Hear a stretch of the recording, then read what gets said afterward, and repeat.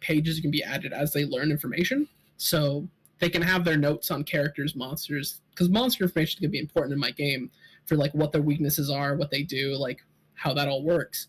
And I'm going to be adding to it with information they learn, so they have like a resource they can constantly check back with instead of like having to rely on notes from a bunch of players who aren't the best note takers. Imagine that. Yeah. I wouldn't know anything about that. I'm happy. Logitech seems to have come up with a software update that makes it crash less. Good. Also, I found out that if you play a Hunt Showdown on the weekends, there's lots of people. Also good. Now, only Alex's potato of a computer could play it. I can play it. It just doesn't run the best. Listen, you gotta up your game so you can be milked for content. Yeah. I mean, I already told my, like, IT roommate, I was just like, listen, here's what I want my computer to run. Just, like, here's my budget. Just make it happen. I even told him, like, I'll just fucking Venmo you the money and you just do it for me. Because I don't want to deal with any of this bullshit. It's overly complicated. I don't understand it. It's like cars. I don't understand how they work. And when people try to explain it to me, I do not fully process it. I hope he deliberately gets you a cup holder. No, the best thing about the cup holder is just that that one meme of somebody being like, you wouldn't download a cup holder or whatever, and like how to make one, and then like it just opens your CD-ROM. It's like a program you run, it just boop. What infuriates me is that there's still cars that don't have a big gulp like size cup holder. Nothing is worse than getting in a pickup truck. I mean, besides getting in a pickup truck that has Pepsi cup holders. Like, they're so fucking tiny. I can put nothing in it except and singular Pepsi Max if I wanted to, I don't know, vomit in case I ingested a poison. Like Pepsi Max. Coincidentally, this stream not sponsored by Pepsi Max. But it could be. Not. Unfortunately, it's not being sponsored by Coca-Cola either. I have like but 3 it could different be. shirts and a sweater. I think Coke has actually been like making efforts to advertise on Twitch, so That's very funny. I will wear all of my Coke. I will wear layers of Coke T-shirts and sweaters that I own. We will literally get an implant on Devin's chest to show that his veins are running with Coca-Cola. I mean, they already are. Exactly. If it drops under a certain content level, he'll die. Nah, man, I wish I knew you guys sooner, because my job at the beekeeper's store, there was an entire section of it where it was a thrift shop, and there was nothing but 2 bookcases full of old Coca-Cola merch. I saw that veil. Beekeeper store. It's a series of fucking words you can just throw down with no context, I guess. Fucking, why is there just a beekeeper store? Was it just specifically, like, they had that as their store and they were beekeepers, or was it literally just a place that sold beekeeping equipment? It started as a beekeeper keeping a lot of commercial beehives, and he wanted to turn a better profit, so he started selling the equipment out of his garage, and he just built a shop over the wood shop. They also sell these. And his wife ended up turning into a thrift store because everyone kept dropping off shit on her doorstep. I didn't know that part, actually. You know, that sounds pretty much like 90% of small, like, mom and pop stores in the mountains that Ellen and I drove by on our vacation. Just like, why is this in somebody's front yard? And the answer is, well, they already own the land. Might as well put a store on it. You're like, all right, sure. Mexican stores, like stores in Mexico, are very interesting. Because a lot of them sell a lot of the same shit, but the things that you can buy in every little mom and pop shop doesn't have its own dedicated store. I don't know how they do it, but you just see the same piñatas in like every mom and pop store, but there's no place to buy these piñatas. They're just sold like commercially. It's really bizarre.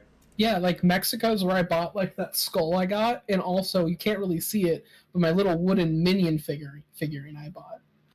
The where I got only that. reason why I know is because there's been a lot of good like ghost clips and stuff coming out of Mexico recently. One of my favorite things that I've ever gotten from Mexico, my aunt was in Mexico and she's like, "Oh, Devin would like these drumsticks." And I looked at them and they're made in the US. I love the immediate look of disappointment when I said that, Vale. Yeah, I was going through all the stages of grief because I remembered you had a minion figurine. I can't have it staring at me anymore because the cat will play with it. I thought So it it was is now. It is now the top, that one of the highest shelves on my desk, You don't need to point it out. You don't next need to do that. the boss baby. Nope, you're Funko good. Pop. We're fine. I hate that just as much. At least that one has the story of somebody else getting it for you. Yeah. Alex, were you there when we were talking to oh god, what was his name? But we made a joke of like a module where the GM just really, really wants to Yeah. play, his children's toys. Yeah. Like, there's a minion in front of you. I rolled a 2 on my stealth. It's okay. It didn't fucking notice you. I stab it. Good. It's vulnerable, and you get sneak attack. But I'm a paladin. You get sneak attack. I remember, yeah, that was a fucking Don, and he was just like yelling it in the end, just getting really into it, just making this fictional game. That sounds like my mom with all of our toys when we were younger. Anything that made noise that entered the house, she would let us play for it with like a day, and then suddenly it would just stop making noise a couple days later. So I guess she just kidnapped them in the night and just performed autopsies to mute them forever. Oh, that was the next part. Is we went even further with the bit. It's just like, Daddy, what are you guys doing? If they're killing minions, Daddy, no, but I love the minions. No, I don't care. This is what you get for leaving them all over the floor.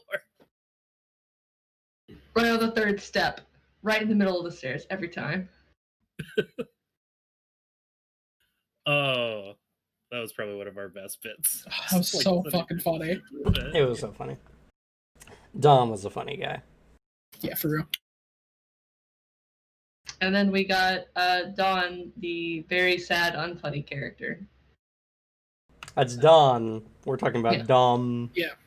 Dom. Okay. Yeah. That's less fun. What a less fun name. Why be Dom when you could be Don? Because Don is not short for Dominic. Shh, but it could be. Don Nick. Dominic. Or Donimic. Yeah, Donimic. Yeah, it works. Now you guys are gonna run into a Donimic later. I'm sure we will trip over that name 14 times. It'll be just like. And he'll Jeremy. just get Jeremy. irate when you get his name wrong. It's not Dominic. It's Donimic. Donimic. He fucks it up too. That sounds It's the Terror Me situation all over again. Yeah. Fucking Terumi. They could not get Jeremy. That was crazy. They did it so much I started getting it wrong. Yeah.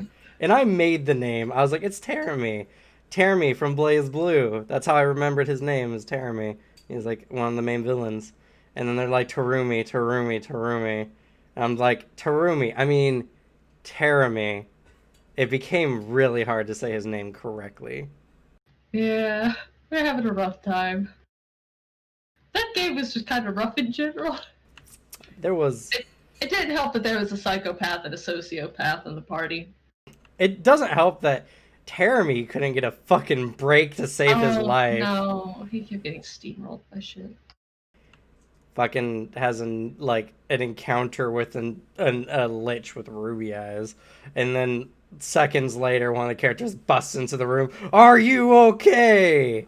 And then he finally gets done with that conversation, and the lich comes back. He's like, "Are you okay?" He's just like, "I haven't had a second to think about it." And then the next session, the character comes back because we had just entered the session there, so it was like 5 seconds, and the kid. They just kept asking him. They were so concerned, and he was just like, I don't fucking know. Stop asking me. And you know who he ended up talking to? The silent character. The Minotaur who didn't say shit. Yeah, there was a couple bad decisions made, which was him going to the quiet-ass Minotaur, and then, God, who came to fucking Brad for emotional help? I think that was a rogue. Maybe. Might have been Gray as well. I That's don't right, know. it was Silifrey. Silifrey came to talk to to Bradley about stuff. And No, it wasn't Celebrate. It was no, Quentin's Silifrey character. had done it, but Ramir did come later, and they were having their talk, and that's when the whole party is sitting there like out of character, with only the NPC being able to listen in on their conversation, going, "Oh, That's oh Brad. shit, oh shit, they're both fucked up." Yeah, it was a time. It was a time. God, I love Bradley. That game was good. I wish Quentin will let me stick with Rise. How could you forget his name? Everybody I was loves getting hung up on his last name. I was just him. like, That's right. Guga Galragan. What was his first name? I only remember his last name because it's the name of a dragon from Wakfu. It's a great French anime. Yeah, Wakfu's really beautiful. It is very beautiful. And Dofus, but Wakfu is better. Yes, both of them are very pretty. Anyway. And I think I was gonna punch Devin in the face, but like in his character's face. Yeah, we were getting to that part. So, last we left off, because it's been 2 weeks now, you guys have gotten through the second day of the tournaments. Half the party has been eliminated.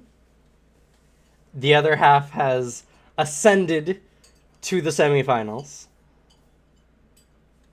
You guys also made friends with Kitwana, a spirit warrior from, oh god, I was going to say Mwangi, but that's Pathfinder. Nonway, there we go. My worlds are blending. What is reality? From Nonway, who's looking for his spirit guardian, which just happens to be a giant black rex that has been kidnapped by people and transferred to the great Gabriel city of Dupu. Dupu. And you guys also got to know Ken, who's just kind of a guy who can make fire with his fists, and he's kind of had his ego just bashed to bits after this tournament, after getting his ass handed to him round after round after round. His luck is terrible, unfortunately. It is. He and Kitwana have the same attack and defense stats. And they played very differently. Granted, Yes. Kitwana was a tank, and Ken was not. Kitwana couldn't throw fireballs, though. That hurt. I don't know if that would have helped. The plus 100 attack. The plus 100 attack on a projectile is kind of hard to deal with. That does heat damage. I still have 6 armor to heat. So did Alexi. And that was Ken's problem. He was not expecting people to survive the fireballs. Even though he could throw one every round.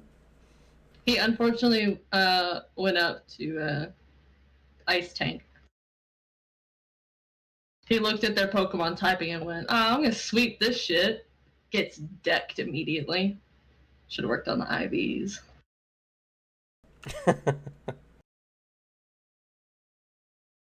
Also, I realized my music died.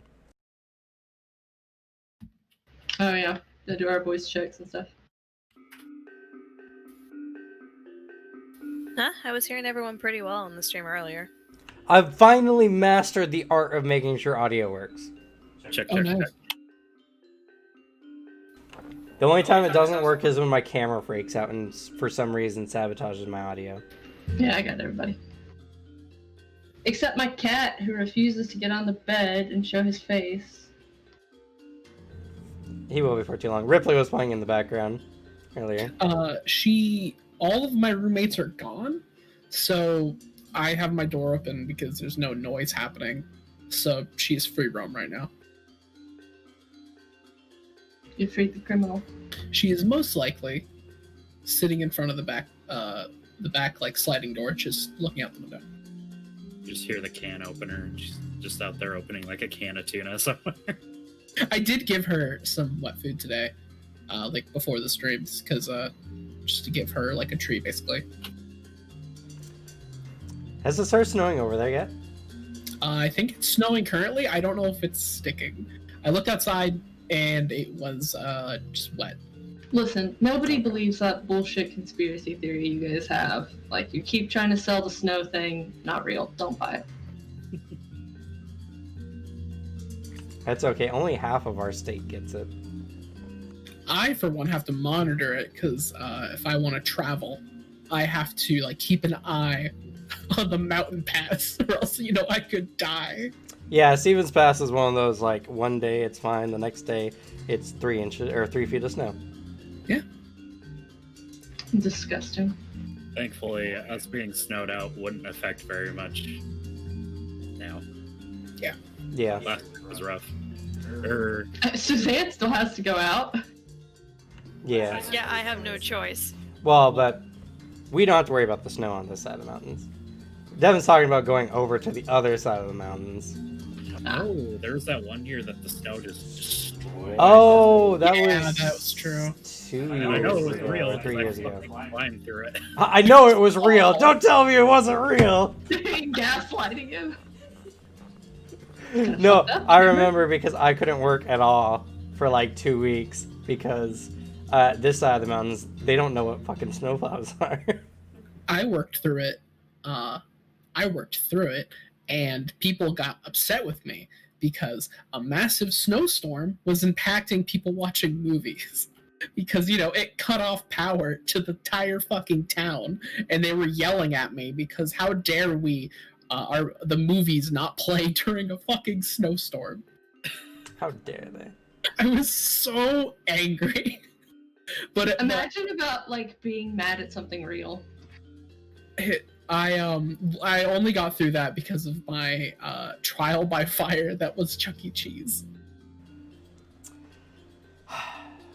The worst part was watching everything on this side of the mountain close down over like 4 inches of snow. They're just like 4 inches of snow, school's out. No one goes anywhere. And it's for good reason too, because no one has snow tires over here, or all year tires. Then we look at one Anthony and it's just like 10 feet of snow. Well, you're going to school. Yeah. Grant Road is amazing in the middle of the night, watching cars go backwards down the hill or sideways, or sometimes they spin. But the people don't panic, and they eventually just right themselves and keep going, and you're just like, yeah, that's Central Washington. My favorite part is even with the snowplows, no one knows how to drive them because they choose to go down roads that the residents have already shoveled. And which in turn basically just did all of our work. I think we spent like a good whole day shoveling the snow in front of our elderly neighbor's driveway so they could get out for emergencies, and the snowplow came and just put 2 more feet of snow in front of it. See, now none of this would be a problem if you lived somewhere where the air is just hot soup all year. See, but it's not the problem usually here. That's not much better. Nah. See, my only change would be less humidity. I like dry heat. The entire world could feel like an oven, or like, when you get into a car and it's been sitting in the parking lot like for hours, that's the best feeling in the world. It's so comfy. Anyway, we got distracted by Ripley yet again. It devolved very quickly after Ripley. Yeah, but yes. we're like, oh yeah, we saw Ripley earlier, and then we just started talking about the snow, and now here we are. We haven't talked in 2 weeks. Gotta catch up, you know? Yeah, catch up on talking about absolutely nothing. Talk about shit that happened like a year or 2 ago. Yep. Oh yeah, Vale, for your reference, there is a cat in Cameron's camera. It's right here. It is I can invisible. see it up yours, just barely. Where's Devin's cat cam? Yeah, where's yours? It's behind his head. Ah. Because if I put it anywhere closer to the TV, it will either knock over whatever is precariously balanced there, or the cat will just vanish and I'll find it on the couch.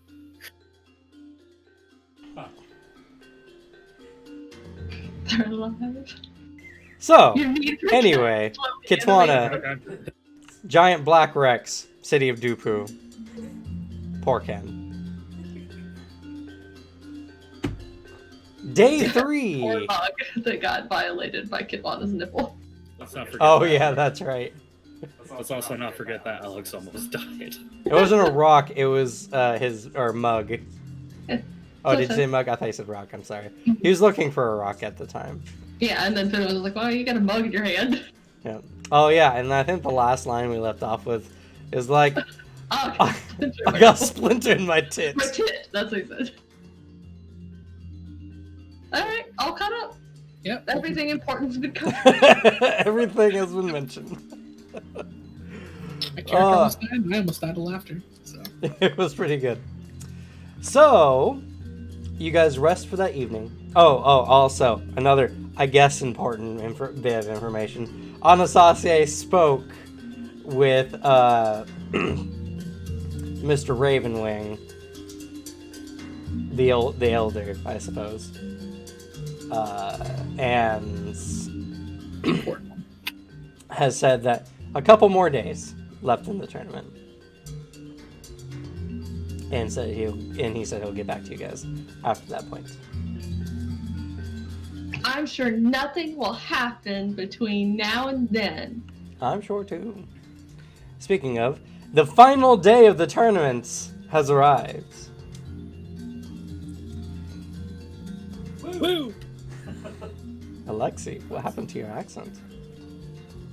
I can't woo. Can you woo in Russian, please? Woo in Russian. Please don't.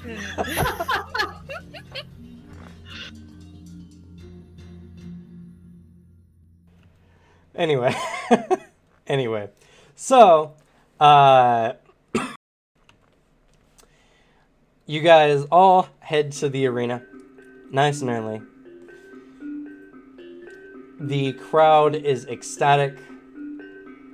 There are not many people remaining who are actually a part of the tournaments. Mostly those who made it later into the tournaments. Kitwana's here, Ken is here.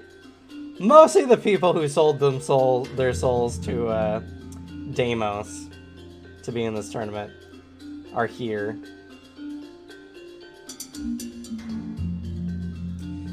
And it is a bonanza. People everywhere are just hyped. This has been probably one of the more interesting tournaments in years. Some of the abilities demonstrated and some of the crazy events that have happened have been astounding. And so, we're getting close to the time where Alexi and Finwith fight off in the semifinals. Is there anything you guys would like to do before the tournament starts? How are you doing with that hangover of yours from last night? To whom are you speaking? You have two friends. Fenwith got really drunk. No, I will have you know I did not get super drunk specifically because I'm gonna try and kick Alexi's face in today. Fair enough. I did drink. I did get drunk. I did not get wasted. I drank the piss baby water they have down here instead.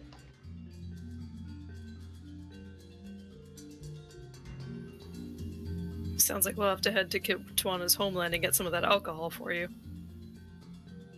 I mean, or just back up to, proper civilization up north. Probably. I do want to go down there and see what the fuck there is to fight. Some of those things sound so cool.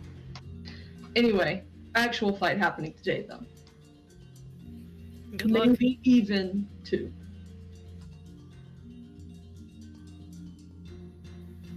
Well then, good luck. I will see you after the fight. I appreciate it. Don't go wishing him any luck, though. It's mine. It's my luck. Very well. Then he just heads up into the stands.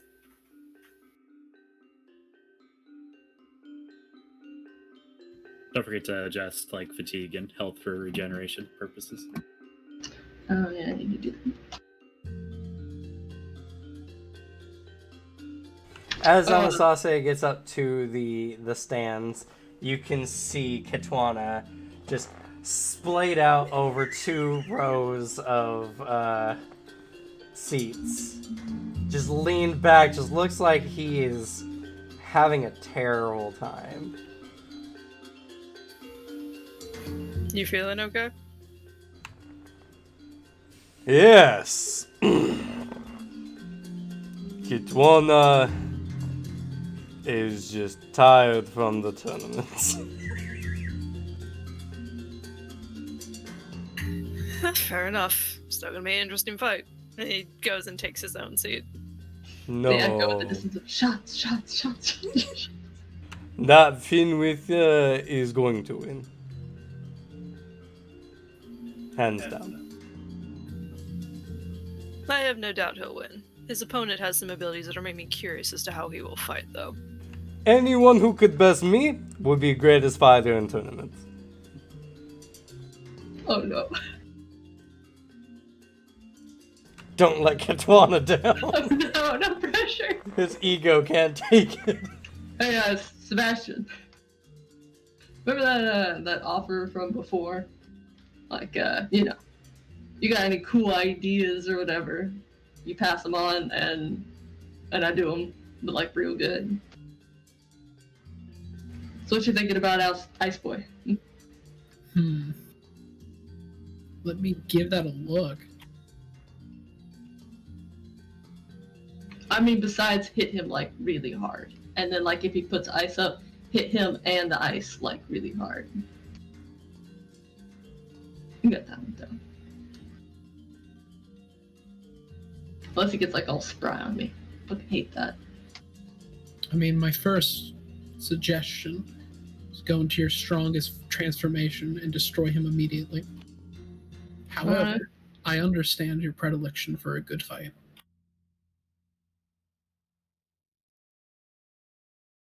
It would be funner if he did like cool stuff before I put him in the ground.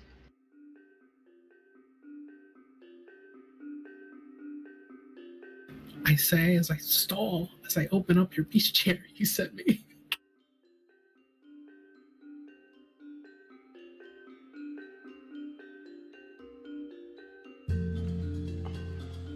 You also can make a tactics roll.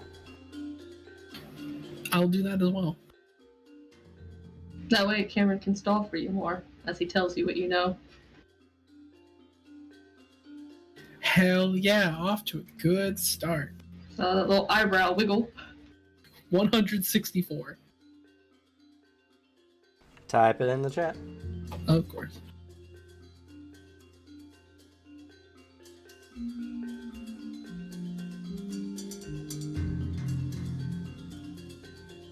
That hurts the most. Is looking at the Twitch to see like, oh, hey, there's more than just us here. Oh, there they go. But they were here. Were they? IQ points, dumbass. Hey, there's Acer. Hi, sweet boy. Well, arguable. Our cat cams are complete now. Got Ripley running in and out of Alex. We got Acer in his usual spot. Then we have the possessed cat dolls on our side. Did you run through recently? Like, I thought she was over there for like a bit, and I saw her like do something, and I completely lost track. Cats I have think a she ran great out of there. belt bonus, except for the, our kitten. Normally, bells turn cats into like super predators because they learn how to be quiet even with a bell on. But she's deaf as fuck, so she's just doubly as loud. Nobody mentioned that Ripley is currently hanging on to the back of Alex's chair. So, All right, your tactics roll. Alexi is a strong mid to short range fighter. He seems to have some ability to negate damage well, and he has one attack in particular to watch out for, where he swings with those multiple ice blades at once. His greatest weakness is one, he has not seen Finwith's ranged attack mode yet, and he's nearsighted. So Finwith can use their range attack mode from an estimation of at least 60 feet or so. He might be surprised. Yep, Sebastian tells as much, explaining you can exploit his eyesight. And he explains it in clinical detail. At least as much as you would have knowledge of. Exactly. And then and for specific transformations, he can negate some damage. So anything you have that would increase your own output. Alright, well, as fun as it sounds to like spook him a little, I want him to have something to remember, even if I lose. But I'll keep it in mind. Good. I didn't actually really think about, like, it really took us off guard having ice beams thrown at you from, like, Yeah, try that. I have given you the tools to win this fight. Use them if you see fit. I think I kind of actually already have the... Yeah. And then after he talks to Finwith, Sebastian will seek out Alexi. Okay. Alright.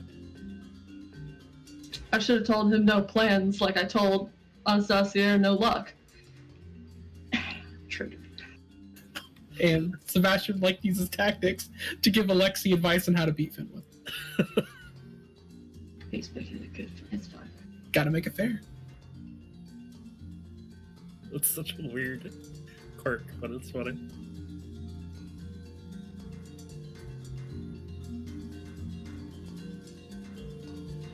Not as good, sadly.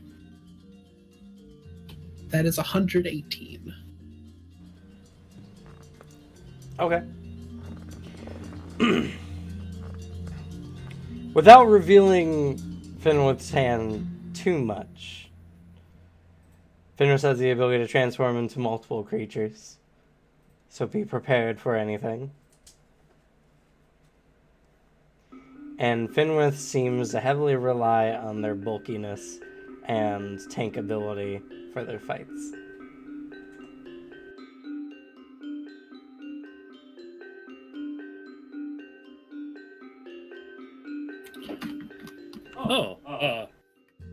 Thank you very much, my friend.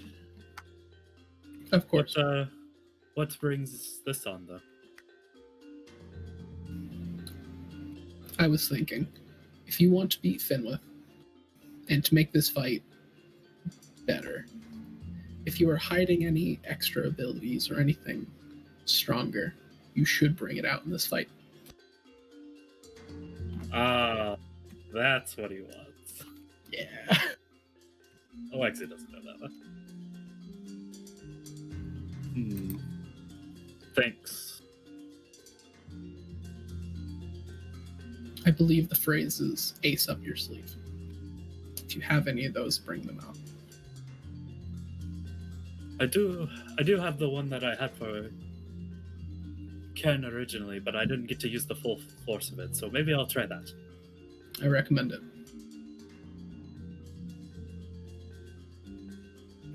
Fight well. I always do. And he takes his place in the stand. Oh no, I forgot. The announcer. Ready to lose your voice again, Cam? It's the I last gave you a one. week off. It's last day. You were gone for quite a while, Sebastian. What took you so long?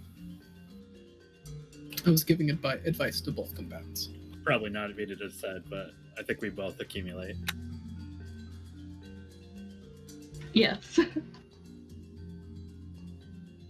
Listen, regardless of forms, it takes a good bit. And I'm not giving you, what, 2, 3 free turns on me? That would suck. Actually, funny enough, Alexei would probably allow you to transform before you fought. It's fair. It's just like him and Kitwana being like, I got you. They both charge up and then shit.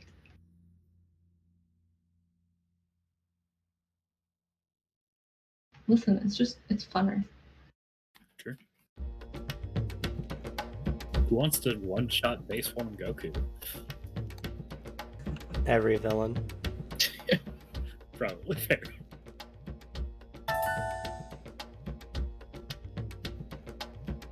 But yeah, Sebastian responds to you in associate with just, I was advising both combatants. Alright, folks, we're here for the last day of the Lords of Fighting tournaments. We have 2 semifinal matches with the finalists going on. You'll have one match after the other with a 2-hour intermission before the last fight, so the fighters have every chance they have to bring their all to the final match. This song is not what I was expecting. I hope so. It's not good combat music, but sure. I guess you hyped for the event. It's got too much of that jungle vibe. Would have I fit feel more like I'm with the at like Fusion Cafe, maybe. It's the kind of beat that you have in a fight where there's like a lot of style being put into each like attack or whatever. Listen, well, we're not JoJo standing at each other, and we're not doing some elaborate, like, male bird dance fighting display beforehand. We're duking it out. I'll change it after a moment. But, in this corner, we have the beast of the arena. The literal king of monsters, Finwith Galen, son of Goldar.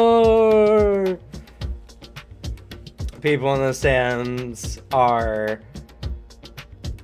doing a rhythmic, surprisingly, like, almost choreographed, like, whoa! Whoa! Super delighted by it.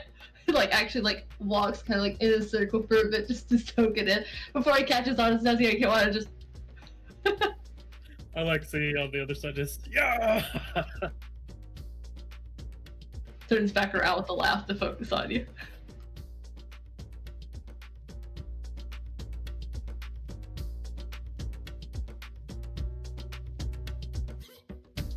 And in this side, the King of Ice, the untouchable quencher of flames, Kinsilver crying. Alexei of the North. Kind of just doing a smile and like waving to the crowd. And Ken's just like, yeah, go Alexei! He just looks over to Kitana and he's just like, hey, if he wins, I wasn't that bad, right? I kind of came third, yeah? And Kitana is just like, yeah, sure. They're kind of like in the pause before they, and like they're both kind of like settling into position, waiting for the go ahead. You hear over the din and the screaming, Finwith just calls over. The third and two odds for a damn good fight, huh? The Fehu for whichever of us needs the luck.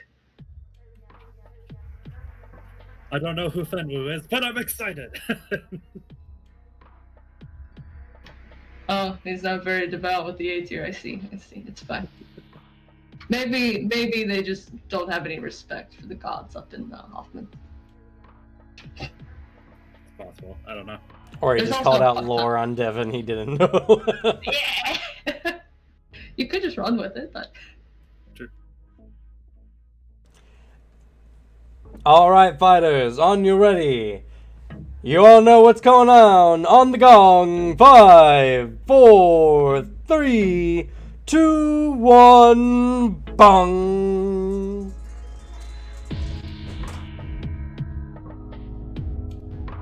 So, for all intents and purposes, just so it's as fair as it possibly can be, you both get the chance to accumulate for whatever ability you want to use first. To be used at the start of the fights, before initiative. Alright. First ability kind of swings the sword and casts it to the side as the large ice begins to form over his body into the armor. alright. And in a change up from the usual, Finwith does not use his Kongbjorn form as his skin actually pales out a little bit more if possible, and a ragged, thicker hide begins to grow. Less dark skin and more heavy mane. You can see just slightly. Well, you can't see shit because you're blind from a distance. But anybody with good eyes would be able to see something sliding across his body. But mostly, the change is you can see his hair has turned white and bluish purple with stark markings run through it. And his posture begins to kind of like slope forward some, as you can see his both his legs and his arms have extended a little bit. Okay. Once he uses his Arctic Chimera transformation. Players, roll your initiative.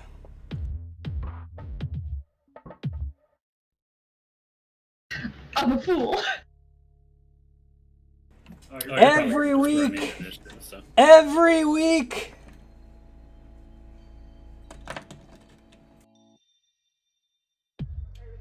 Shut up, Karen. It's right there. They're always waiting for me. Oh no, this time around we could blame it on Alex since we didn't have a week where we could actually continuously remind her of the dice. Oh, my mistake. I just have so many dice I get lost in the sauce of them all. It's my excuse, I'm sticking with it.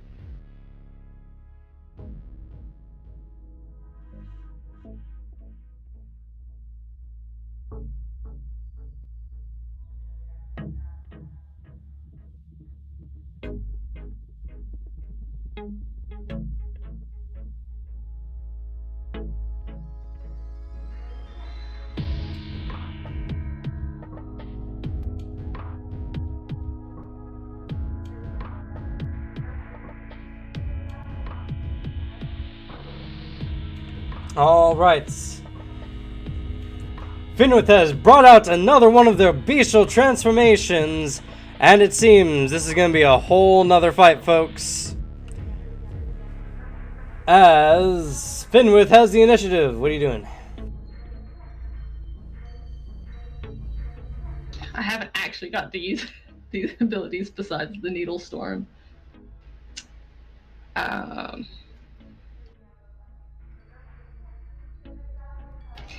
Alright.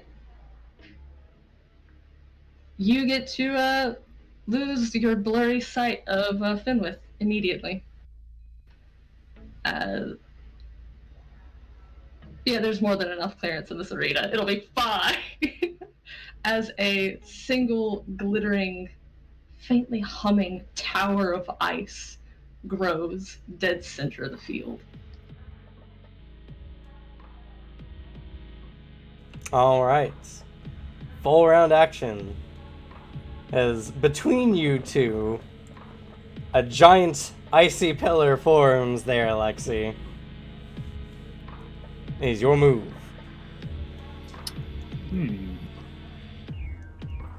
This ability looks strangely familiar. He did bring it up in conversation. And with this new transformation, Finwith seems to have summoned an ice pillar of some form. Are they planning on beating Alexi at his own game? Let's see, folks. How does Kitwana and Ken react to this new form of fighting? Ken is like, does everyone at this tournament use ice? Did I miss the meta? And Kitwana is just like, where's the big bear?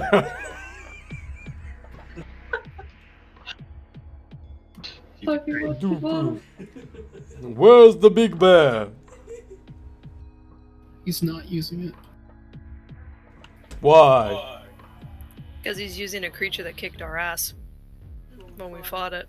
And knowing Finwith, they picked a form that they think would be the most fun. Kitwana like teeters up and he's like, were they holding back on me? I wouldn't call it holding back. I'd call it using a different strategy. The bear was for you specifically more than anything. Oh. He slumps back over on the back bench. I would never besmirch your honor, Kitwana. So what are you doing, Alexi? All right. Alexi kind of smiles as he begins running forward towards Finwith, where Finwith was. Okay. About how far is that, do you think? The fighters start off with an easy moving distance of each other. So. Okay. So he runs up, moves up to you, Finwith, and he brings down his bastard sword with a two-handed swing. Alexi goes bolting around the tower. There's Finwith. He's bringing up his broadsword.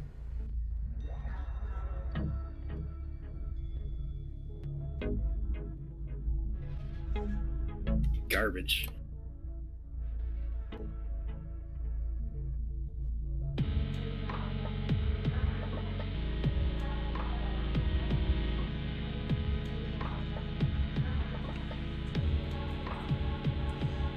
All right.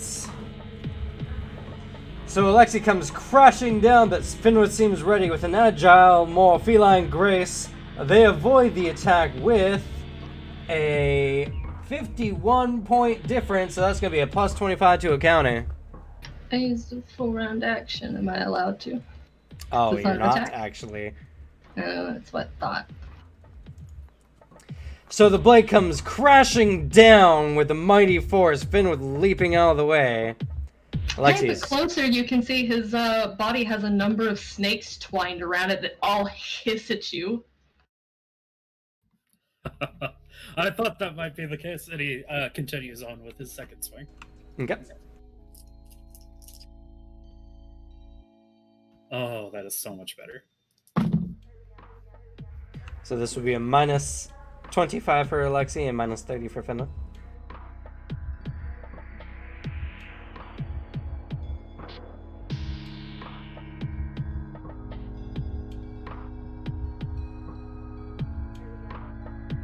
At a minus 25, that is going to be a 295.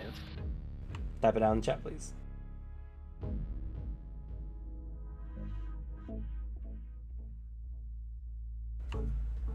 Unfortunately, 1 point from 100 over. That's going to be 90 over. What is your slashing armor, Finwith, and how much do you pen, Alexi? I don't pen any. I don't have a nice sword. Alrighty. Luckily for you, I didn't take the super tanky one. It's only 2. Only 2. Alright. So, that's going to be 70% of your damage, Alexi. Oh, actually, hold on. I have the regular bear, so let me check and make sure. I don't still have it. It's 18. That is fair. You only take the highest of the natural armors, though. Yeah. Yeah, I still have a physical armor 4, so it's a 4. It's a 4. Yeah. Okay. So that's going to be 50% of your damage there, Lexi.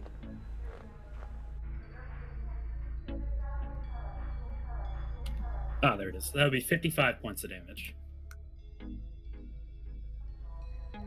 Alexi's second swing seems to be much more accurate, as with a nice cleaving blow cutting across, slightly across Finwith's abdomen, they flip out of the way, avoiding any major damage, but that's still a good amount of blood. And he will start accumulating for the round. Okay. That's my turn. Back to Finwith. There is a slight shift in the heavy mane, as you see slightly twisting from the meat of where his neck meets his shoulder underneath the fur. A jaw parts, and you stare into a maw full of canine teeth. But there's a small pause, an icy chill, and then an ice ray.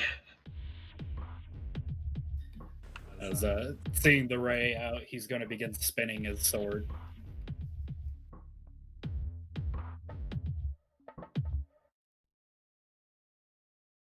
So this is a ranged attack, right? Yeah, it's a natural ranged attack, fired projectile. Don't forget your point blank bonus. I've never gotten to use that. Plus What's that? 30.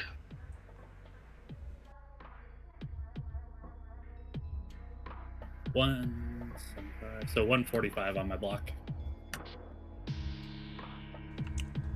Type it in the chat.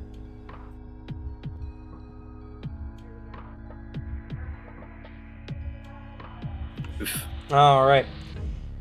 As you see this coming out, you don't know what to expect. And suddenly, from out the maw of this grotesque growth, comes out a shining, shimmering beam that's sparkling diamond dust in the air. You're struck for just under... Man, you guys are 1 point off every single time. Just under 130, 120 minus cold armor. I have 8 cold armor.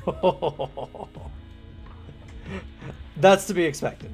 But Yeah. 40% of ice beam damage. Is how much percent? 40%. You only take 20 damage. Didn't expect you to have that much ice armor. He thought putting on ice would make it last longer. Unfortunately, I will probably make it be shorter.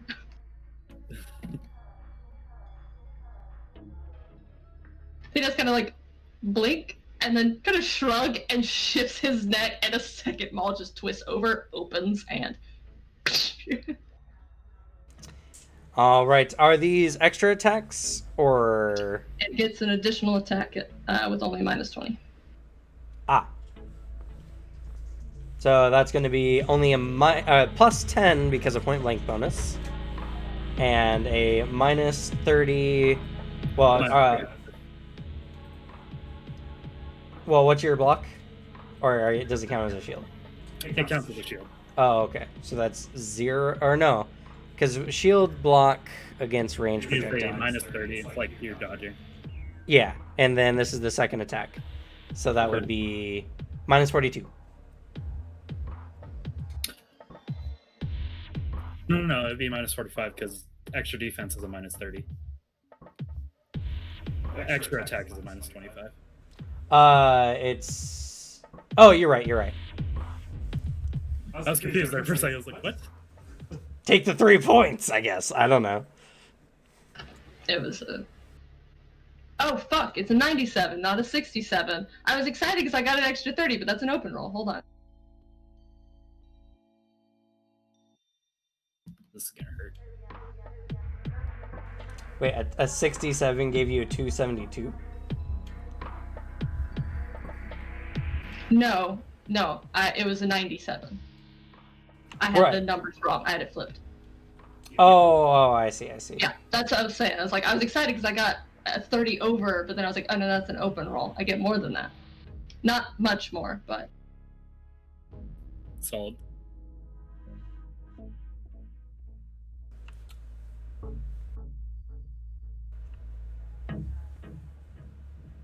this is all I'm gonna get this fight.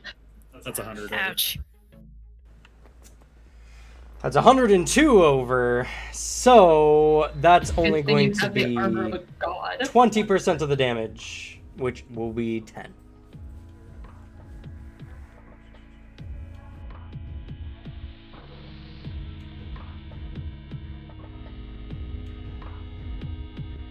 The armor helps. Yes.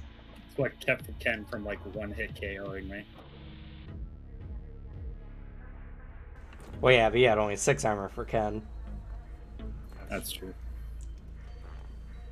Alright. It seems like Alexi's being blasted by rays of some kind of ice. You can see from the crystals falling off of his armor, but he seems more or less okay. I guess up north, they eat shit like this for breakfast. Alexi, oh wait, is that it for you, Finwith?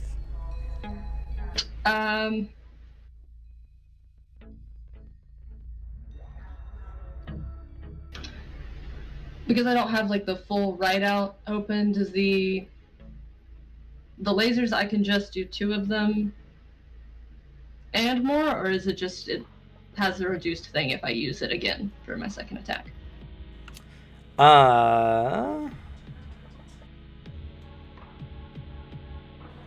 Let's see.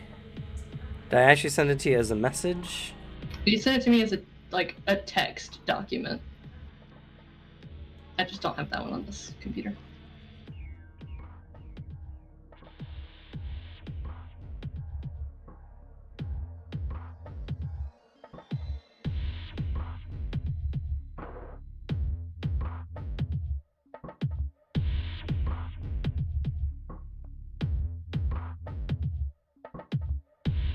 I honestly don't remember exactly everything I wrote to you, so 1 second.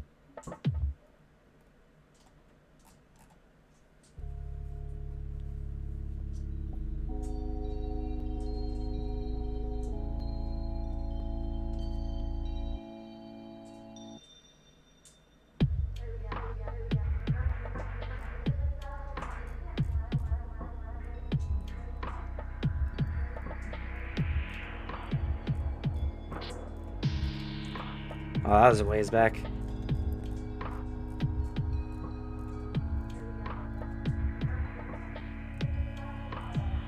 Where is it? If it was a file, you're saying you could always search it by file, and it shortens the amount of work you have to do. If you want it, if you didn't, then maybe a keyword you might have used.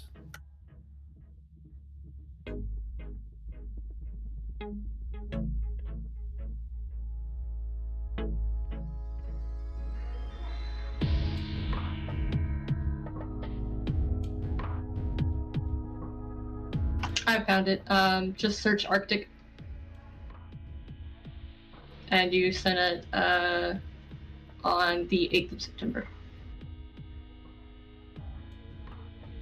You can just click as an added thing the ice pillar created by, and then jump to that, and it's right above it.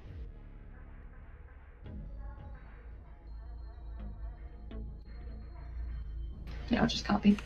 Alright. 1 or 2 wolf heads fire a beam, pure ice. It's not range attack. This beam has a maximum range of 100 feet. Oh, cancels the fire projectile.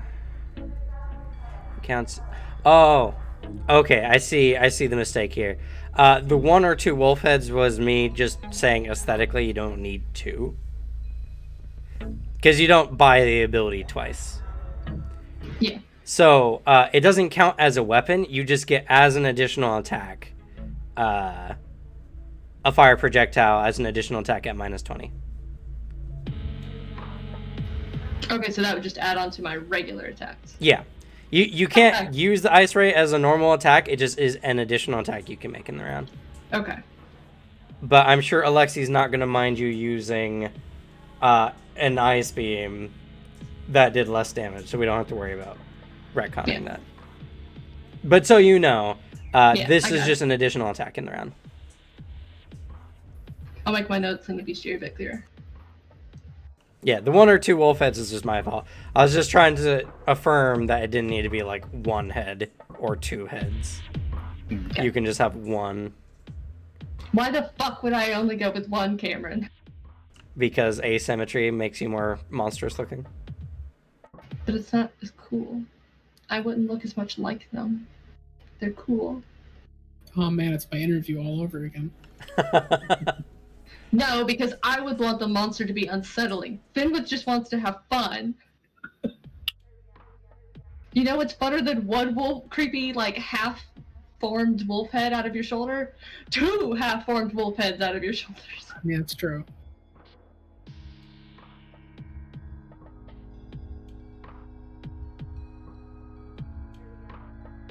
But anyway, so for that, technically you have 1 more attack at a minus 25, and this will be a minus 50 for you, Alexi. Minus 55, yeah. Yeah. Why 55? Oh, that's a good point. Should just be a 50. This is the 3rd attack against you. Oh, and this isn't a ranged attack anymore. Okay. I'm assuming Finwith is out of range attacks unless they have another range attack. No.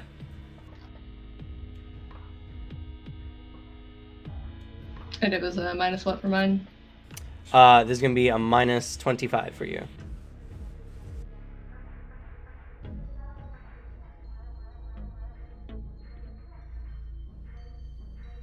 Alright, what's Finwith doing?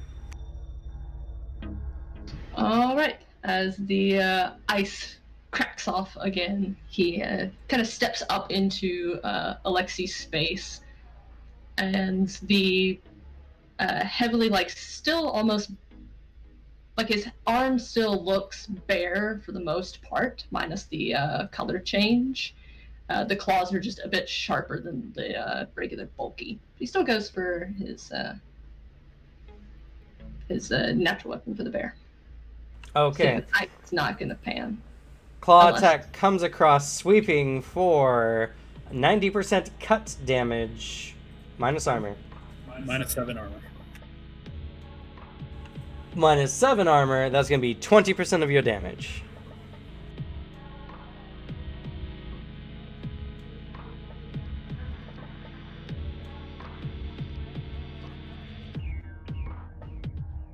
That's how much percent? Sorry. 20%. All right. Another 20 damage.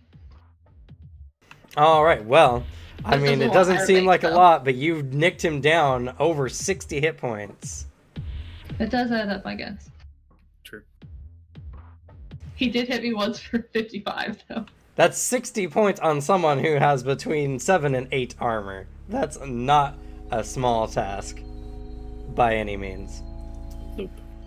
Finwith comes out with a Fine. bestial I wanna slash talk here. What are we talking about? and seems to have gained an edge in the combat there, as Alexi is now forced to answer this new form that none of us have seen before. What will he do? He continues to accumulate, and then he will kind of look, shrugging off some of the frost that is like coated over his like upper torso.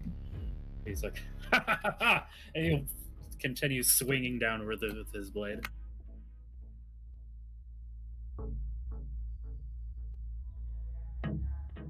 You're pretty sure that Finwith is grinning back at you. It's just hard to tell with the teeth. Understandable.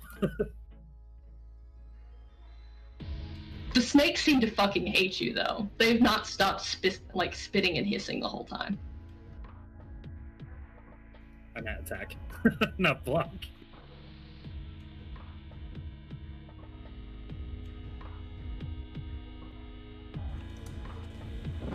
I attack to block and block to attack. I've been rolling so good, it's gonna fail me so bad. It's the worst moment. All right. Alexi comes crashing down just enough to scratch that itch as no penetration, only 10% damage, -4 armor. Your blade comes crashing down. Finwith barely manages to avoid it, getting just a scrape, but not enough for any severe damage. Alexi, you have one more attack if you'd like to take it. I do. He's like, haha! And he'll start thrusting forward with the blade. All right, and just out of curiosity, will this be thrust, or is this just No, aesthetically cut? That's aesthetically cut. Okay. I don't think I can thrust with this weapon. I think the only other one I have is impact with this.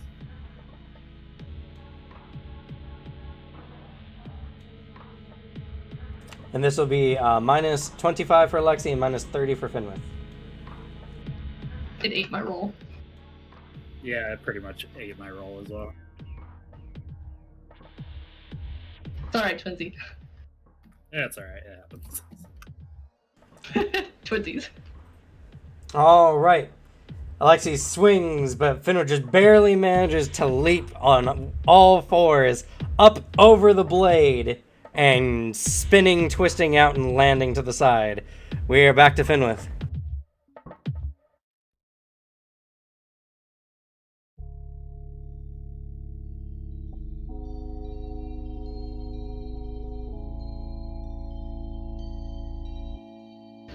And behind you, the crystal hums louder.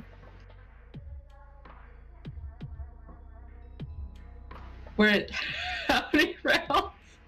This is This 30? is the start of the second round after it's been used. Okay. All right. Ice isn't doing it, fun as it is. He'll save it just in case he needs it. And instead it's just gonna go fucking ham and throw hands.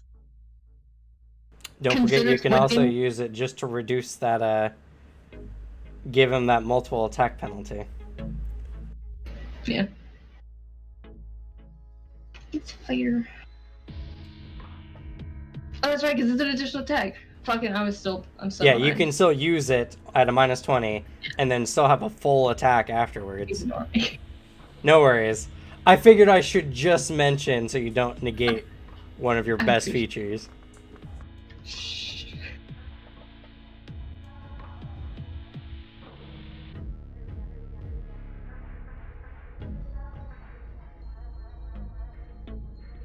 Alright, so there's going to be a defense from Alexi at -30. Alright. And was that including your +30 for point blank there, Finwith? No, it was not. So that's going to be a 212.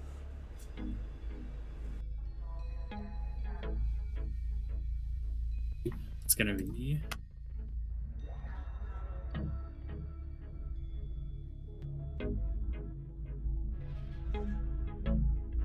versus a 193. As you guys are tussling, claw after claw, and then suddenly Ice Beam, Alexi raises his guard, blocking the majority of it, not taking any damage. Finwith is going to come in for another blow, I'm assuming. Yes.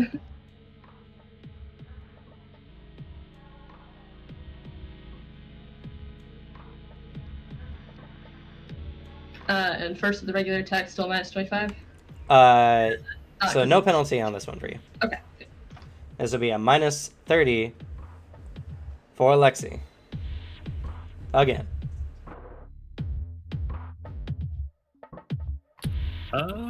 Yeah, he's gonna proc it now. He's gonna proc Arnbjorg. Which is gonna give him a +50 to his block. So, +20. That's pretty good.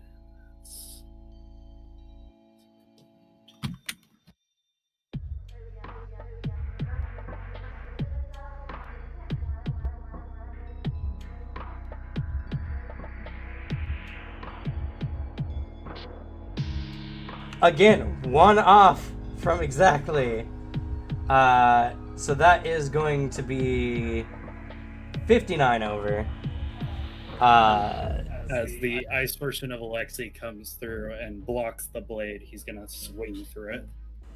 All right. Just chips a nail on your ice. The blade comes sweeping through. So that's a plus 25. Plus 25. And Fenwith will need to dodge.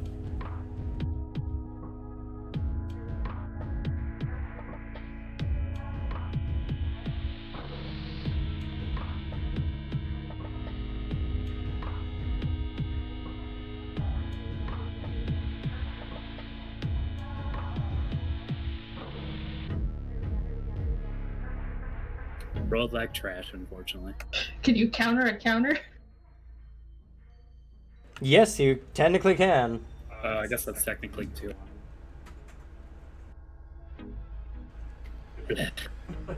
All right, the blade comes slashing through the ice Alexi at you, Fenwith, but your insane reflexes allow you to duck beneath the blade, allowing you to counter for a plus 20. So for Alexi, this is going to be a minus 50, and for Fenwith, this is going to be a minus 5.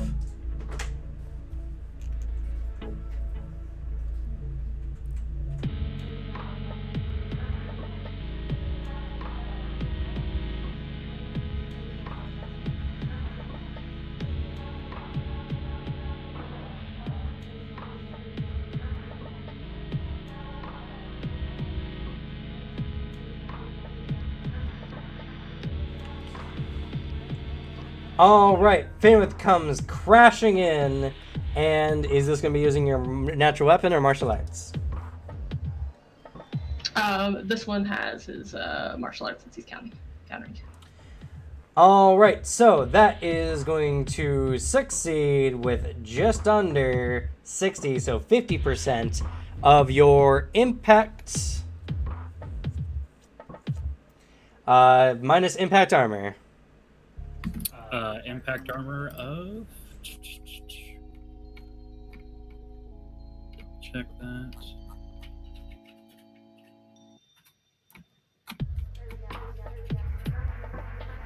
You bastard. There you are. 6. So you come crashing through the Alexi again. Ice Alexi is getting fucked on both sides here. Destroyed. I need your strength bonus so I can do my damage. Not enough for damage, unfortunately. Okay. 50% minus 6 layers of armor, so. Alright. You felt it. You definitely know that was a dangerous hit, but your opponent is full of all kinds of surprises. Is Arnsbjorn an additional attack? It is. It's a limited additional attack. All right. So we're now back to Alexi. Yeah, adjust my key real quick. To the sweet chorus of hissing snakes, humming crystals, and a whole bunch of people cheering. Or holding their breaths. And just as a refresher for techniques and magic abilities alike, once you use an ability, or once you've used an ability in a round, your accumulations reset unless you have the ability to use 2 in the same round. Yep.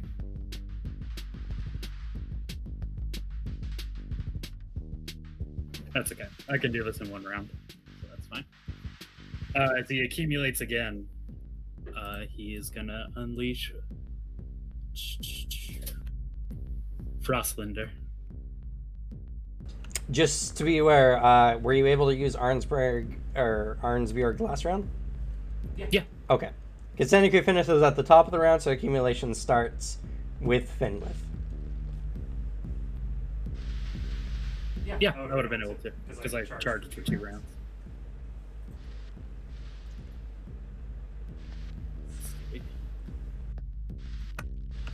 All right. Shh, let the man do fun stuff. So these are going to be ranged attacks as the ice coats his blade and he begins unleashing his fury of attacks.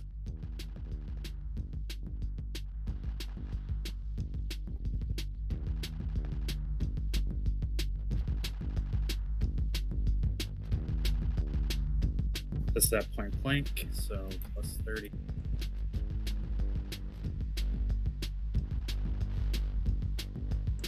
And this is going to be at a minus 30 for you, Finwith.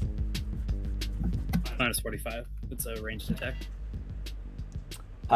Indeed. Minus 45.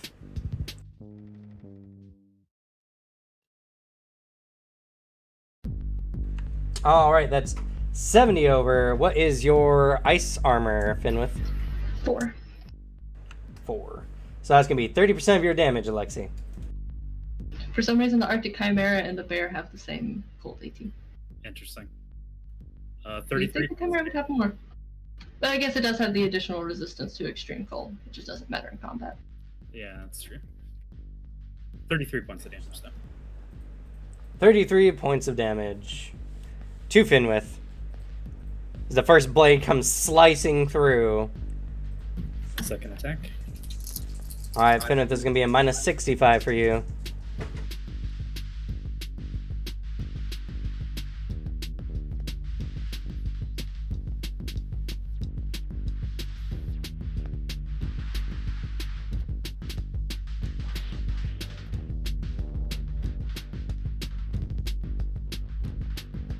I keep thinking my block and attack are the same, but there's actually a 5 discrepancy. So is mine. All right, that's going to be a little less than 50, or sorry, a little less than 40. So no damage. Third attack. There's going to be a minus 85 for you, Finwith. Christ.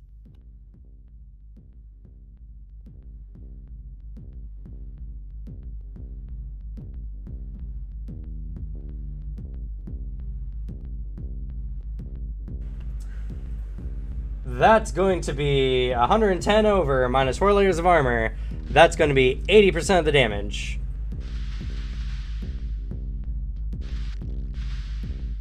$88 points of damage. Whew. A full 88 points of damage to Finwith. How you doing, buddy? That's so critical. I am down to 30. All right, critical level. D100 plus 88. Finwith, roll your physical resistance. That's a 187. That's not a friendly critical.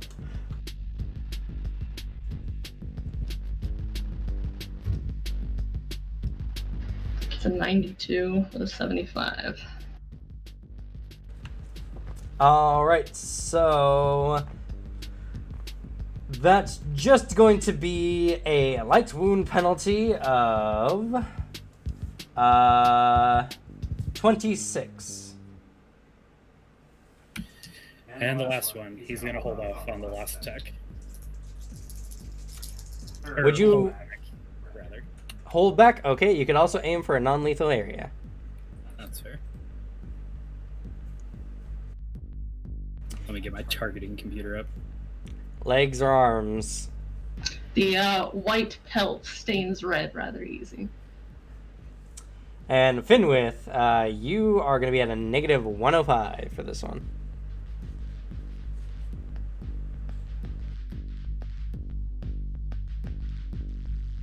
We'll go for the arm. So minus 20.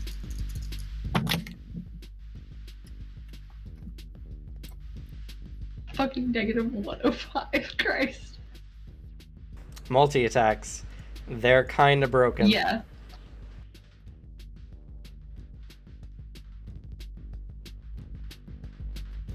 But everyone can do them. True. Even magic casters. So, just whether your build can account for it or not. As you go for your final strike, like reeling up for it, the crystal behind you peeking in a hum, and all the snakes kind of uncoil from where they're like half hidden still in his clothes. All mouths open, teeth kind of like lunging with the fangs out. But you can already see that Finwith has like a big grin and kind of is slacking backwards. So yeah, tries to block. I think you might love this one, actually. That's going to be, let's see here. Might suffer it. Shy of 70, 60 minus 4 layers of armor, 20% of your damage. 22. 22. As you strike, Fidwith barely remains standing. And he does his final attack of the round. This one is not a ranged attack, though. So.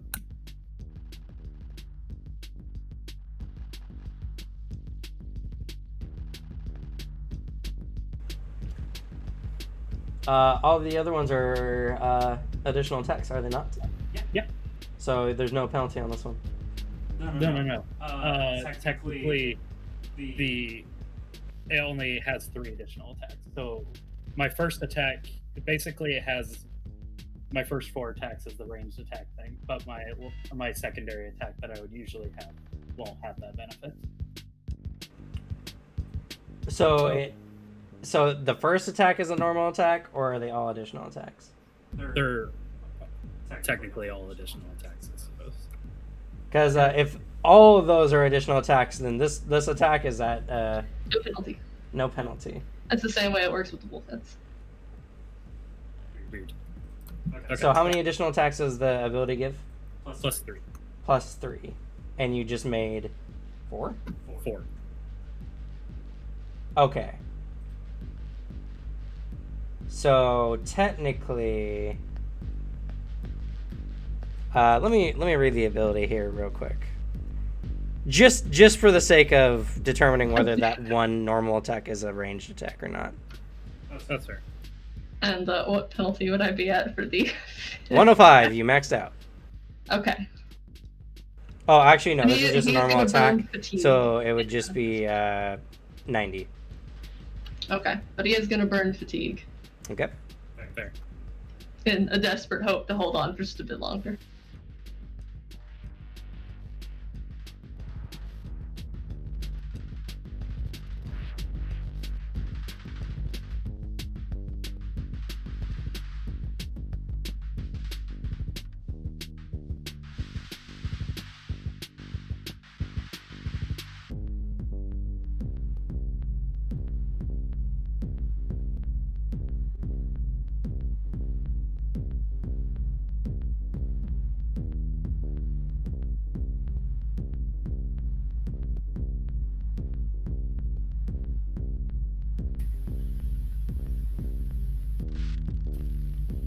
Here's hoping Finwith makes it. I'm at 8 HP. Ugh. If he sneezes on me, I go down. He might not do enough for damage. It depends. He doesn't have a penalty, but, like... I rolled well. That's the only thing that's gonna save me. If anything. It's fine. Finwith at least looks like he's having a fucking great day. He also doesn't seem oddly at all concerned about any of the amounts of pain he should be in. Oh, adrenaline junkies.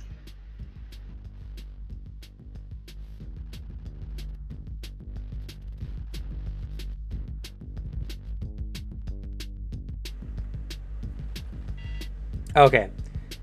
So...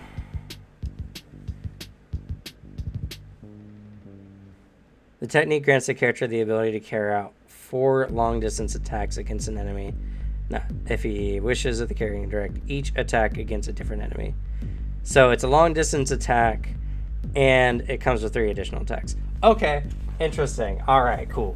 Okay, so this one will have a penalty. Technically speaking. Yes, this would be your second attack, technically. Okay. So minus 25.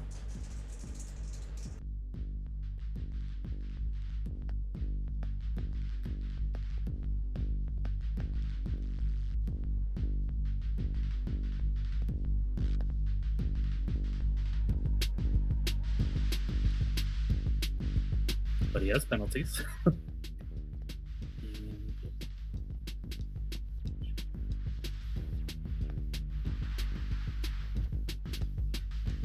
Oh, apologies, Shona, we didn't count for the wound you just occurred earlier. Which would have been, what was the difference? Was 34? No, 26. So minus 13 Moth from what you got there. So that should be 63.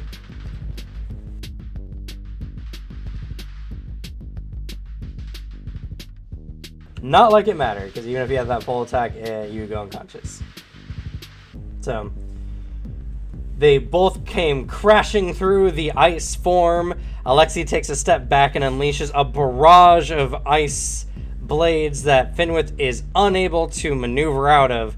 Caught midair, is struck multiple times, collapsing down. We do need to see the severity of the attack, since it wasn't a held back attack, just an aimed location. See, this is why it's a hold back.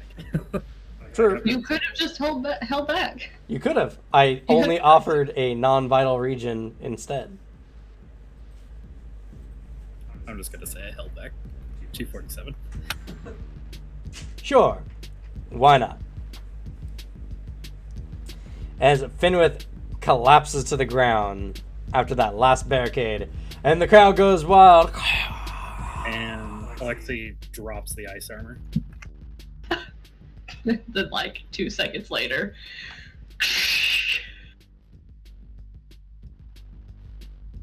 Oh. I got close. I had 3 key points left.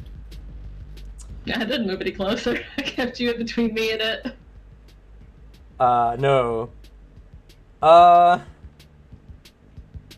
Yeah. Roll for me a notice check real quick, Alexei. A notice? Not vision. So. Oh, so... But still roll it? Okay. That is going to be a 252. If it's not vision based. For a notice? Or sorry, 152, not 2. I was like, Jesus, fuck. He dumped everything in the notice. He does have a 130 notice, but vision-wise, he has an 80. All right. So as your opponent is down, the adrenaline is wearing off. You realize something is up as that pillar behind you is vibrating violently.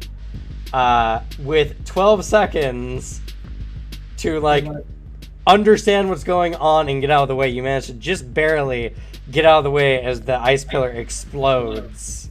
I would like to pick up Finwith and carry them away from the exploding thing. Finwith said that they were not close enough. They were just out of the range, keeping you there. So That's why when he was blocking, he was also kind of like swaying backwards. Your little dance keeping out of range of it.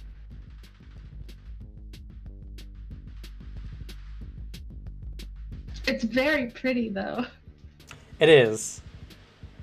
And everyone goes is with the just ice like, aesthetic. whoa! As there's just this geyser of ice dust in the center of the arena.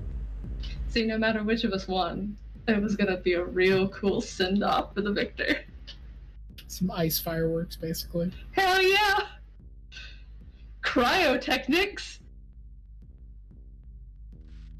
That's fair. Ripley wins secondary best fighter, though. She gets honorable mentions. Yes. Thought you could join for the fight. She sensed violence. Basically. Father, I crave violence. You're missing the cord. You're just attacking me.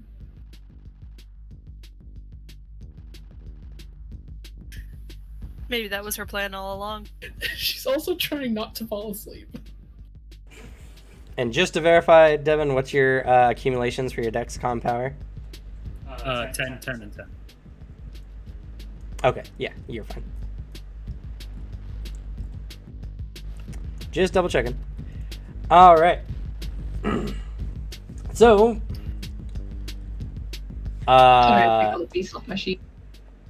sorry? I have to take the beast off my sheet. It was a side note for myself. Oh, okay. Because I can't hold the big one. Oh, okay. The Arctic Chimera. Yeah. Okay.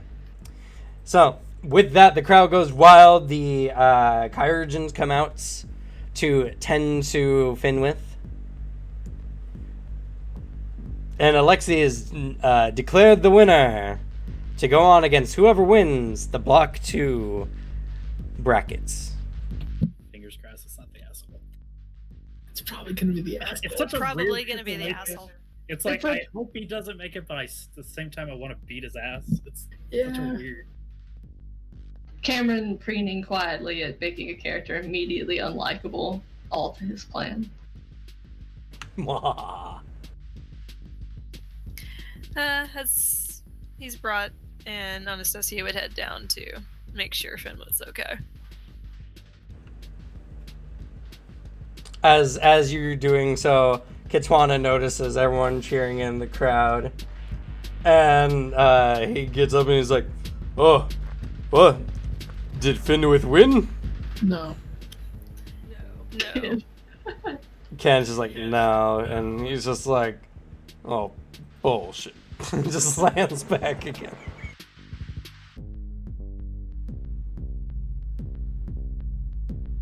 Ken is just sitting there like, "Yeah, I lost to the champion. That's not bad at all." Also the semi-finals champion.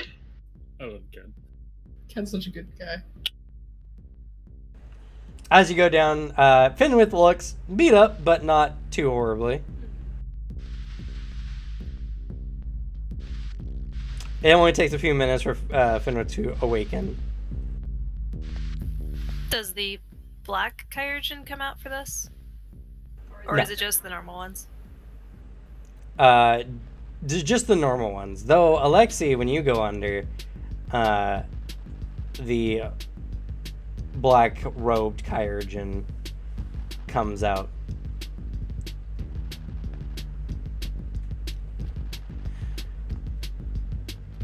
I've been sent to tend to your wounds by Lady Illumina. Very well. I will try not to move too much. He kind of shows the wounded area, I guess. He looks you over. And again, incantate something you don't understand. There's a soft greenish glow, and before you realize, you feel fine. Peak condition almost. Not almost. Exactly. Peak condition. Back to 165, you'd say? Yes. Out of 165. What did I get you down to? You dropped me to 90 something? Yeah. Around 90. Not bad for a tank.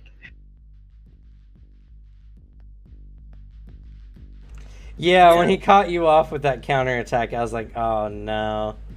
Because I knew that was just going to be the first attack of many, many attacks. He hit you, what, 7 times? Or, let's see, that was 4, 5, 6 times. And it took every last one of them. Yeah, we did. Let's see, and I hit 5 out of 6 of those times. So, it was a lot of attacks. Glad I took hard to kill. Yeah. Yeah. It's a good one. It pays dividends. Yeah, it fucking doubled my health. As The bonus to saves if you're rolling to not die. Yeah. I have it off to the side on the spot. as you guys are being tended to underneath, the arena crew are currently combing the sand over, burying the ice. Fair. There'll just be some muddy patches down in there somewhere. I gotta break out some snow shovels. There's an entire fucking pillar that collapsed. Well, it's shattered into a bunch of tiny shards, so... It is Fortunately. called Needle Storm for a reason. Fair. Fortunately, it mostly cleans itself up. They just have to bury it, so it's not going to impede the next match. But yeah, So- as soon as Finos awakens, he's Anastasia. It's just Anastasia. Are they fighting immediately? The second block people. Not yet. She's still preparing. Oh, that's fine. Hauls himself up. And watch. The Kyurgens are like, whoa, whoa, whoa, we gotta tend to your wounds. I'm fine. I'll be fine. Barely feel it. They look rather insistent, but they don't stop you. He does shake out of the bear form, though. Doesn't need to maintain that anymore.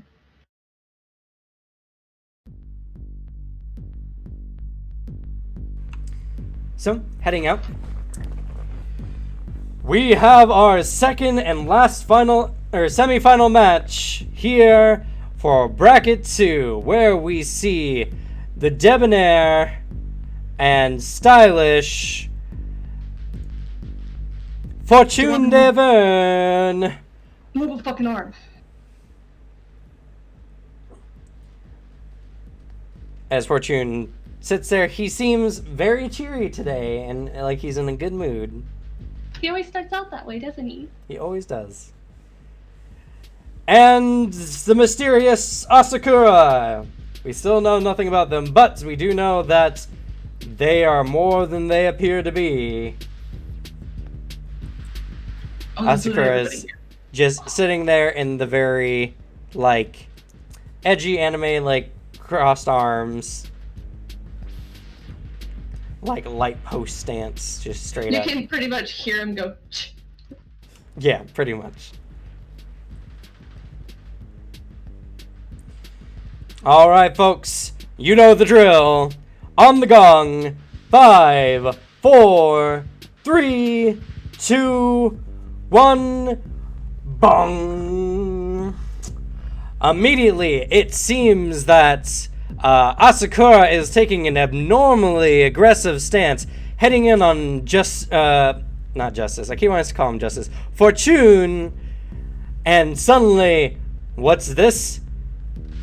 He just begins moving at a rapid pace, bouncing from side to side, making what appear to be multiple copies? No, they seem to be just an illusion, he's trying to throw Fortune off.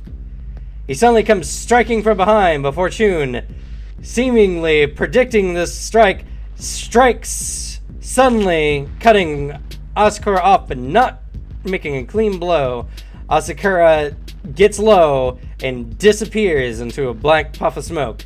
Fortune just sits there, holding his sword, a large grin on his face as he's looking about. And Asakura suddenly appears, apparently apparating into space next to him. But Fortune, again, seemingly to predict, strikes at the area. And it becomes a series of near misses as Fortune is striking, seemingly at random locations where Asakura is about to appear. Asakura seems unable to get close, as Fortune seems to be at the top of their game.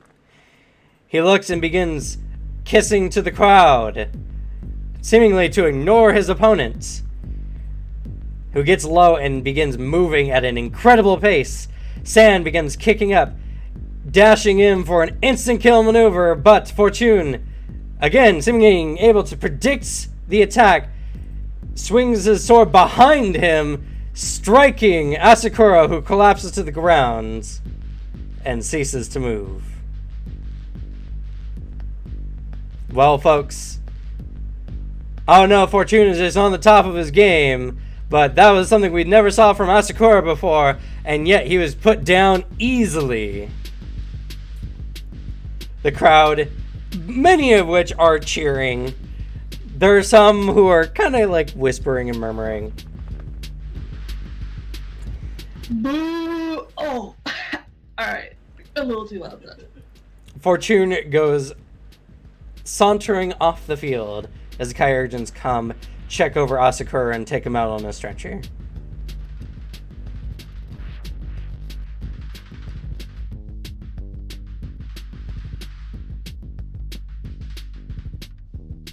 Arthur, roll for me a tactics roll. You mean Sebastian? Oh, yeah, you're right. Yeah, Arthur. I'm sorry. Arthur, the fuck is a tactic? That's 102. No, Arthur's tactics is I shoot. Yeah. I shoot, right? Oh, I shoot multiple times. The Or only shoot tactics face. I know, I shoot you in the face or I shoot you in the back. He shoots with modifiers, and that's it. fire again, and I hit. From what you've seen of Asakura before, he always seemed to be either holding back or just not wanting to show everything he's got. We've never seen him this aggressive in a match.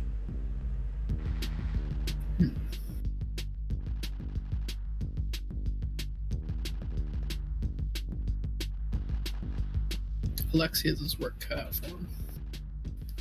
Is it just me or was that fight too short? Way too short. Actually, that was about the same length of time as the Alexi Finwith fight. No? True, It but with was some of the fights 18 seconds. Sure, but with the fight with Fortune and some of the other ones, they've been getting progressively longer, and suddenly this one hits at about the same length. It's not that Because it's the other- short. It's just, I don't know. Sneaky bastard seems like he had more like tricks and took his time. It's like stalking around and stuff. Sometimes just fucking done. I mean, the guy pisses me off too, but Alexi, don't lose your head, yeah. I think I should be fun. He didn't try to take down Gen while he was from his back, so that's something. All right, folks. We have 2 hours. What? What was that? I see. Scratch that, folks. We have 1 hour until the next match. Fast. Wonder why the change. I don't know, guys. Maybe because that Fortune guy didn't seem to take any damage, they didn't think that they needed the rest. Yeah, but you don't like change a whole schedule. Well, yeah, and I mean, like, what if Alexi was still injured?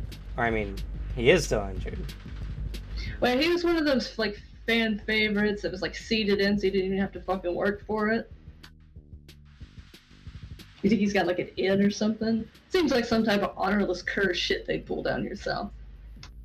Maybe. On a positive note, you don't have to fight him. I don't think fighting someone like him would bring you much joy despite his fighting style. Oh no, I'd love to punch him into a wall. That'd be fun. That's because they're a loser. You know, I could shift back the teeth. Bring it on. I'll take you out this time. Hey, I mean, if you want to go after the tournament's done, you can always find a nice field outside of town and fucking have at it. Or if they're not using this fucking arena for anything, but I think it'd be funner to fight out in the woods.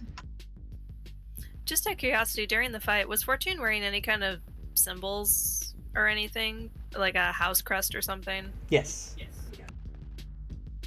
He's got a fancy ass name that's like 40 syllables long. Of course he's got a goddamn crest.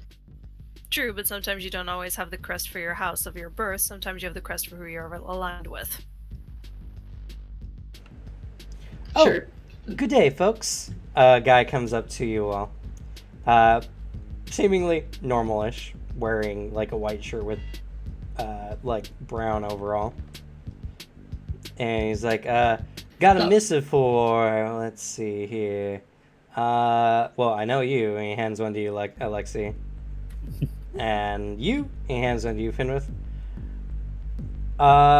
Is there a Sebastian? Sebastian holds his hand out, like, not looking at him. Oh, well, I guess it'll be you. And let's see. Anastasia. Tin can. My apologies. And, oh, how could I not know this one? Here you go, sir, hands it to Kitwana. And Kitwana's like, this is quite small.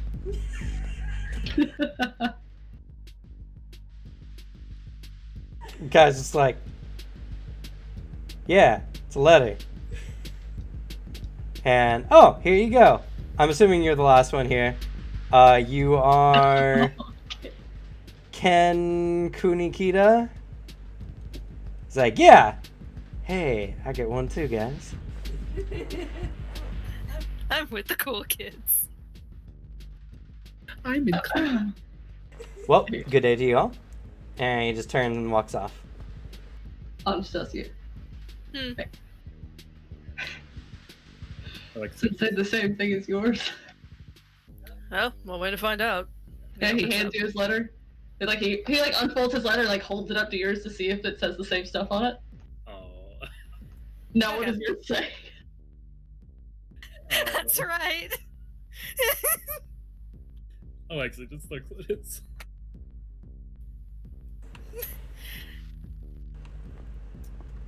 Dear participants, you've all shown your might and ability to hold your own in personal combat, I sure did. to be above and beyond what the normal person could do. Why, thank you, Anastasia. I appreciate that. And I have heard that you have all promised a year's worth of labor to the city of Deimos. People of your talent do not deserve to be bound by such meaningless labor. True. So, I invite you to join me for a dinner on the eve of, at the end of the final day of the tournament, to discuss a new, more fair arrangement.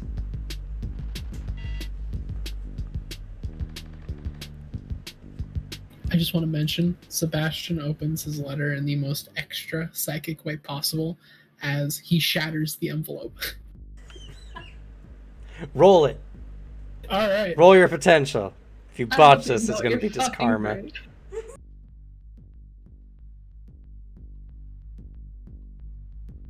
Oh, that's actually really good. But I don't have the book open. Fuck.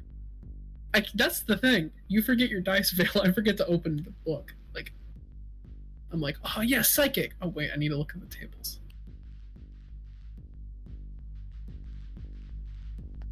My version is just the bestiary, so no worries. Except I open that every time. Signed, Lady Illumina, Cool. Lord of Deimos. I got a 240 on my shatter. So. A Okay. good old 140 physical resistance. Easy. It blows up. As you're doing so, Kitwana is like trying to undeftly thumb with his like sausage fingered the letter. It's It's just fine. trying, and Ken's like, It's hey, probably hey, just big the same guy, let me do that for you. And he rips it and he opens it and hands it over. And he hands it to Kitwana, who just like squints at it. I can't read this. Oh, good. Let me. Oh shit! Right. I'm going to assume they all say the same thing, so I will read the letter out loud. Yeah. That's why I Since- responded to you when Cameron said it, because you were going to be requested to. Yeah. Yeah. And Anastasia proceeds to read the letter out loud. And they all say the same thing. Yeah. Oh, that sounds so boring. It sounds like they assume that I'm going to lose this fight, but I'm going to win. Huh. Yeah, no, the fact that you got that does assume that you're gonna lose. Well, fuck, now you definitely can't. Do you want like a totem for good luck? You can't use it really, but Ken's just If like, he does "Oh, win, yeah, I probably want to work in the stables for this. I already told you they're not gonna put you in the stables, mostly because like that much hay and fire really don't. Spontaneous hay like fires are really bad. Well, I mean, with this, I don't even gotta worry about it now. And because you guys got a letter, that means I didn't do too bad in this tournament. He seems to have just his confidence restored. we're not out of the woods yet. The letter mentions we have to reach an arrangement that's better suited. So we're not out of it yet. It They're does gonna not talk one of their matter. shitty not chiefs. At least Kitwana this will do eliminates- whatever will get him out of this city soon. Probably do it. Which is fair. This just means that I won't have to fly out. You can fly? Yes. Oh, yeah. I can grow wings. He can make things fly with his mind, including himself. He does it a lot, actually. Most of the time, if you check, when he's like laying down or sitting, he's not actually touching it. He's just like kinda... touching the ground. How He doesn't weird. even walk. He doesn't like floats. touching anything. Kitwan's like, his flight's legs are for like- the birds. You know what? Actually, my pinky's not small enough. Hey, Sebastian, lift your pinky. His legs are that big around. And luckily, my last name is Finch.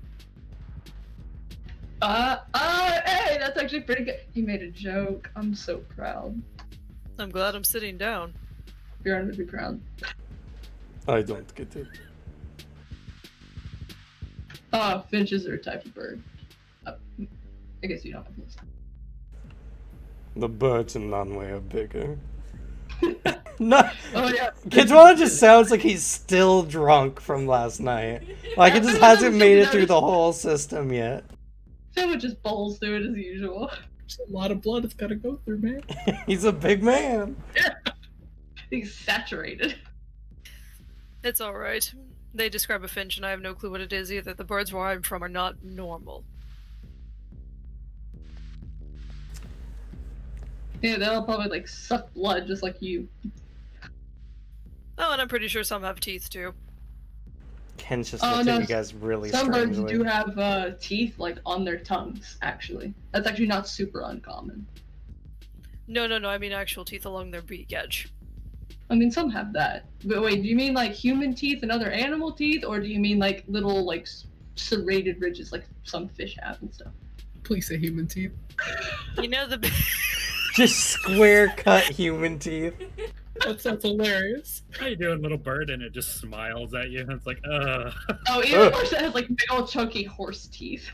It's both really a really funny image, but also really terrifying. I guarantee if you look up, there's an entire subset of memes that's putting human arms and human teeth On birds. birds, yeah. I've seen the arms, yeah. Anyway. basically for some of them, take your bare teeth and put them on a bird. You know, I can't tell if I really want to go to Moth or really don't, and I immediately changed my mind. I really want to go. Fuck being scared of stuff. That's the closest I could find.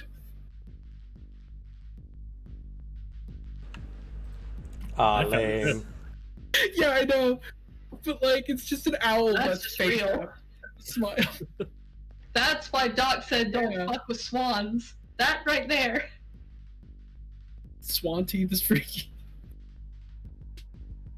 Just find this owl smiling at me really funny. I need to close this tab. Same character. Alright, so we're getting to Alexei. And his final fights against Fortune Devon. and I had an hour. And you had an hour. Alright, that gets me like 60 in my queue back at least.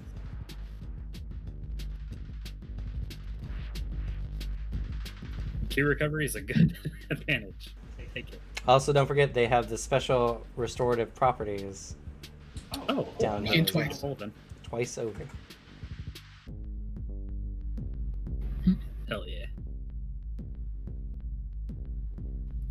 That's terrifying. Well, I love how Ripley seems to be going up the screen towards your back wall, and then she vanishes, and then she just does a loop. Basically. She's like batting at that thing. Alexei, as you're getting down, as you're downstairs waiting to go out for your match, you're approached by a very astute, suited individual. Hello. I've come on behalf of Master Vern to deliver to you a business proposition.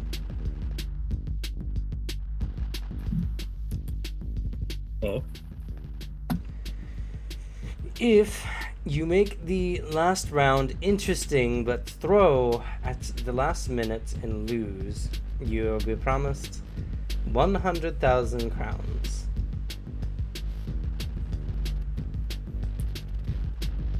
he kind of like just furrows his brow at this man running.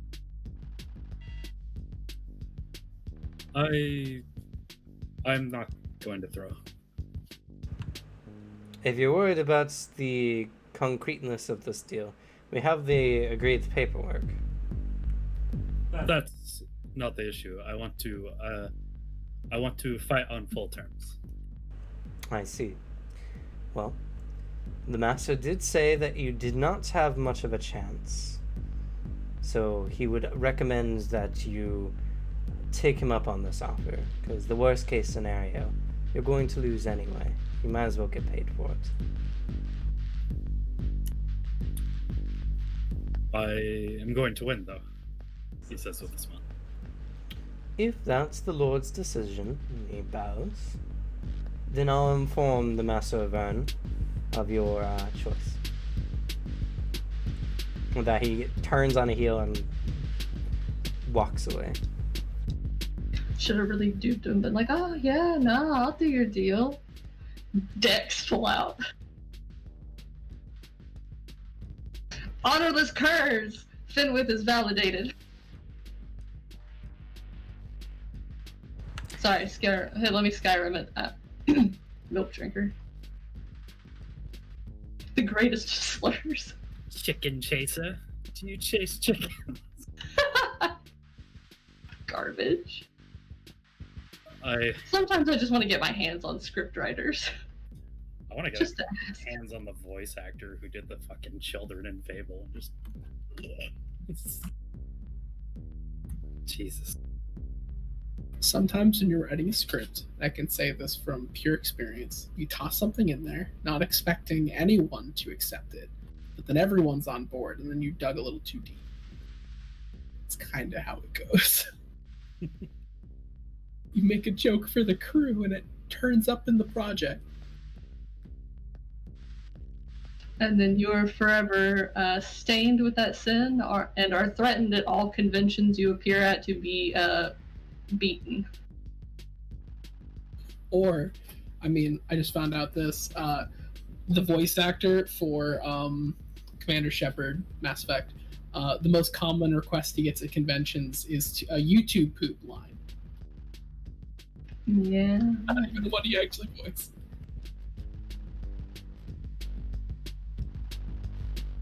And we don't count any of the Metal Gear Solid and Metal Gear game voice actors at all, because they all do memes constantly. God, it's hilarious. Especially the Taco Bell thing. Yeah, that was so good. I'm so happy that both Solid and Liquid Snake's voice actors are just as on board to say some dumb shit in character. All right. All right, folks, this is the fight you're all waiting for. The man of the North and the man of culture.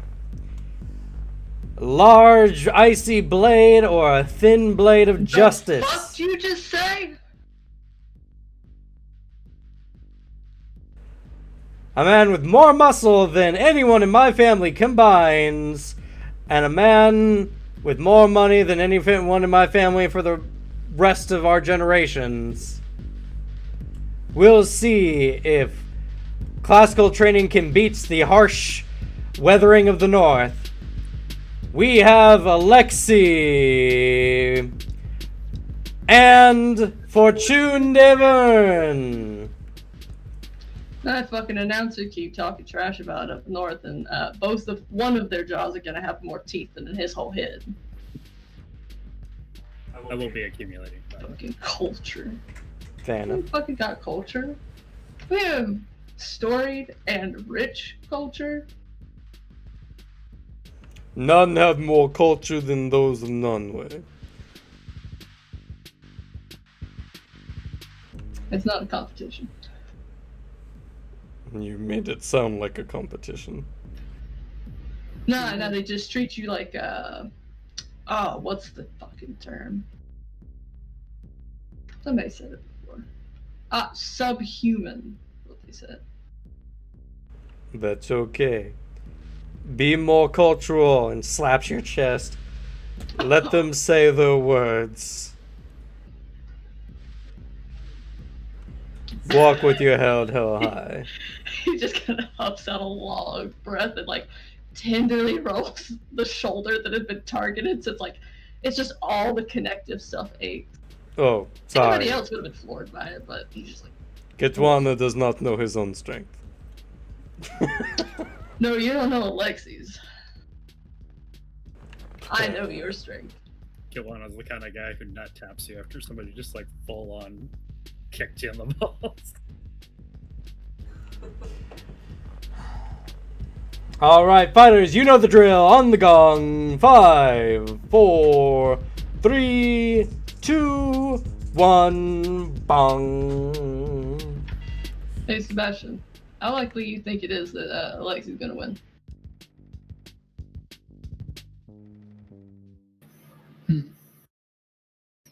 I'd say Alexi's a chance. But Fortune, whenever they get angry, the tides usually shift. Well, guess just pound him into the sand before he gets angry. That would be my strategy. In this situation, I'm unsure. Ooh, or when he gets angry, like, ice him in place or something. You think you can do that? Possibly. Ooh. Or shatter his ice stuff like I do with the big thing, like Chimeras do. If he is able to do that. Ooh, what if he could make a whole blizzard? That'd be super fucking cool. So, Barbarian. I heard that you refused my offer from before. Yes, it seemed dishonorable. There's no dishonor in admitting that someone is more skilled than you. But I figured someone of your ilk wouldn't see skill even if it bit them in the ass. You misunderstand. Dishonorable for you. Clearly, you were a friend. No. I just wanted to give you something for losing this. Because it's going to happen either way. With that, he suddenly, in a burst of speed, runs up to you. I need you to roll your attack ability, please. My attack ability? Yes.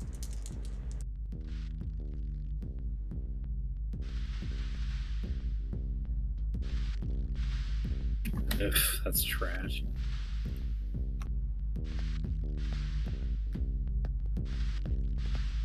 Oh, what are the chances?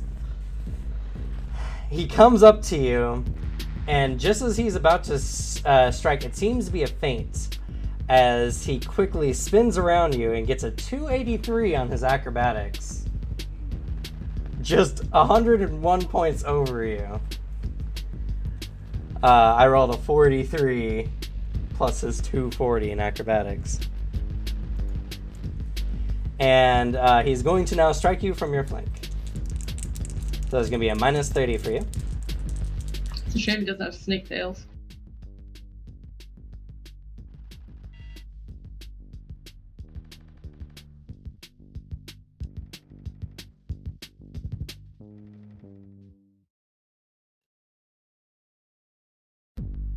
Oh, I'm sorry. Does flanking give him anything? I think it's just a penalty. It's just a penalty, I believe.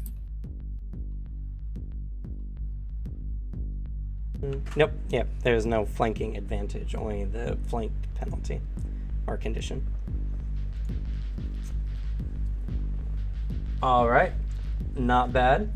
Unfortunately, I don't have Zen, or would have been higher. He comes around swinging. He only gets a 243. So you dodge around and out to the side. It's just under 50, so that's going to be a plus 20 to your counterattack if you'd like to take one. Will do so.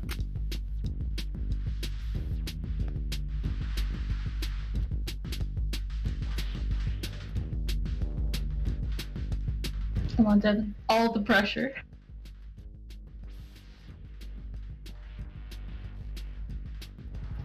Rippy. She was just. She's got her own. And she like threw herself across the bed onto her back. Well, I almost open rolled 3 times as well. So he gets a 320 because you can't get any higher.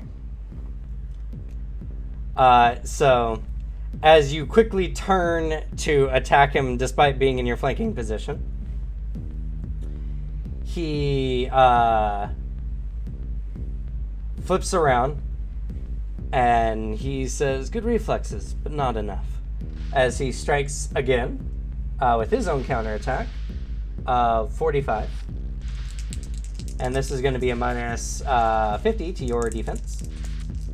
And a minus... This is my second attack. Oh, you're right. Minus 30. I was counting the earlier maneuver.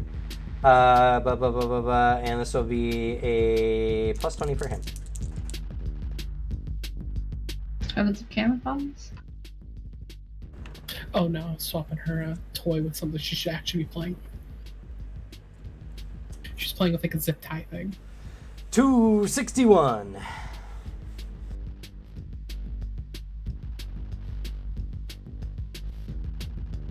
$203. All right, so it's gonna be just under 60. 50% of his damage. What is your thrusts? Because he's using a rapier. Yeah, I don't technically have my armor yet, right? You said you accumulated. I'll give you whatever your first ability is. Okay. That's usually your armor, I'm assuming. Yeah. That'll be 8 thrust. 8 thrust. All right. He penetrates 5. Thought he'd bite. So that is going to I be... think 3, but 5 works too. Well, he has a very good weapon, plus the penetration mods. Yep. Oh, it's a shame you weren't around to shatter that. So let's see, that was 50. You had 8 minus 5, 30, so 20% of his damage. The blade thrusts into you, and you feel an excruciating amount of pain, as despite only being about 20% of his damage, you take 40 damage. Jesus.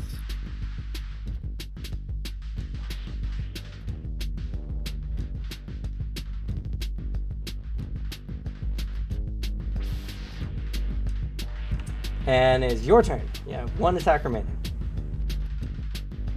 Alright, he continues accumulating.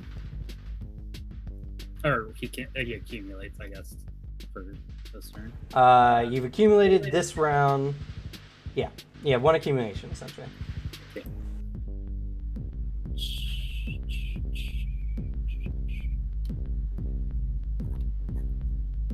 Yeah, he's gonna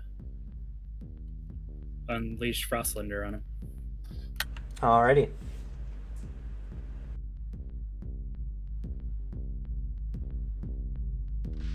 So I only have one of these is gonna be out of penalty. Yeah. Yeah, so the first one will have the penalty because it's the initiating attack, and then the rest will not.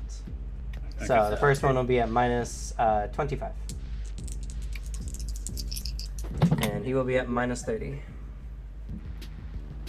This is a second attack on her, actually. You got a minus 45. He's at minus 30.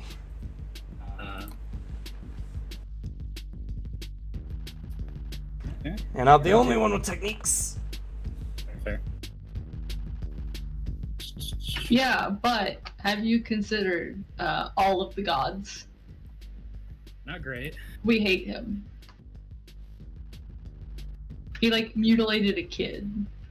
It's true. Surely karma must not be in his favor at this point. And it deserves to be divine retribution. That's the Backing regular good old punch in the face retribution. Yeah. Didn't he also nick like the Achilles heel of someone too as The he was kid. leaving the field? Yes, he Oh, that was did. good too.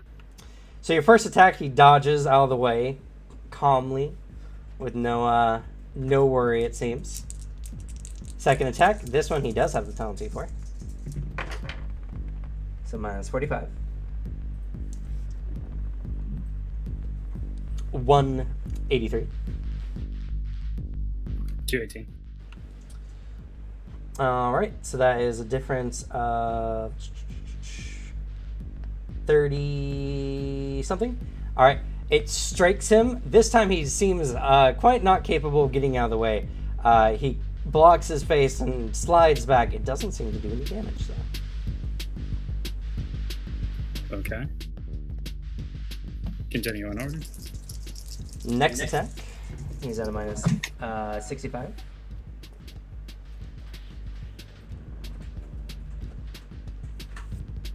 $237. He got Garbo on that one.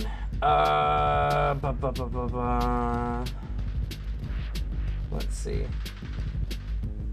so Calculator Sebastian, time. not to like pull in Alexi, but like since you're all the sharp-eyed, like how people doing stuff and stuff. Give me a play-by-play if you notice anything. Sure. I mostly noticed Alexi not kicking his ass yet. Okay, you got 97 over. Oh shit, there he goes. Minus 5 layers of armor.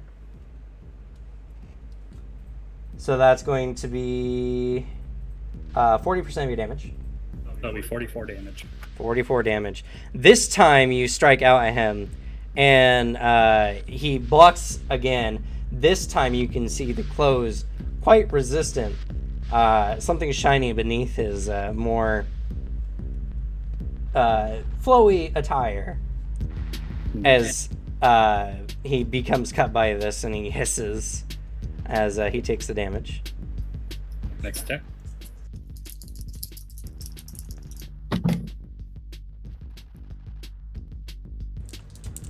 Minus 95, or no, 85 on this one. Oh my god. He rolled a 17 twice. Oof.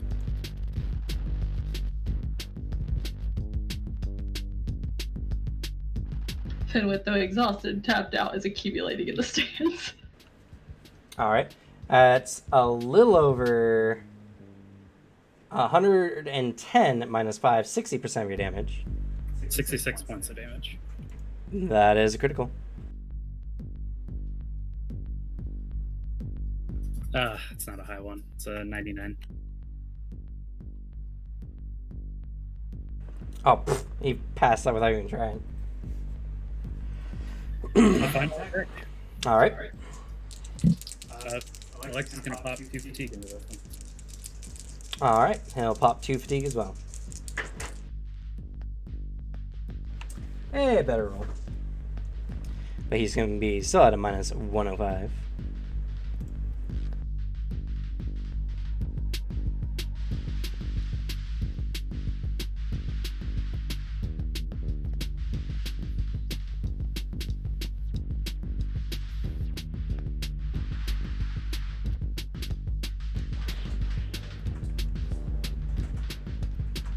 I haven't been netting the point blank.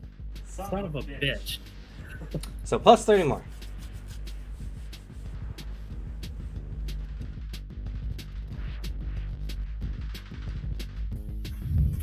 That just barely tips it.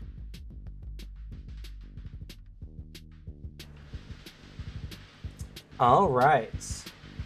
So that is going to be, let's see, plus the 60. So that's going to be 160, 110% of your damage. That is... That's 121, I think. 1 second, let me double check. 121. Alrighty. That's a critical. Fuck yeah, dude. Fenwith is already baying mid-wolf shift to cheer you on as he realized dropping the bear means he can't be as loud. That is a 2. A 2 what? Okay, that's a 213. 213. I have 80 Xeon left to cheer your ass on. Not good for him. That is a 104.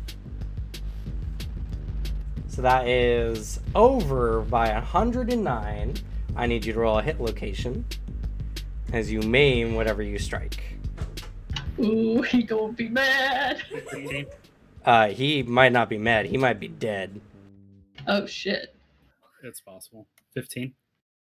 Wasn't expecting him to be such a pussy. I don't know where that is on the body, unfortunately. I know a 50 is the heart. Yeah, it's not a 49 or a 50. 15. 15, okay. Yeah, 50 would have been his heart, and he would have died. All right, you hit his left shoulder and completely dismember his arm off.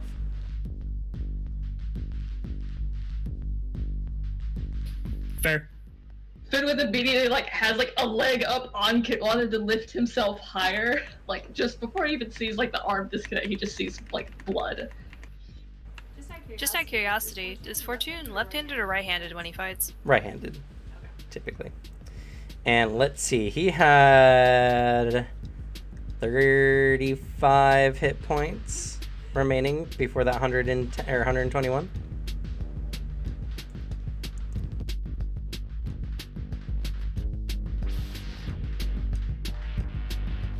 I think you killed him, sir.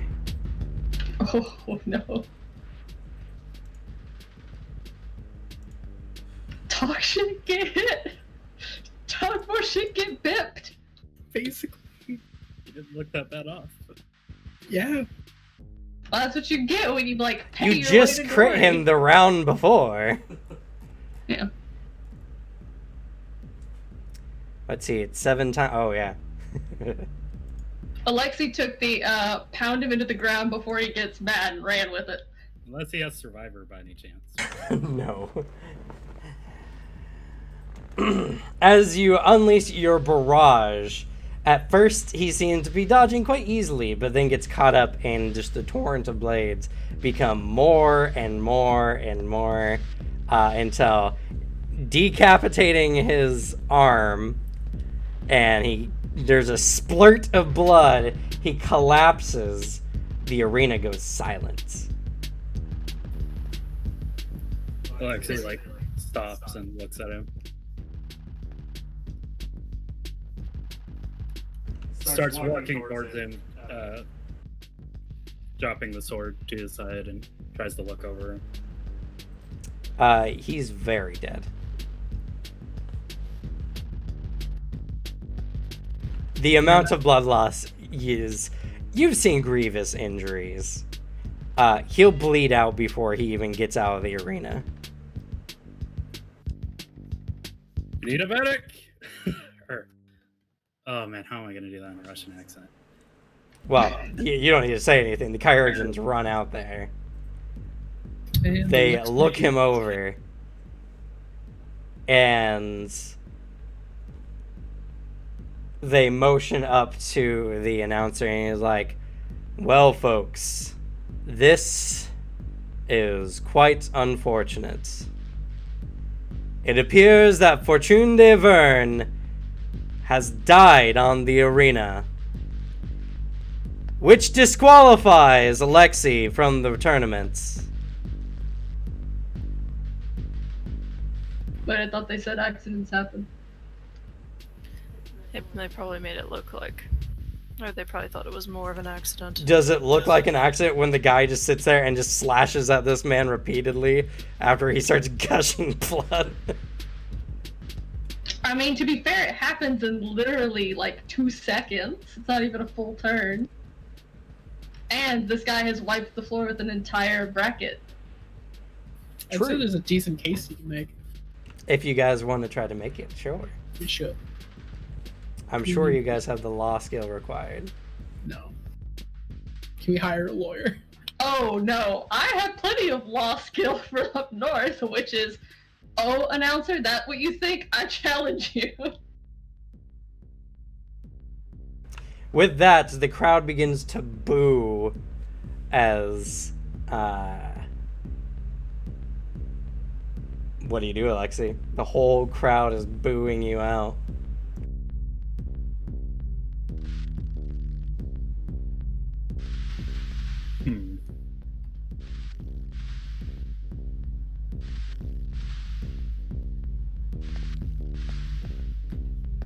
He just walks out. Okay. It was a sword fight. This happens in the battlefield. And he was paying off his way to winning. If you don't got the skill for it, you pay the price for it. And also, he maimed a kid. But he did not kill the kid. I would rather be killed than maimed horrifically for the rest of my life, unable to do, something as important. Like, if you go to a fighting tournament, generally you have some fucking talent in it. I'm sure the judges will see it that way. Oh, Finland isn't gonna make the case. He doesn't care about these people. As you walk down, Alexei, it is not too long before various city guards come and approach you, and they're like, "Halt! You're being taken under arrest for wanton violence in an officiated fighting tournament." What was wanton about it? So, are you resisting? No.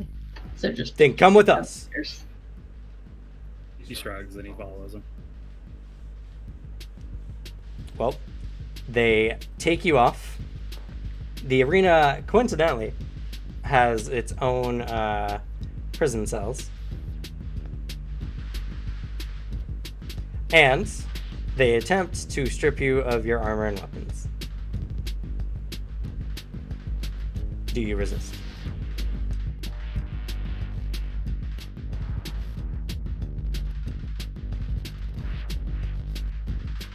No. Most of the time.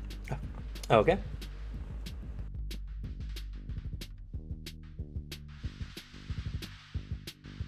Finland gets like downstairs to the area they keep meeting after fights and just.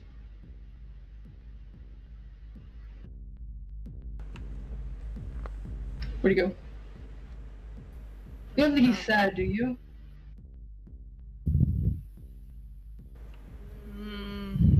I don't know. He chops his jaw in wolf shape and sends him out. We can also ask around if anyone's seen what happened. Not many people were down here. If you want, you can make a tracking roll. Yeah. I have a feeling he was someone's favorite. Well, I mean, he's from obviously a family with 100,000 crown to throw around.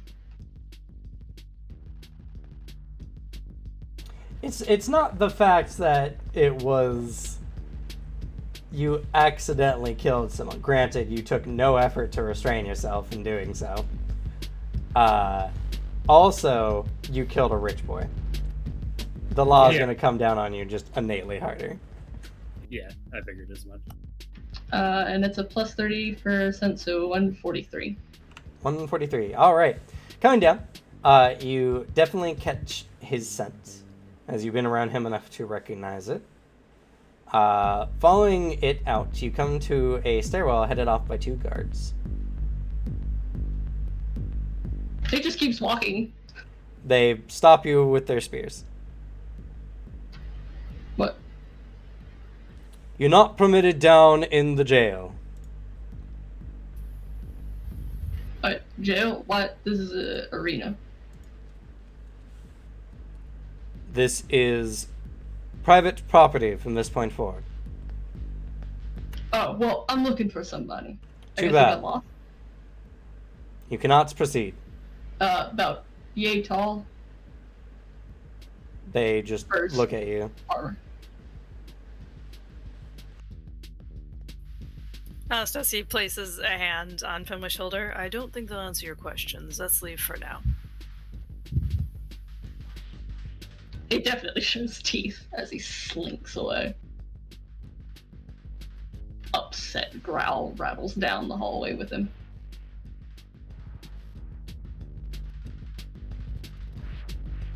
So what do you guys do?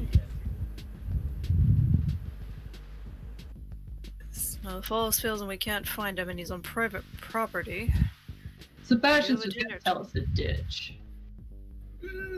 Well, As I walk over to Sebastian standing there. Sebastian's like, he looks business as normal. Like, well, that's him normally. Because Sebastian's view, Alexei did absolutely nothing wrong. Like, Fortune was weak, and he got what he deserved for being weak. That's his worldview. So he's just... What happened to Alexei?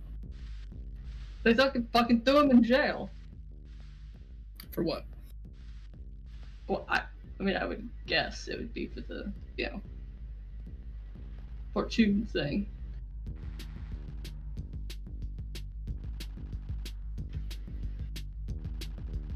I take Yeah, it. I'm right with you, actually, for once.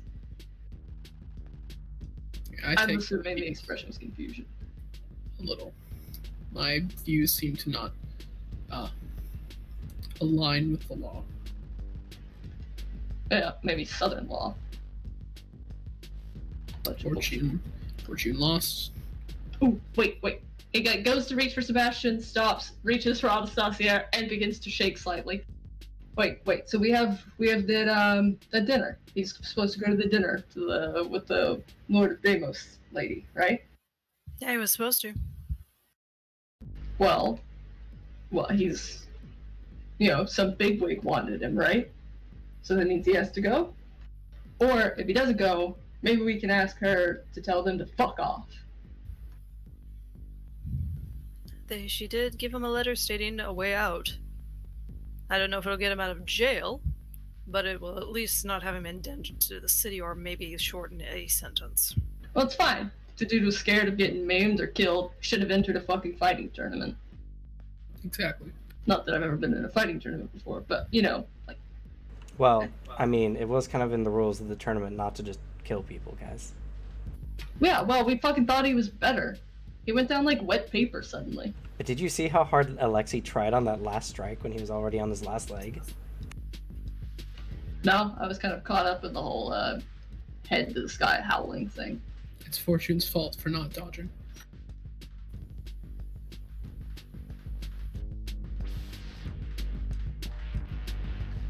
Vivid just kind of like quirks his head because they all have very different combat experience. Fortune strikes me as someone that fights more with his money and his charm rather than his actual skill. I mean, regardless of that, like, that second to last blow seemed to really knock it out of him. And when then Alexei put his back into the last attack, and it seemed to have been what did him in. Well, what do you guys do as punishment for that stuff? Well, I mean, not like I really know. It's my first ever tournament, but I imagine he's going to go to jail for probably a really long time. And given, like, how fancy this guy's name is, his family probably has enough to either put him away for a long time or have him executed.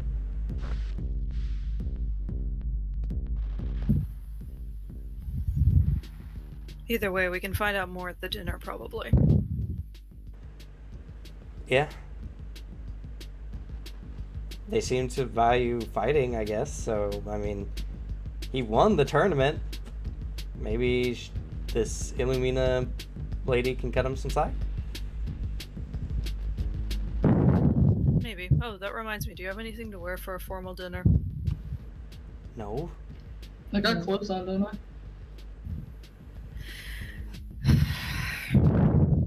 Kitwana, like, comes around a corner. Hey, did you know Alexei killed the guy? Yeah, you slept through it. I was using you as a footstool for a bit there. How dare you? Kitwana's no footstool. Listen, I needed a better view, and you are the best footstool available.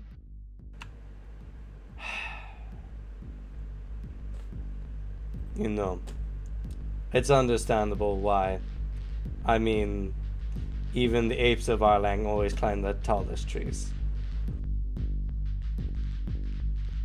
So it doesn't crazy that. Don't do it again.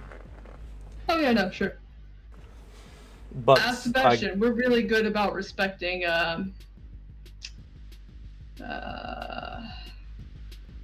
Boundaries. sure. Sounds right.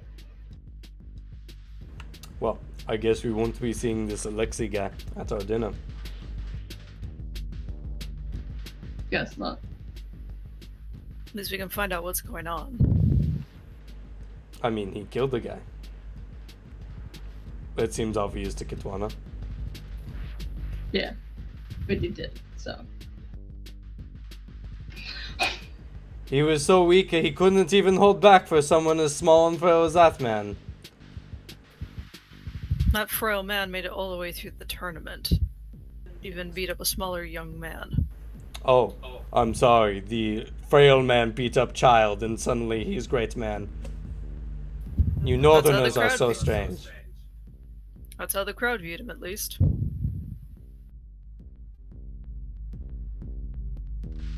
Well, either way, he's not the favorite to win now, and we have a dinner to go to. Well, if you're so concerned about clothes, which fur should I wear?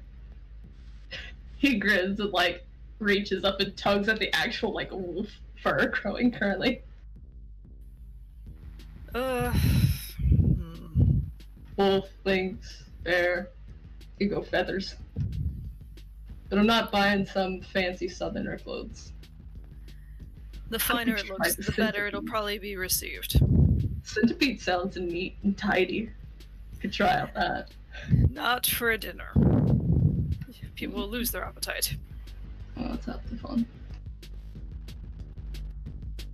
So, you guys get ready for the dinner.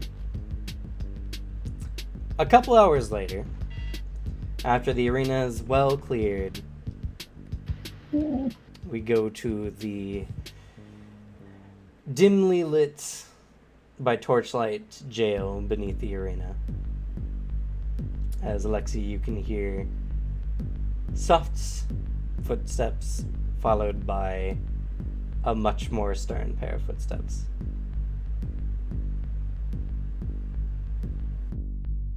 He picks his head up from his kind of bored stance in the cell. Walking in front of your cell is Illumina, the lady who announced at the very beginning of the tournaments the rules and everything going on. She is radiant, to say the least. Highly attractive, platinum blonde hair, piercing blue eyes, and a good figure. Wearing an appropriate, like, closed, but like almost like Greek toga-esque kind of outfit in a sense.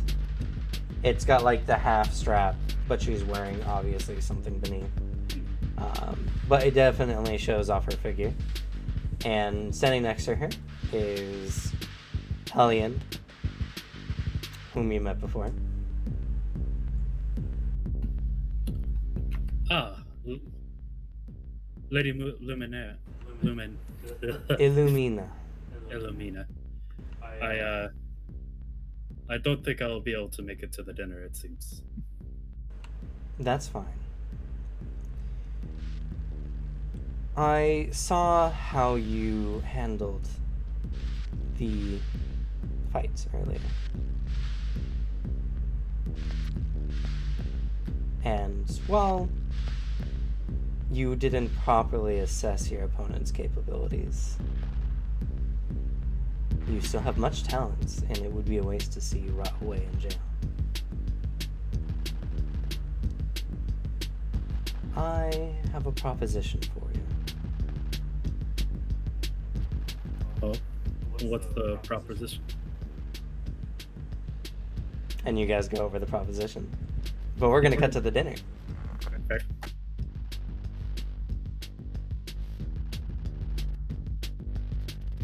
The letter entailed an address to a large estate not far from the arena. Music needs to be changed. fastest cart ride you ever did take? Don't worry, I'm a great tracker. I'll be able to find it. No, I have no idea how to navigate a city like this. I also can't read the Latin address. Slaps it. Actually, we're at 2.5 hours. Did anyone want to take a short intermission?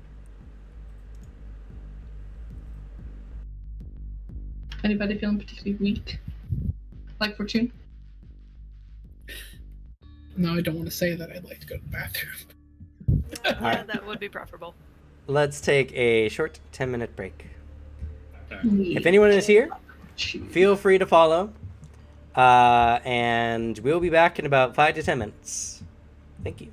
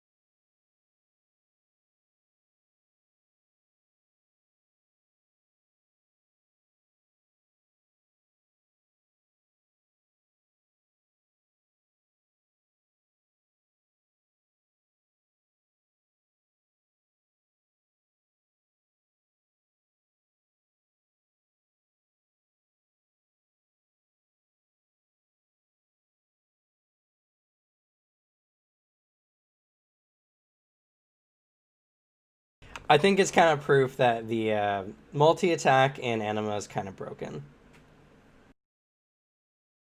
It's not scary, it's just broken, especially with projectiles. You're just stacking so many penalties onto people. Like 105 is a devastating number of attacks to try to avoid. I mean, he had 1 extra defense, but like, fuck all that did him.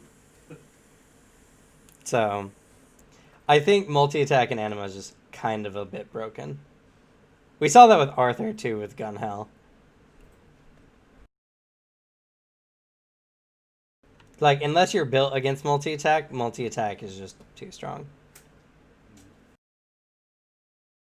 So for future Anima games, I might limit multi-attack, or make it more expensive, or tweak it in some way. That, or you guys are going to run into a lot more enemies with either stupid amounts of health or armor to negate multi-attack, or just extra dodges more frequently. So, I mean, it's just hard numbers. It's just hard math, really. You can't really, you can't look at like, oh yeah, the enemy had to face a negative 105 or 85 to your 0 penalty and think that's kind of not unbalanced.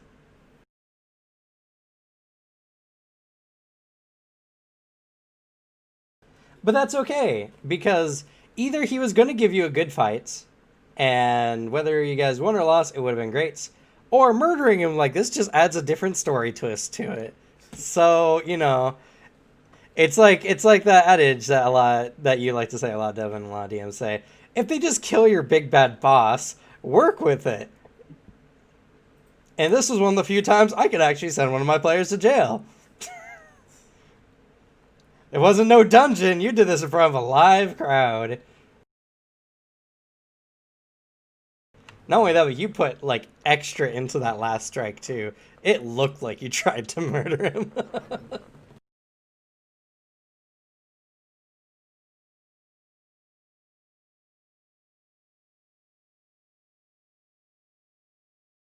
I mean, he tried too, and that just barely saved him from being paste. Now he's just chunky bits. Camera, why?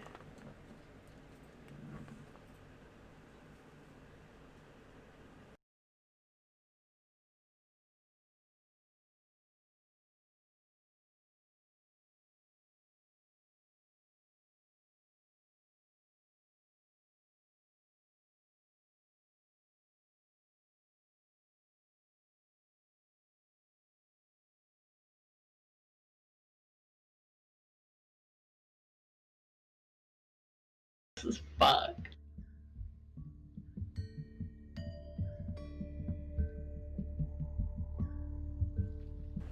All right.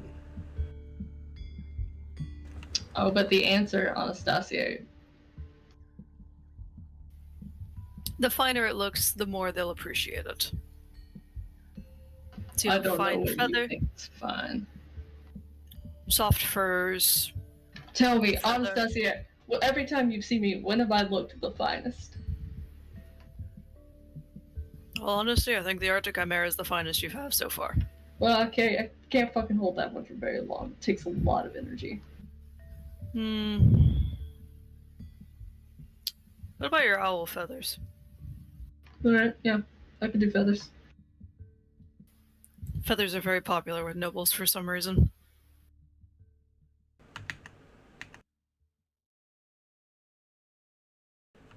Should I do the wings too? Or just some aesthetics? Just the aesthetics. I don't think there will be enough room for the wings. Cool, I did use that word right. It's He, like, hard pats playing on a his shoulder. character who's uncultured. Aesthetic. Oh shit, no, they wouldn't know that word. Fancy. See, you just Yeah. gotta make it your status quo.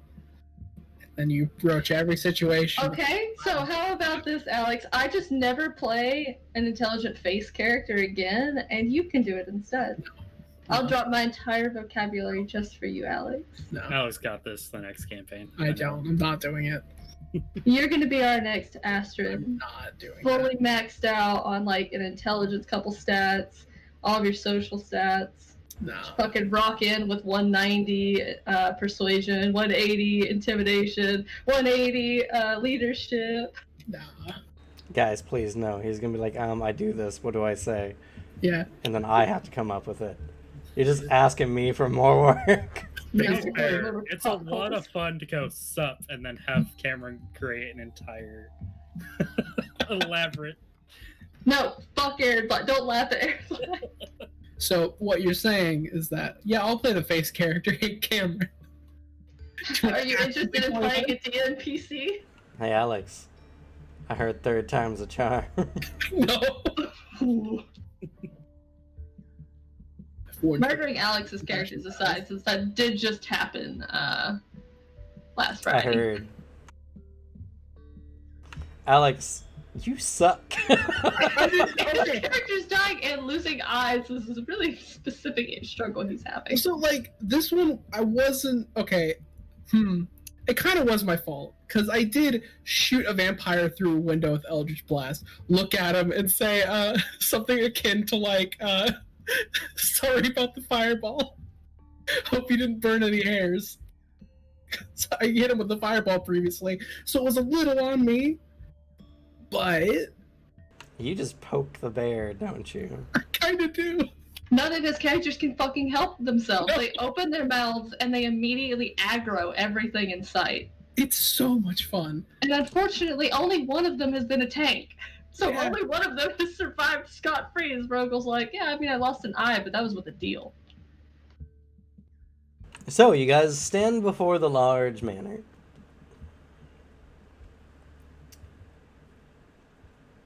Who knocks on the door? I'll knock on the door. Alright.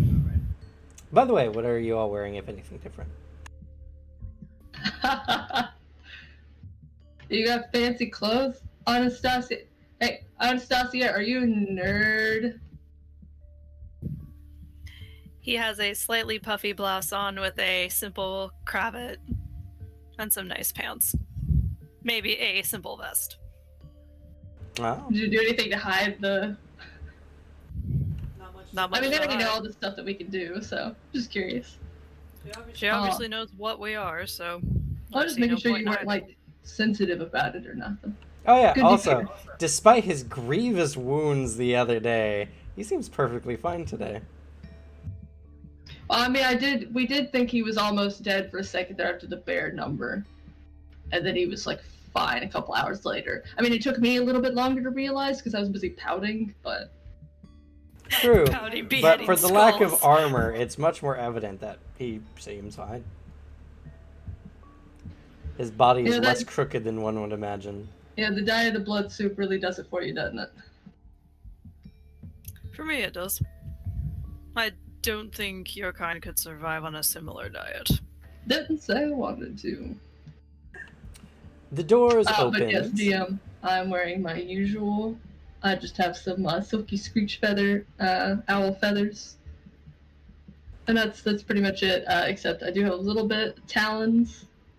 And I did keep the unnerving eyes. And not that I've showed it around Anastasia, but when his back's turned, I turned my neck a little too far to look at the others. Sebastian's wearing the exact same clothes he's been wearing, Hell yeah, hell yeah, hell yeah. so... High Yeah. five for not giving a shit. Finnith looks Never at you, his pupils are just like... His eyes abnormally circular. I can see perfect right now. No, don't say that. If someone turns to you, their eyes are just like, I see perfect. Right Luckily, now. you're doing this to my only Anima character played that wouldn't be terrified by this.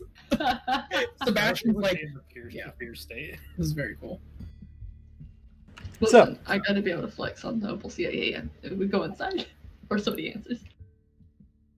The door opens up, and you see a young man, maybe in his early 20s. Stylized hair, butler outfits, like gloves. The guests have arrived. If you will, please follow me to the dining room. Anastasia follows. Finn is taking his cues from Anastasia, but anything that seems too stupid, he's not gonna do. Anastasia does walk a little bit taller, a little bit straighter.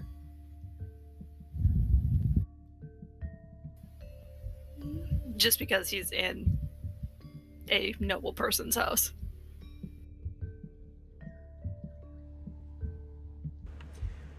As you guys are walking through, the inside of the manor is very beautifully done.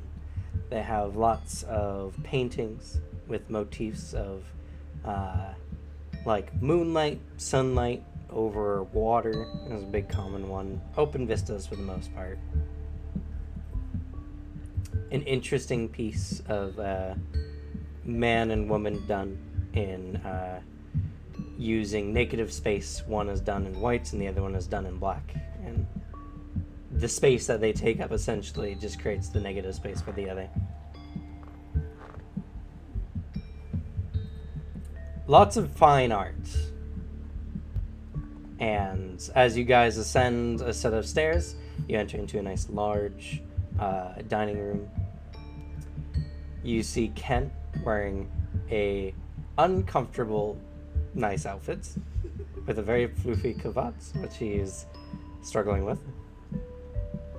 And you see Kitwana wearing a suit that is currently holding on for dear life around his bulky form. Don't sit. Oh, hold on. Sorry. Sebastian's on the other side. Don't sit opposite him. I think a button takes somebody out at this point.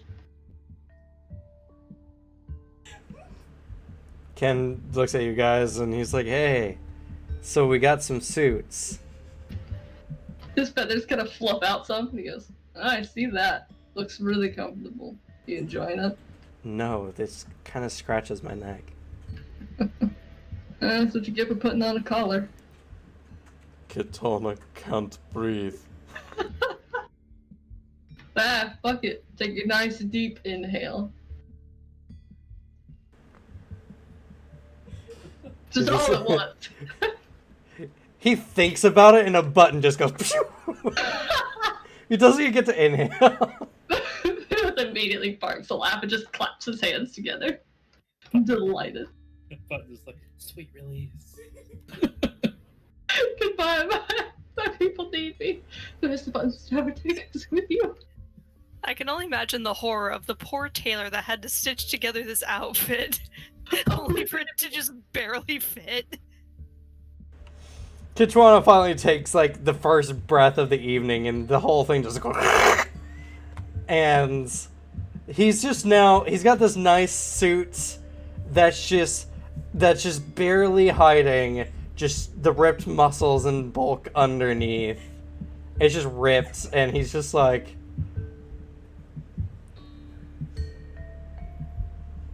no one talk of this. I was about to say he has like a tux V-neck, but As much as I'm laughing, Finn with his laughing in person. And sits down.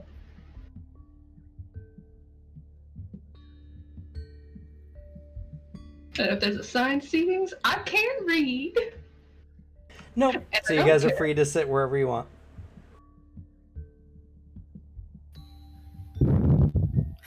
Anastasia picks a seat not close to the head of the table and just elegantly sits down, almost practiced.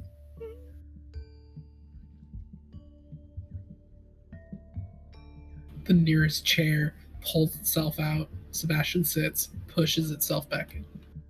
Does he actually sit, or does he just float in the chair and look like he's moving the chair with him? It looks like he's sitting at least. What's your notice? Yeah.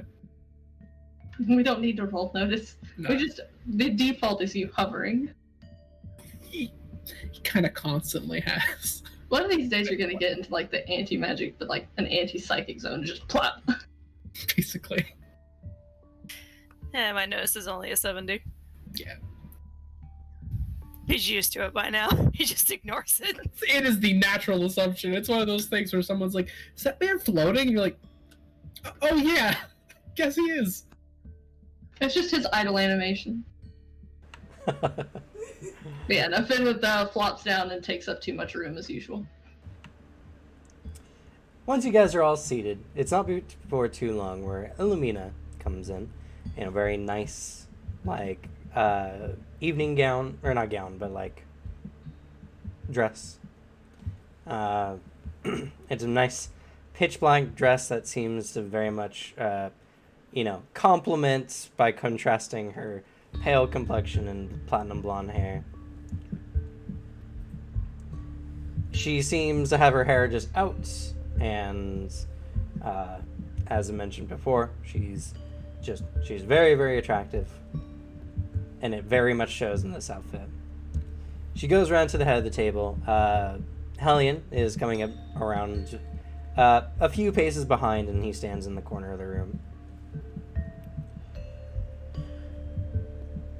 I'd like to thank you all for coming, and she looks you all over, dressing up for the occasion, though it wasn't necessary. He grins as big as possible, like into Ken's space. Ken backs away from your weird owl. He forgets about that.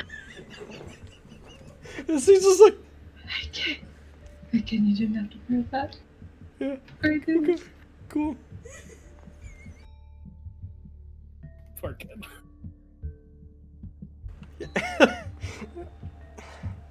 And Kitsuo's like, oh, he just rips it off, and he's just bare chested from the waist up.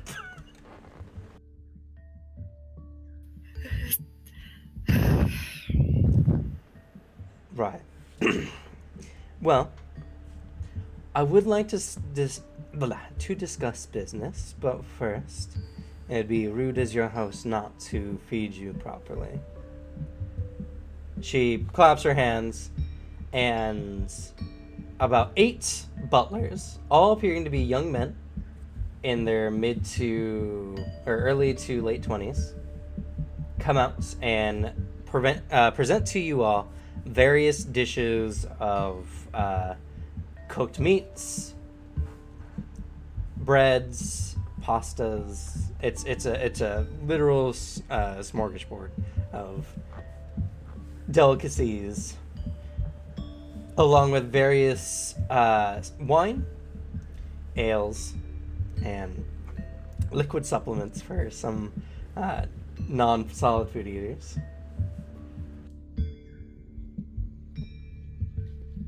Parents does here. They know you're weird. I would assume that when the Trojans didn't bat an eye at my appearance. I was gonna ask if you needed a hand, but looks like they got you covered. So, if you would all please, as she sits down, and like 2 of the butlers like serve up her plate.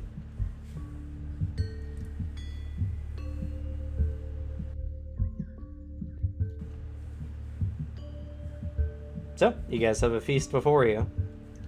Ken doesn't seem hesitant to dig in. He's just like, oh god, this is so good. Digging in. Kitwana takes just rips off a leg of like a turkey. And Finland's already like halfway right in the... too slow!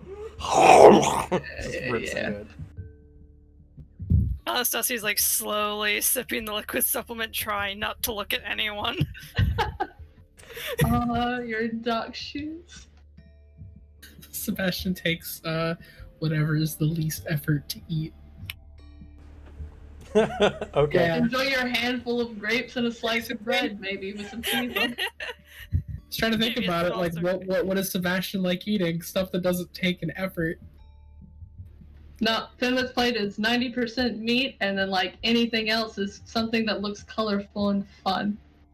He's like, oh, wait, weird fruits and vegetables that are like super fresh. Oh, that's a rare one.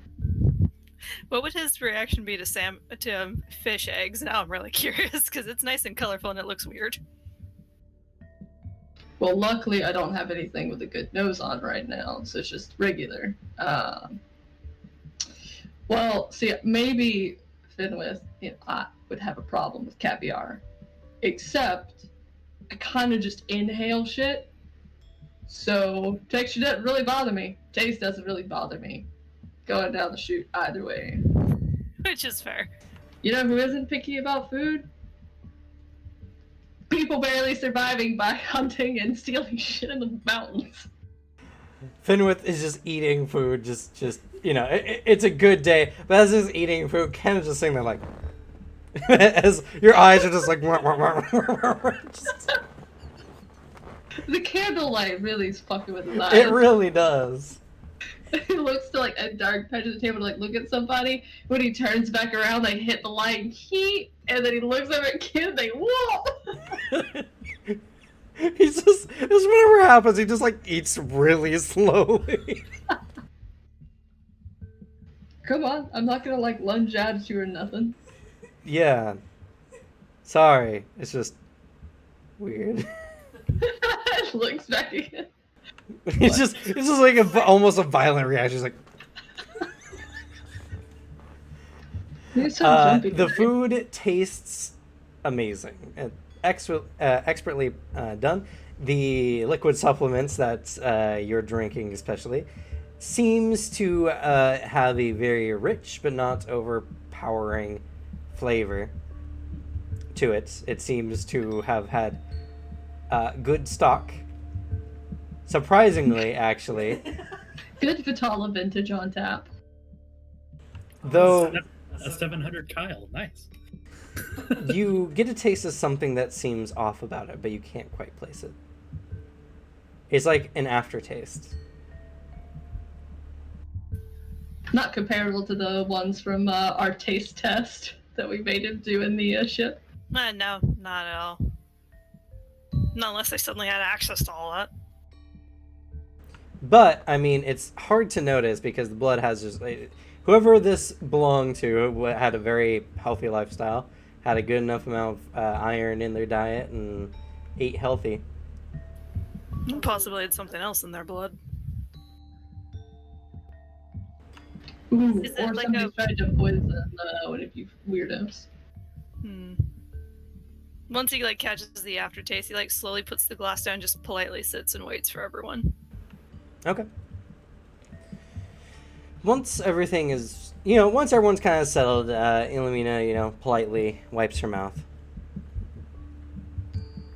So, I'm sure you're all curious about this arrangement that can help get you out of your year-long labor to Deimos. Yeah, sure. This was it. Well, the Lords of Fighting is a tournament that I have been privately funding for the last 3 decades in search of fighters of great constitution, strength, and survivability.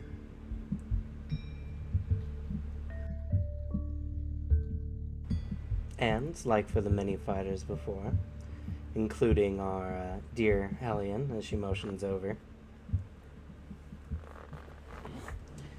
I would like to make to you all the same proposition that I made to them. I need you all to ascend an ancient ruin. Descend an ancient ruin that is filled with demons, beasts, and monsters unlike anything you've ever seen. Oh, fuck yeah.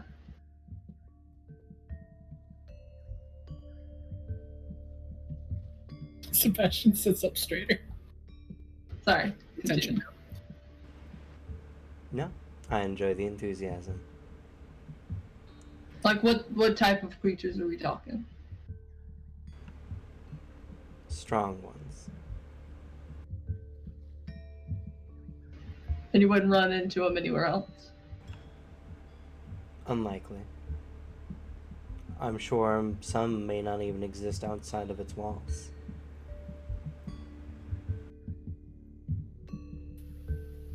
What's the name of this ruin?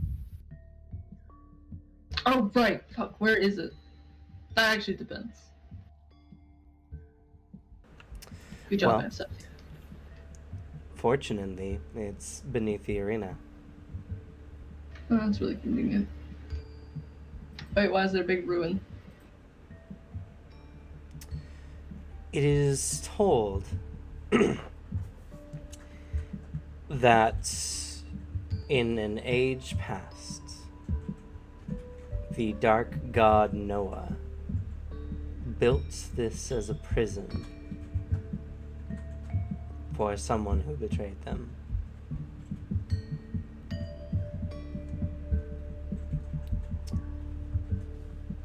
I am interested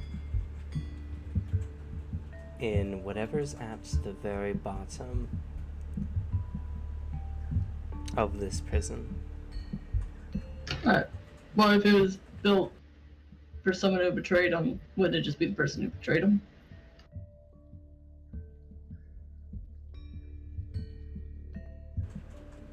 Likely.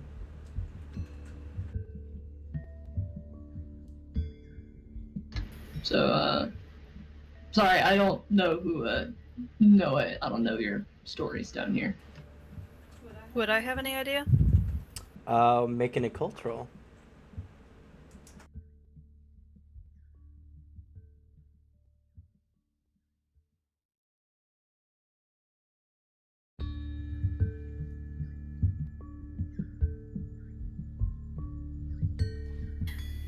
That's a 98.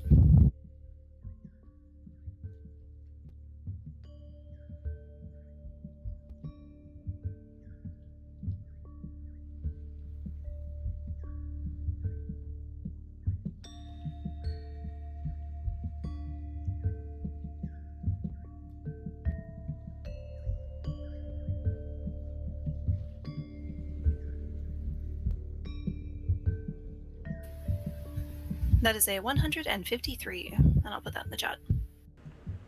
Okay.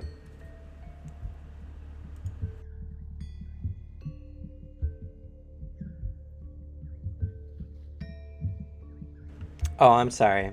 It's actually beneath Castle of Califax, which is in Deimos. It's still convenient because it's in city. Yeah. Or under, I guess.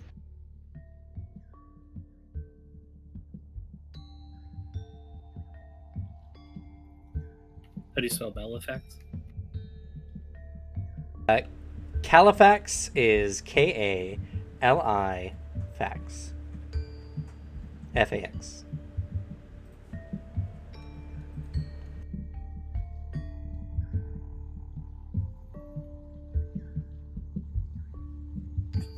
For when you need a history on your cart that you're buying. Califax. Alex! How dare you? Don't fucking smile at that. What's wrong with you? That was horrible. And not even like in the, bad kind of way. It was just, I know. don't speak. It's made it funny to me. That was for you. Shut up. Out of curiosity, what's your interest with these ruins? Historical, wealth? Oh, I'm sorry. You got the roll. We got sidetracked there for a moment. First of all, Noah is one of the world's true gods. Specifically, the god of self-improvement and endless ambition. Great. And then, kind of questionable.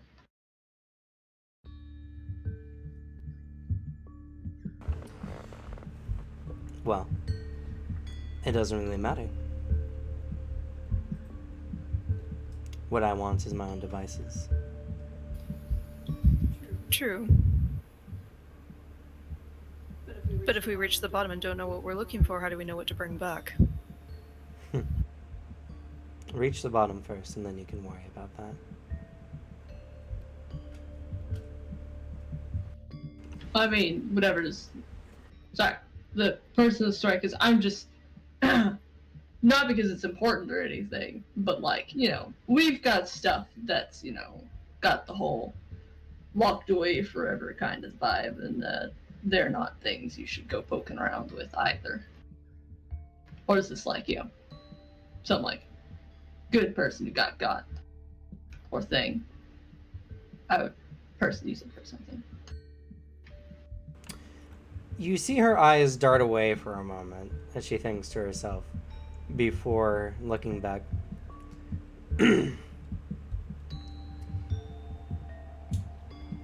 Like I said,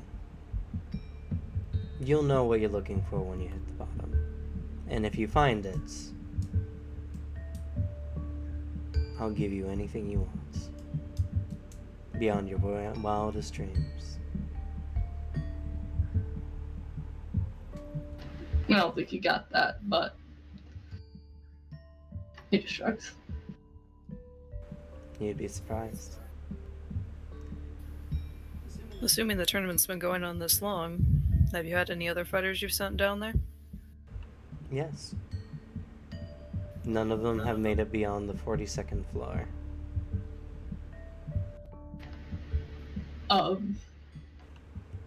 The ruin.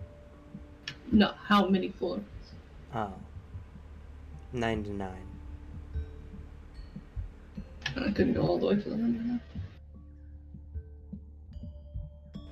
Granted, the interior of this prison is immense. So much so that even if you were powerful, you probably will not get through it in one go. So, if you can get past the 42nd floor, you may come up and have a year's worth of freedom before you must go back beneath the temple. It's not a bad bargain. One floor.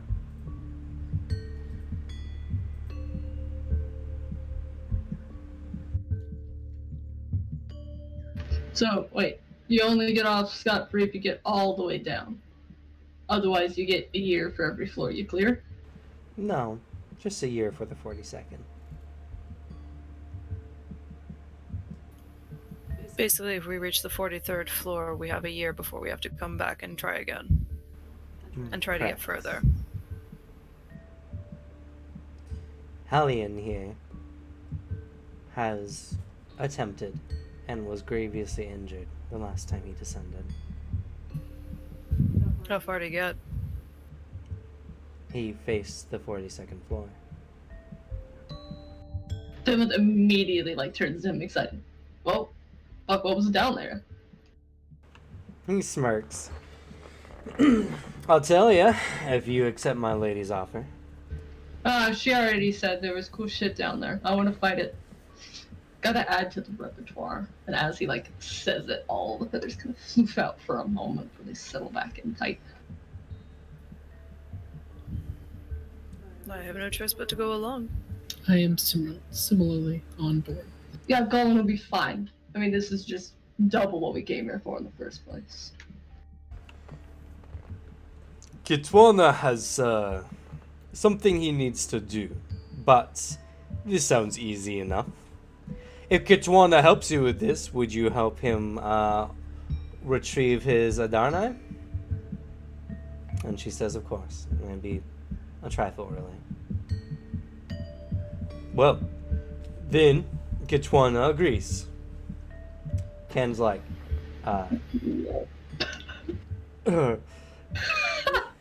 is... I It promise sounds- I won't use these eyes if it makes you feel better. It sounds incredibly dangerous. I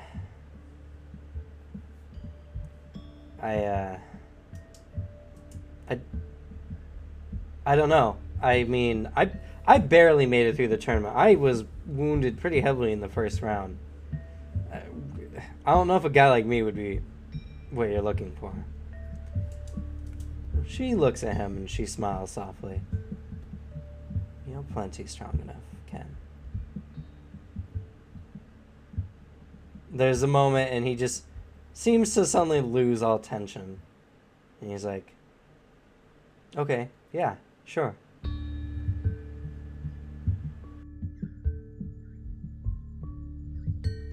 Good. Anybody else from the tournament besides us? No one else was, well, capable or willing. I mean, for those who are paid into the tournaments, they didn't have the same obligations. There is one other, though. One I'm sure you're familiar with, Sebastian.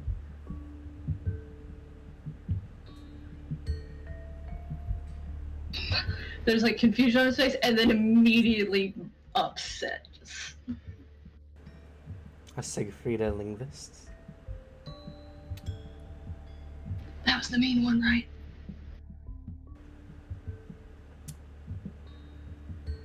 Lucanor and I have come to an arrangement when it comes to her. And so, at least for the 42nd floor, she'll be participating.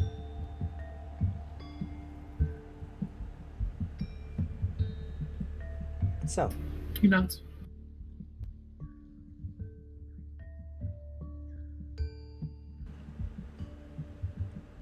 tomorrow morning, you all will be escorted to the castle, where I'll let you in to the prison. And Hallian here will escort you all the way down to all but the 42nd floor.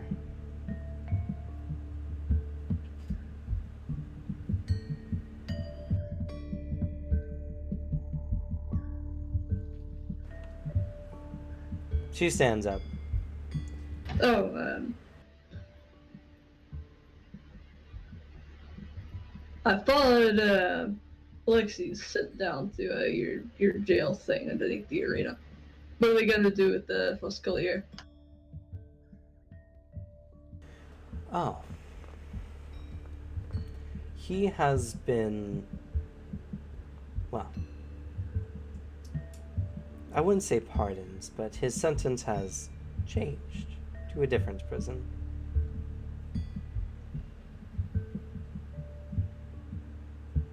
Sorry, you might not get the subtlety. He will be joining you on this endeavor as part of his sentence. And after the floor? A modicum of freedom. Suckers.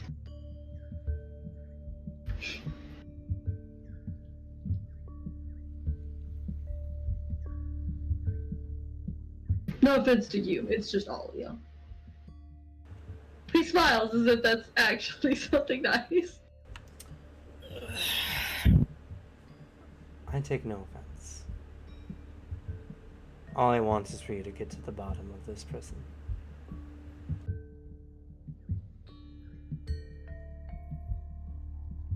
And with that, she leaves. And before she finishes, if you have any remaining injuries, they'll be taken care of by morning. Before she vanishes out the doorway.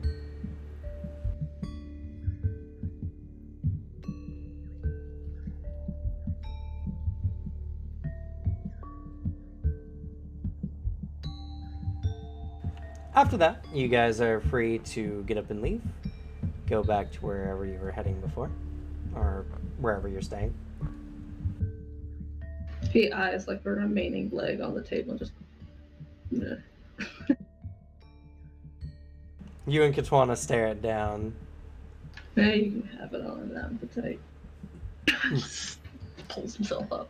And he goes over, he just grabs it. Just goes...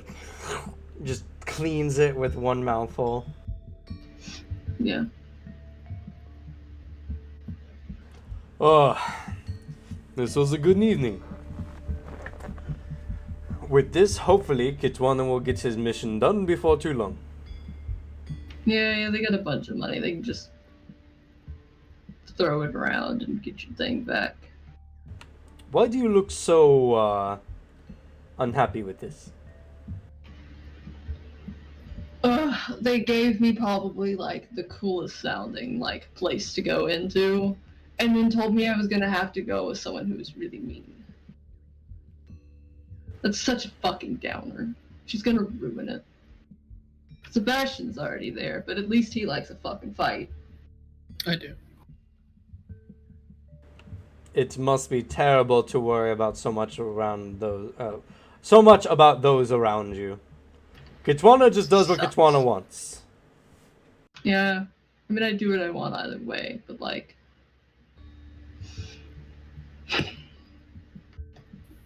It's nothing.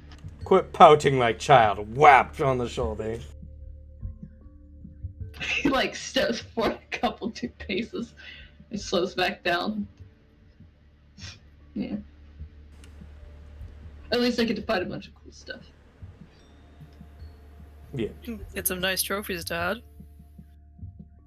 I'm gonna turn into everything down there. Unless there's more of those frostbitten. Fuck that. If there are frostbitten down there, I think we have more problems than just the frostbitten. I mean just things like them. I don't like that shit. That's bad. You don't fuck with... I don't even know if they have spirits. I'd have to talk to a shaman about that. Either way, that'd be like rolling in sewage for the fun of it. Ugh. Speaking of shaman, we do need to inform Goldman of this. I would if I had a way to contact him. I told him we had a couple of days until the end of the tournament. Well, then I guess he'll call over and it'll be fine. It's not like it takes him a long time to get back and forth.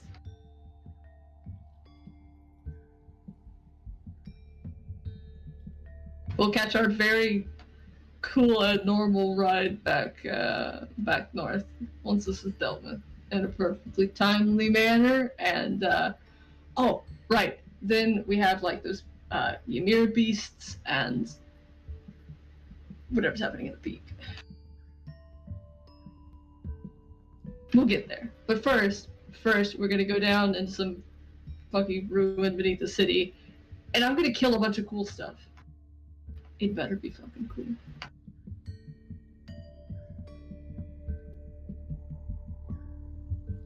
Well, if it's things no one's seen, and considering we're dealing with something possibly built by one of the true gods, who knows what we will find down there. True god? That like some title or something. You could say that. Just know that they are very powerful. More than you can imagine. Well, And if they'd they're be able to lock our the odds that they were actually worth their shit. They were strong enough to put those creatures in there. Well, that's not fucking impressive. We got 3 real big ones locked with ours. There's so many You'll gods probably to see keep when track you see them. of. There's this Abel, the A-tier, this true god. I don't know how anyone can keep track. There are books and charts for a reason. There are not books and well, I mean, shamans might have stuff like that, but no, you just grow up with lots of stories about them. Didn't you have tapestries Oh, in the... Did you guys have tapestries in the lodge that showed stories too? Yeah. I never Some of looked them are heroes, some of them are things the A-tier. No. Fair enough. Most of them are Holst. If you're ever not sure, it's probably Holst. What about you, Ken? Are you going to be okay?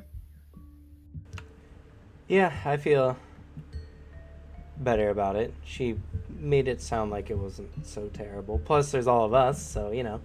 Yeah, you're fighting with the best, because you're one of the best of the best. And he slapped. Yeah. Still sore. I hope she was right about whatever she said. But, yeah. So, you know. Just gotta burn bright and keep moving forward. Yeah, and you can, we can see some more of your, key stuff, yeah? Yeah.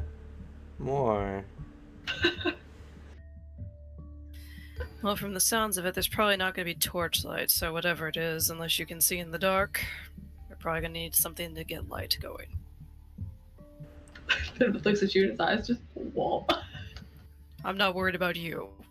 And he just points to the person floating behind him. I can't. Well, come on. Ken can just make fire. Can you just hold fire? Just like keep it around for a bit. You're basically like a walking torch, right? No, Philip, that's not how key usage works. Who do you think I am? Some dirty mage?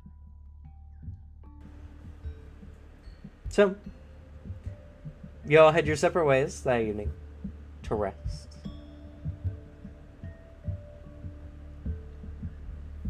And Does, Alexi, Sebastian continue to stay alone at the arena now that it's over? Because I don't think he'd be allowed.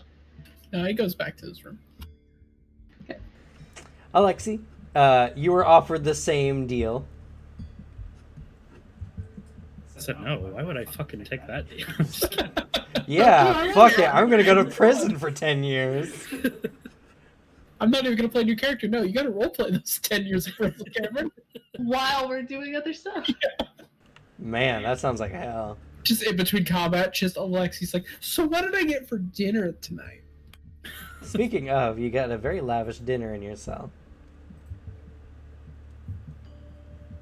Choice cuts of meats, fine breads, On the plate. and a fine goblet of a spiced wine.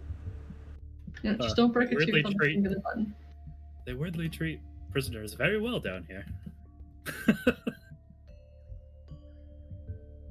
No. He's smart enough to realize that was probably from her.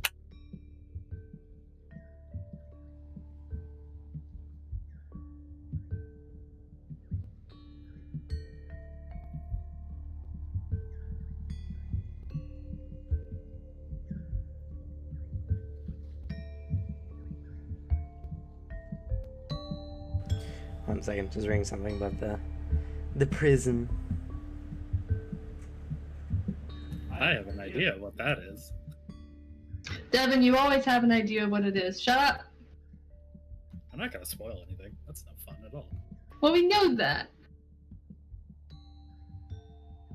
See that stupid grin on your face. You're saying like, oh, that's Dagon. Ah, I know what class he is. I know what technique he's using. I know where this is. I know what that is.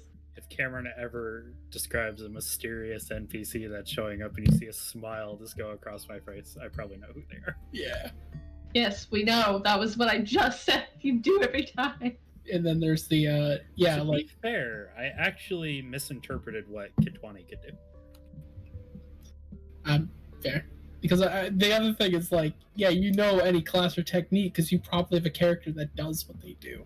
Because you made Not all of 200 them. fucking characters in a blink. I still find new shit in the book. It's That's always like a fun time going through and reading it. So, Suzanne left, unfortunately, but it's fine.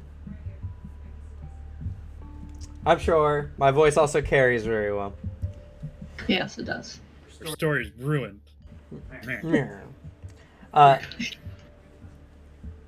Early that morning, you each receive a knock on your door as a young butler bows. You're freed from your prison, Alexi. And before sunrise, you're all escorted to an old castle at this point, probably a century old or more. Do I get my armor and weapon back? Or? Yes, Yeah. of course. Okay. By the way, if you have any missing Xeon, key points, psychic points, or health, it's all restored miraculously that morning. How the fuck they manage that shit? stealth magic. Stealth magic. Just kind of outside your room holding their palms out. There's actually a magic cook bippity boppity booping in the back.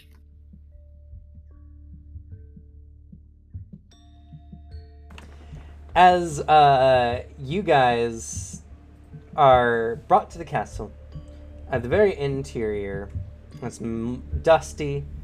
Many of the entrances have been boarded shut. And there just seems to be a large stone like pedestal that's elevated off the ground. Standing there is Illumina, and is still sensual dress, but more travel worthy.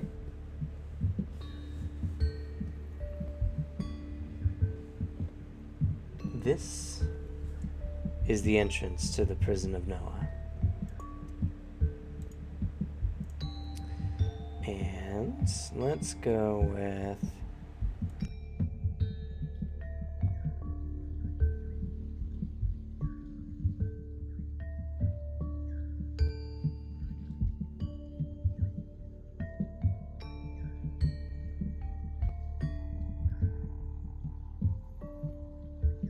going for a music change.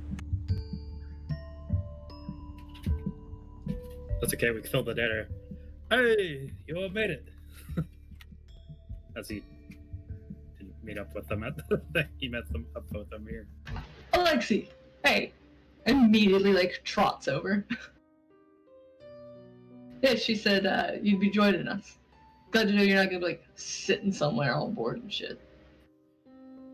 Yeah, the nobles here are very weird. Apparently not fans of dying in battle. I don't know.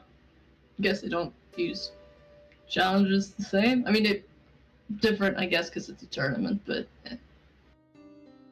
Summons.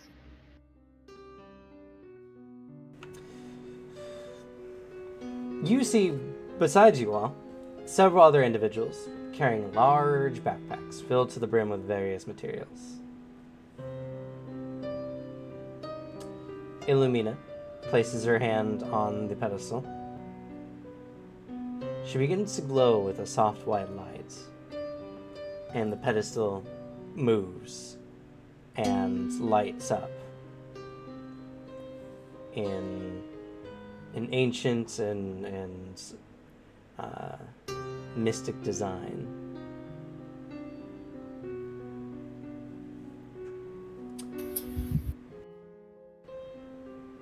As it does so, the floor in places begins to fade before completely disappearing.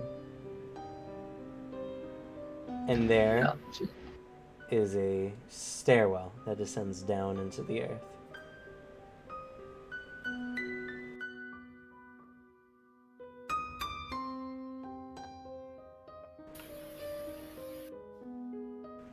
This is where you will all enter, and Hallian will be your guide. And he bows and he's like, "Yes, my lady." He has with him a very large war scythe. Oh, that's right. Neat sickle. Yep. I remember the picture now. Yep. He is the weeb.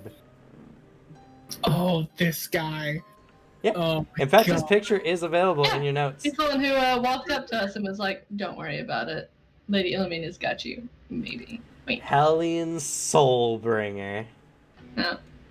With a giant scythe. Uh, Sorry, hon. No one's gonna simp over you like Thanatos. No one can replace Thanatos. no one can. Oh, actually, small off topic, but have you guys seen Blood of Zeus yet? I've heard of it. I've seen a little bit about it. Blood of Zeus is really good. I binged it all last night and this morning, and I gotta say, I also really love their Charon, because he's just this big, like, robed creature, and his paddle is just his big hands. He just paddles across the river Styx with his big hands. Oh no, they gave him yelling hands. It's Like designed. again. It looks like the art team that did Castlevania It's the did same it. team. It's not the same like It is same team, creators, yeah. but it's the same art team. It's really fucking. I assume the choreography is really good. It's pretty good. The whip combat is lacking, but like the one thing I'll say is that all those characters have the fucking Castlevania smirk. Oh. Nice. Anyway. So. Good luck. I hope you all come back alive. We will. Don't worry, Ken, we got you. Yeah. Sure. We have a bunch of champions here. We'll be perfectly fine. Yeah. He gets slapped The arena again. champion is here himself. Yeah. The more you tell this man, don't worry, Ken, we'll live. Just The more scared he becomes. singling out Ken. Listen, kid, as soon as I level up, I promise you I'll get whatever fucking advantage it is that lets people be, like, at least innately endeared to fit with. I'll work on it. I'll gain people skills one day, kid. For you. For Dave. For Dave. Dave. Poor Dave. You guys are gonna I just slay want the you to final like boss. me. Spin with slides down the steps. You're gonna slay the final boss of this entire, like, dungeon. And you're gonna be like, for Dave! Bisect it in half. Just out of curiosity, when she activated the pedestal, was it anywhere similar to what Ravenwing did at the temple? Somewhat. 'Cause Yes. Okay. Unless you have magic appraisal. You can't really sense magic. Yeah.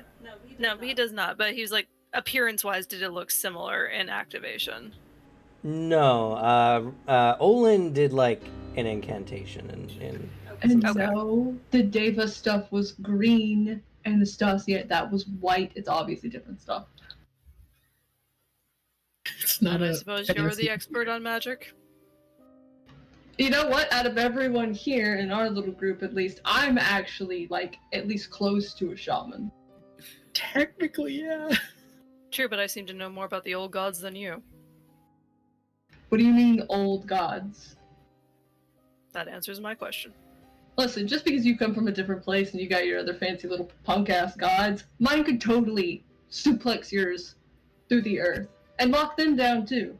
They can go chill out with Fenris Wolf, and they can go chill out with the Devourer. You know, I'm done talking about gods with you. My God. I'll have to introduce you to the library in Rosencrantz. I want to introduce you to the Devourer's children.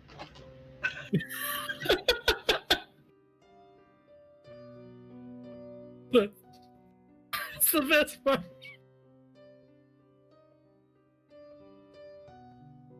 I'm glad you like the bow up. He doesn't have hackles to raise, but this canon Suzanne. conversation happens as we're passing Illamina headed down the stairs. Take an experience point. That was a great comeback.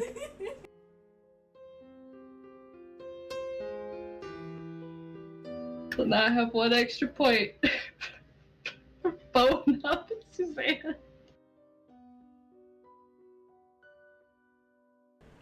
Sure. Continue. Anyway, you guys descend down. And as you do so, predictably, it is dark inside. The bag carriers light torches. It seems to adequately illuminate the place. The inside of the interior looks old. Very old. Moss and various fungi are growing in various places in the Plus cobbled it's fucking stone. dust.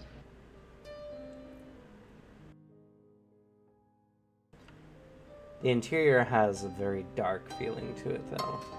And the shadows just somewhat deeper than they should be.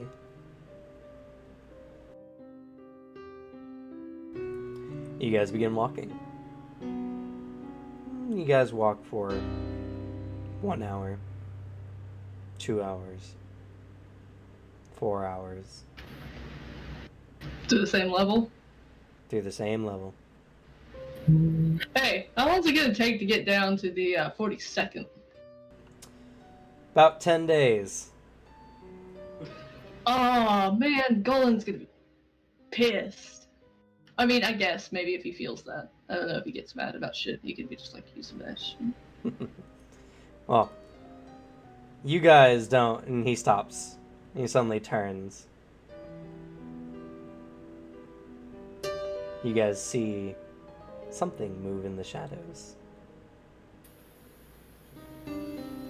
Anastasia cautiously reaches for his weapon. You see long fingers begin to edge out of the darkness. But not just from the floor, from the ground, the corners of the ceiling, as if a large number of creatures are crawling in your direction. Hallian holds up his hand, though, and he's like, don't worry. He takes a side. And suddenly, faster than the eye can see, he moves just a step outside the darkness. And in a strike, a crescent forms in the hallway. And you guys can hear the horrible as the fans begin to retract away from the darkness. Fuck's that.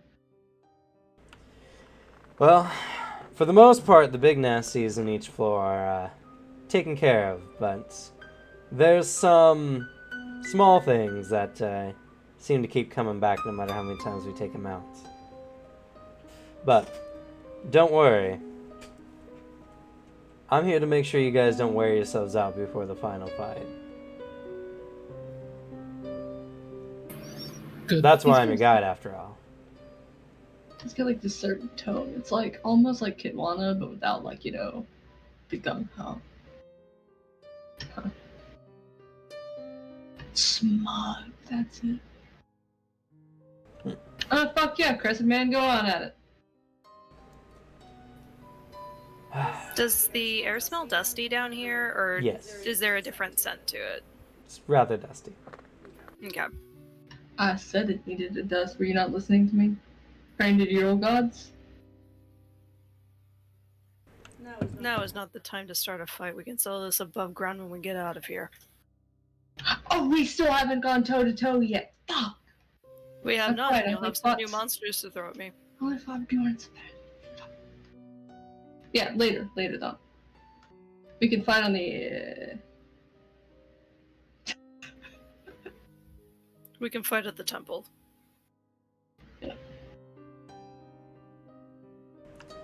So, you guys continue on. You guys travel for a solid 10 hours that day before camping out. Just And making it to the everybody second gets floor. to find out how fucking annoying Finn with this whole traveling. Hell yeah. It's been so long since he just nattered about fucking nothing. And now he has an all new cast besides you two of people to tell useless stories. And ask dumb questions. God, does he? The journey for you guys is somewhat rough. Besides that, you guys do come across several disabled traps. Nice, fully made wooden bridges over spike falls. Bloodied sections of floors perforated with small holes. And statues that seemingly have been completely destroyed. As you guys descend, the common creepy crawlies become bigger and bigger. What was before looked like just shadow people in the darkness would become flaming skeletons. Beast-like individuals. And even at one point, a incredibly large statue that shoots energy beams. But each time, Hallian defeats them in just one round of combat. Every single time Finwith is like, there's like the 2 seconds of like, yeah, let him deal with it. Nah, fuck, I want to see what this thing can do. And it's dead. And to Finwith's dismay, not many of them leave any remains. That better not be a reoccurring theme.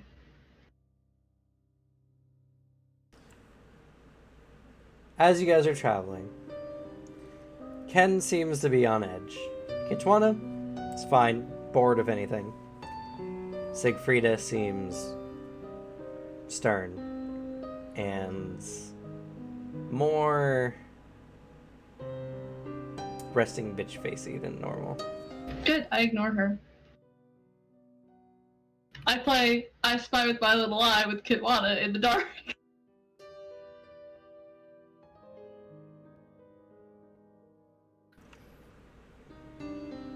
Let me guess. It is a shadow. No, Damn it! it was the lichen this time. Kitwana's turn. Alright, go. I spy with my little eye. Something frail and small.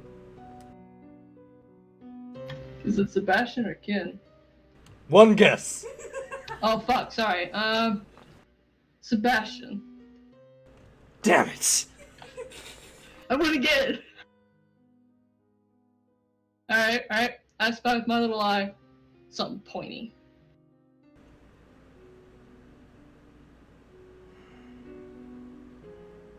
The teeth on your shawl. Nope, spike trap over there. I think that's a spike trap. Yeah, it is. See, it counts. Nah. You gotta think outside the box. Get something real good. I spy with my little eye. Something small and scrawny.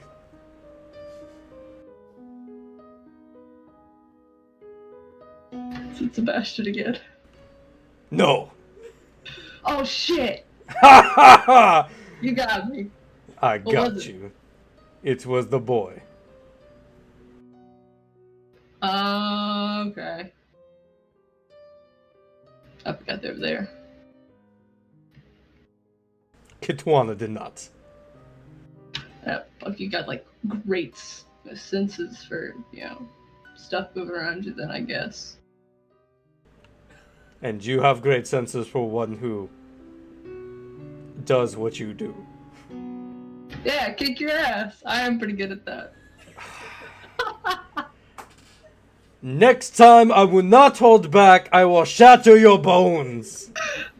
Oh, fuck yeah, it's been so long. Siegfrieda just... You can turn around. You don't fight beasts, right? She doesn't answer you.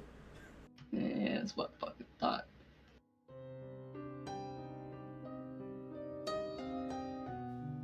So hostile.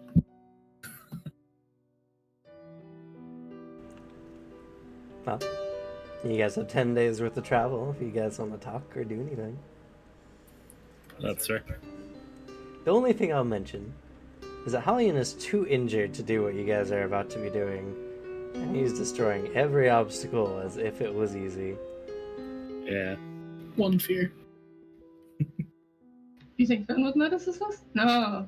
Fenwith is either Ken notices this. thinking about fun stuff and talking because he's bored. You know what I really fucking hate? Water drips. Beginning to really dislike water drips. Now on icicles, not that bad, because then you have, you got some wind howling in the distance, we got somebody else snuffling around, doing something. This is just slocking feet. Water droplets. Oh, see, there was another one. I fucking heard it down. Oh. They can get a bit tedious. Though, Hallian. Yeah, what's up? And he looks over his shoulder. I just got to wonder, what hurts you so bad in, Oh, 42nd floor? Oh yeah, you cheaped out on telling us what cool stuff's down there.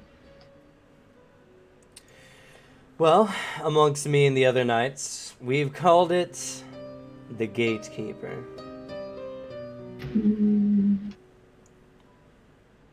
We'll come to a pretty large bridge. I'd say about 100 feet across. Wide. And, I don't know, half a mile across. And upon that, there's a beast. Large, demonic looking with 3 heads Hmm. and 2 serpent-like tails with lion faces. Wait, so Chimera? They're the ones with all the weird heads and stuff. I don't know. But not like the snake one. No ice? Oh! Yeah, that's the fun part. It takes whatever you chuck at it and throws it back harder. That's my whole style. Wait, Magic like, or physical attacks? Both. For some reason, it can recreate any technique you use against it. hey. That's my shtick.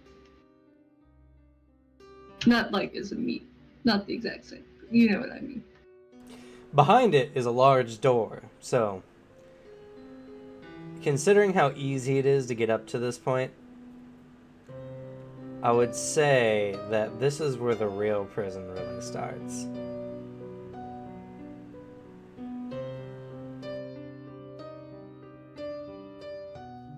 Wait, so there's only one thing left down there? On that one? That you're not just gonna sweep? Oh no, I am fine that thing. So you That's guys what I'm saying. It's like, was there anything else that's fun at all to fight and like steal abilities from? Because you're kind of like taking all the fun out of it. Sorry guys, but it's the lady's orders. I'm gonna make sure you guys get there unscathed and 100%. Were there any tactics you guys could use against it that seemed to work in your favor? No, whatever we threw at it, it seemed to adapt. After saying this, Sebastian appears to be in deep thought. Fair.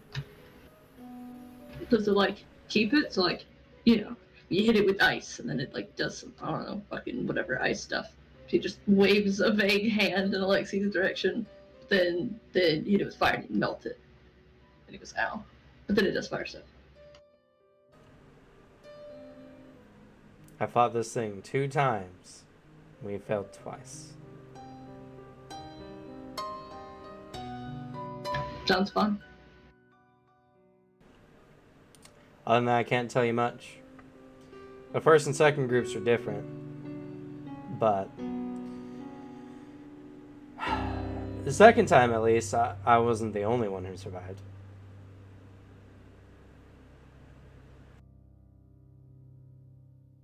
I honestly can't tell you much. All I can say is it doesn't have a blind spot. Ah, yeah. Yeah, no, they don't do that. Too many eyes. Do we know anything else about this prison, aside from the obvious history that was told to us at dinner? Yeah. Darkness lives here. And that's not supposed to be an overly ominous or poetic line. The shadows literally come to life. Beings seem to just be birthed from its dark womb. Whatever this prison is, if we leave it alone for long enough, it will be back to the way it was before we started.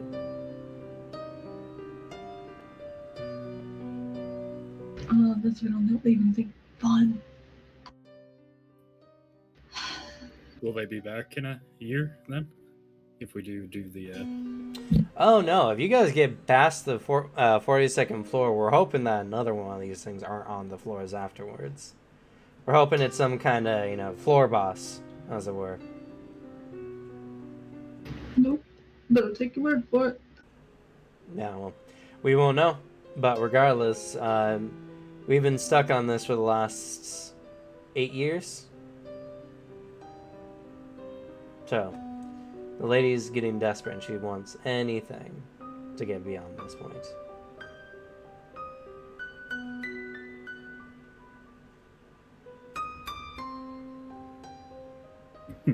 Plus, whether you guys want to or not, you'll be back in a year.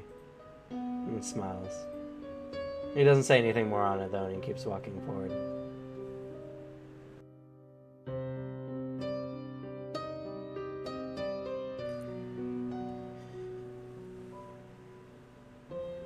any other conversations you want to have in your 10 days?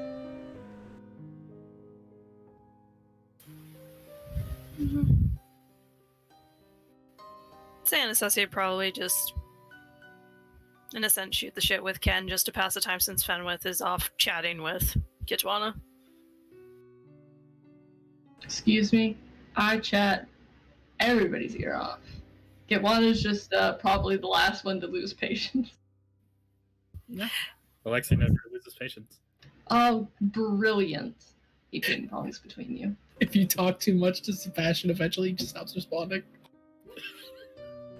Siegfrieda just never responds. I don't fucking talk to her. I'm upset at her. She hurt my feelings. She was really, really mean. And she didn't give me a fight, which would be really exciting. Those are two things that I don't like. And until she apologizes, I don't want to talk to her. Okay. Speaking with Ken, he seems increasingly anxious as you guys are going along. He seems very unsure. And with every progressively more powerful foe that Hellion takes on effortlessly, he seems to get more and more nervous.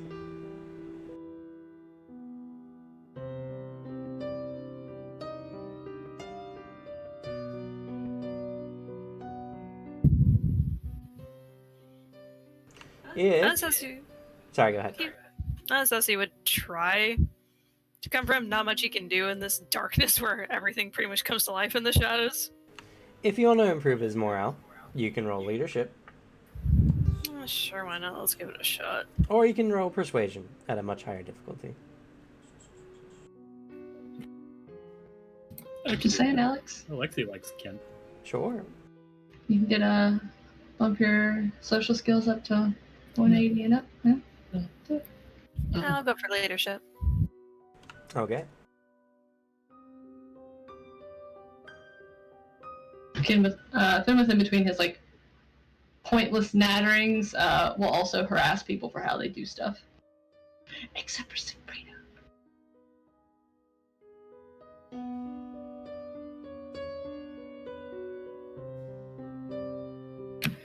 All right.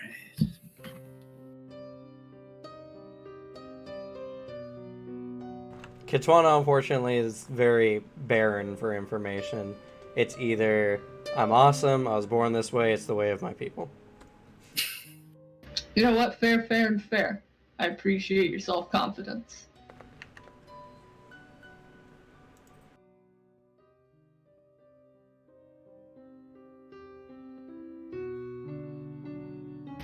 Alien, what's special about you? Well, I mean, you've seen me up until this point. Just super strong.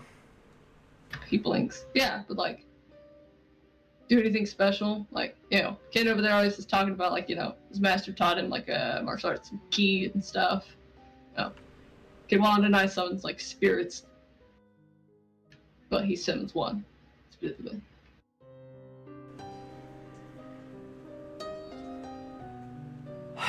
What's the And most his stuff like? is just kind of fucking weird.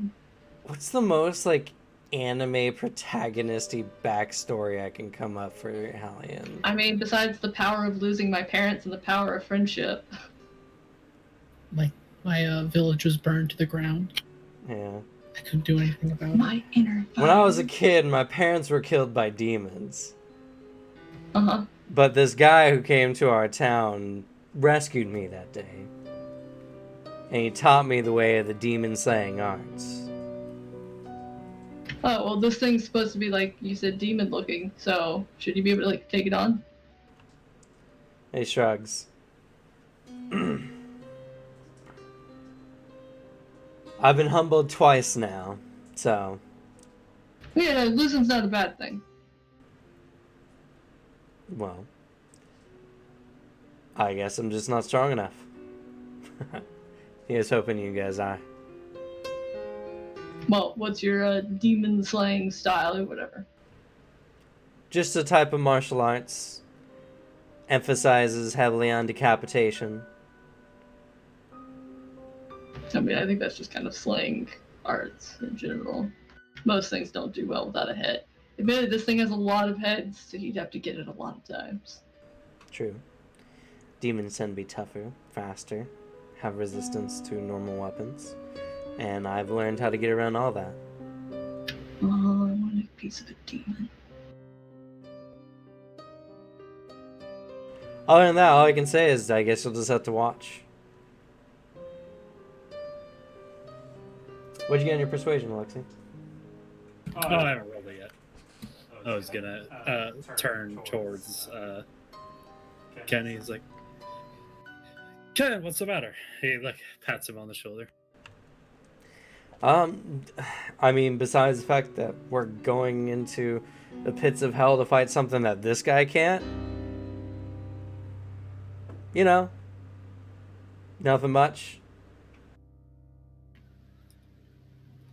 But Ken, you have a frost collier with you, who we generally have to fight very strong beasts and evil elemental spirits up in the north. You have these two, and he gestures to Kitwana and Fenwith, who fight beasts all the time and can transform into them. And then you have a very talented young boy here. He like gestures to Anastasia, who Okay. seems to be able to recover from absolutely anything you throw at him. And this guy, he can move stuff with his mind. Oh yeah, and the entire journey down on Associate, unless blood was supplied for him, he would be asking from Fenwith, which means Ken would also have witnessed this. Oh yeah, no. When you're doing your recap, it would like turns over his shoulder at the like, these two could turn into beasts. He's like, yeah, and then you go to Anastasia and he goes, oh yeah, he's Vitala. They drink blood and they're weird. And he's like actually super old. He looks 15, but he's not. Wow. Also, you've been packed with blood packs in those giant bags that the carriers are Okay. carrying. We have to show up at peak condition. I can't do that if you've been taking nibbles. Anyway, It's not like he takes that much. plus Takes more than he 10 to your persuasion. Plus 10. Plus 10. I liked what you said. Not a bad roll. That is going to be a 214. Ken needs it. He's like, yeah, okay, sure. I mean, there's a lot of us. Right, Mr. Soulbringer? What's his name? Hallion. Oh, you're Soulbringer is his last name. Yeah, Ken. I was just going, it's his last name, like me, personally. Oh, I was gonna say Ken, bold. The leadership immediately coming in. Hallion turns and is like, yeah, I don't think we've ever had this many people come down before.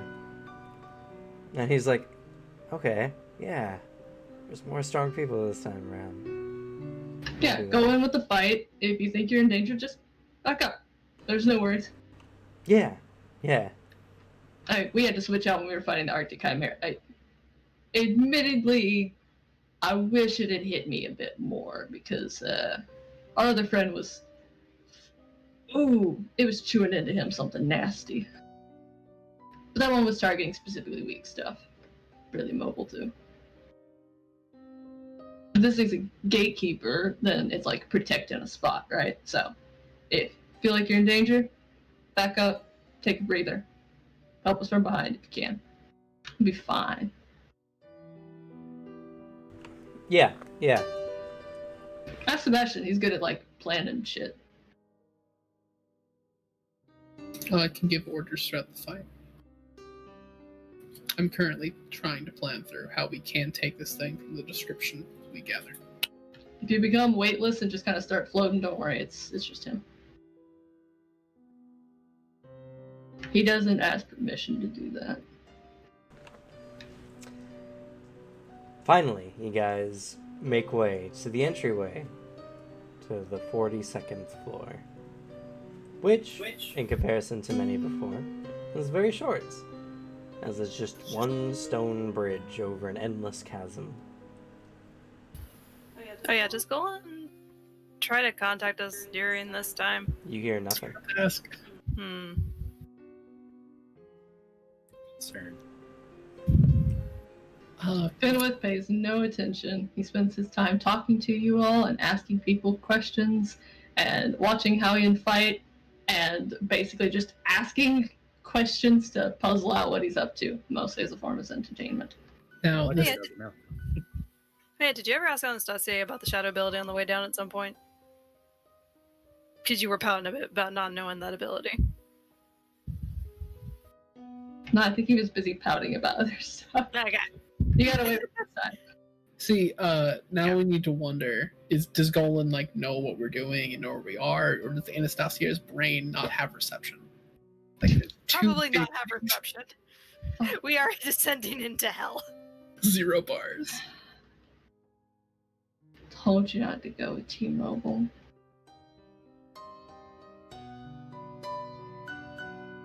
I get So- no one likes monopolies, but AT&T, man. At the entryway, you just see a large stone archway and this long bridge. Where on the other side is a gargantuan creature looking like a hound with 3 heads.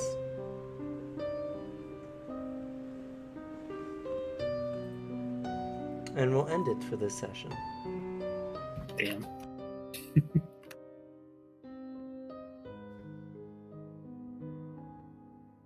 So, let's do experience before we talk about everything that happens. For interpretation, I like the session. I think you guys did pretty good. A lot of good questions, a lot of fun. I'll go ahead and give everyone 15 experience points for that. 3 for the session. Anastasia, don't worry about that. No difficult actions, no good ideas or plans.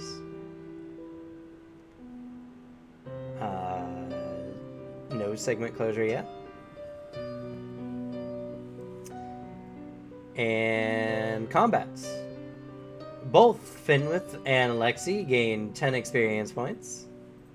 And Alexi gains an additional 10 experience points for his final fight.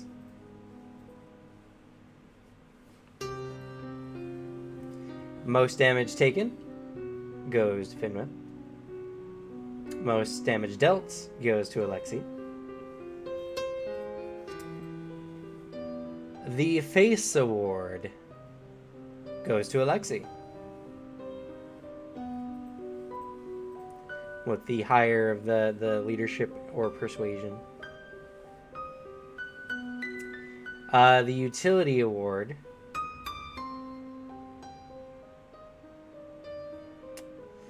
nothing really utility happened this session. Sebastian made a tactics roll. I made a few. True. Sebastian with the tactics roll. The Pity Award goes to Anastasia for having 2 sessions of just sitting around and watching other people fight. It's very unfortunate. We appreciate your support, and I appreciate your support. Also being Fenwith's little rag dolls, he just shakes him around. He has to, you have to take it all. Originally, you were already being shook for Sebastian, along with Bjorn, but now Bjorn's gone, so you're being shook for both of them. Player nominations and or kudos.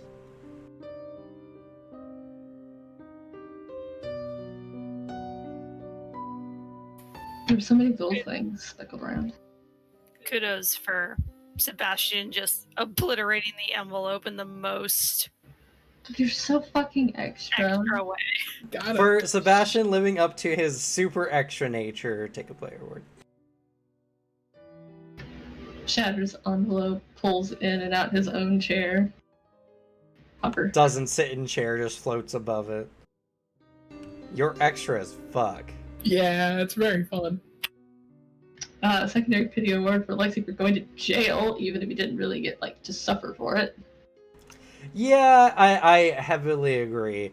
going all the way to the end of this tournament and then getting booed out after winning.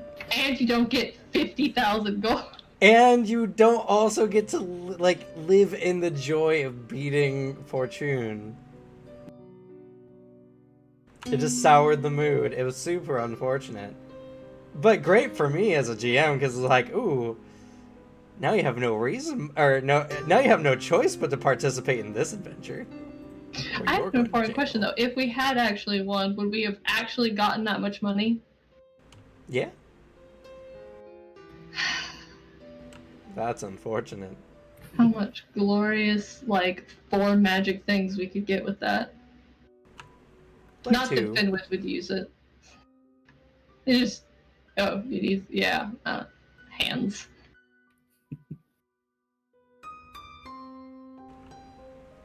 I actually liked Finwit's interactions with Kin, with like the owl eyes, and Kin was like, ugh. I think Finwith was great this whole session. I loved Finwith this session. Go ahead and take a player award. It was amazing. All of it. Thank you for playing I Spy with me. Thank you for playing with Katwana. That was pretty great too. Sorry, we had to bully Sebastian. Appreciate the 1 pinky up so I could make fun of your teeny little legs. Fenwith had a great session, even when he was pouting and upset. He's fun to play. His moods are a roller coaster. Just kudos for him being an overall golden retriever. He is man's best friend. If only man would be his best friend back. Another one was when this might have gone over some people's heads, but like Fenwith going, I forget what Fenwith said, but it was like very, very like, oh right, Southerners, no offense or whatever, and then Oh, it's not you specifically. It's all y'all. I could hear the slap from this room and just from Anastasia face palming. I do want to actually give one to Finwith for reading up on the lore and having so many lore relevance to your character. I appreciate that. Might as well. There's fucking so much of it. There's a lot. Yeah, it's really difficult. I have to keep up the like cheat sheet I've made for the A tier because there's 3 pantheons of the bastards. Yep. I remember when you explained it to me, and I was like, "Oh yeah, let's just be like, Pantheon." It Oh took yeah, like 20 minutes. no, that's an in canon. You asked, you made a mistake. Fenwith told you in the worst explanations possible about every single god in the A tier, including the 2 beasts and death. Super easy for me because I love Norse mythology anyway, and I'm very familiar with Aesir, Vezir, and the various other parties of Norse mythology. Yeah, they mostly just fudge some names around. Yep. And it was 10 for interpretation, right? 15 for interpretation. Okay. I appreciate also Alexei cheering along with everybody else. He was excited. They were all both like, really excited for that fight. Thank you for making an extrovert. A player award for Suzanne's. I'll stick Radovan or Rosencrantz on you. That was great. I loved that moment. Fucking try it.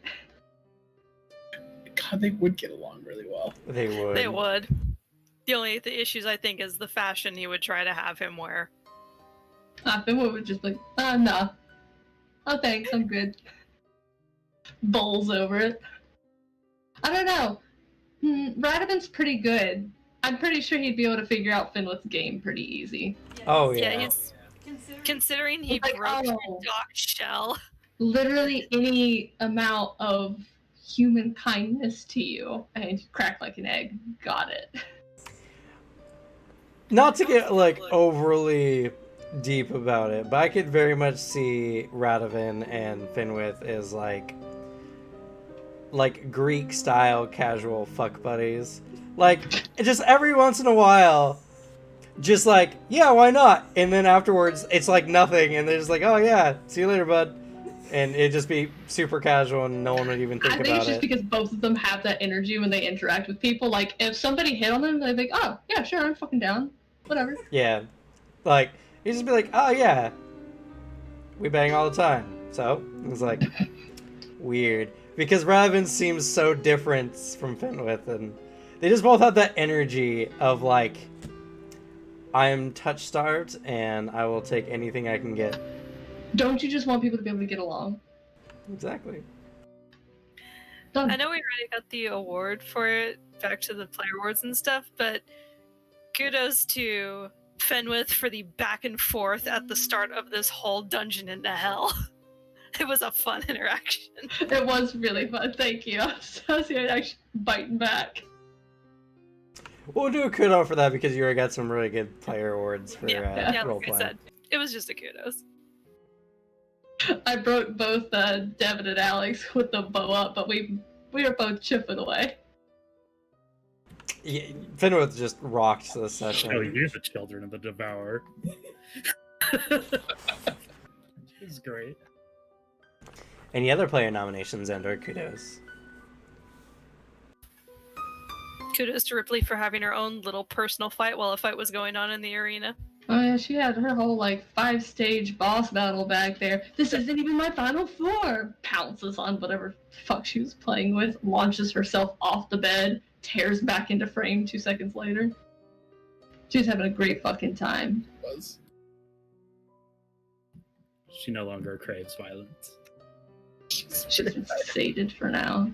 Which is very thankful because I'm going to be going to bed soon. I don't want to deal with her hyper when I'm trying to sleep.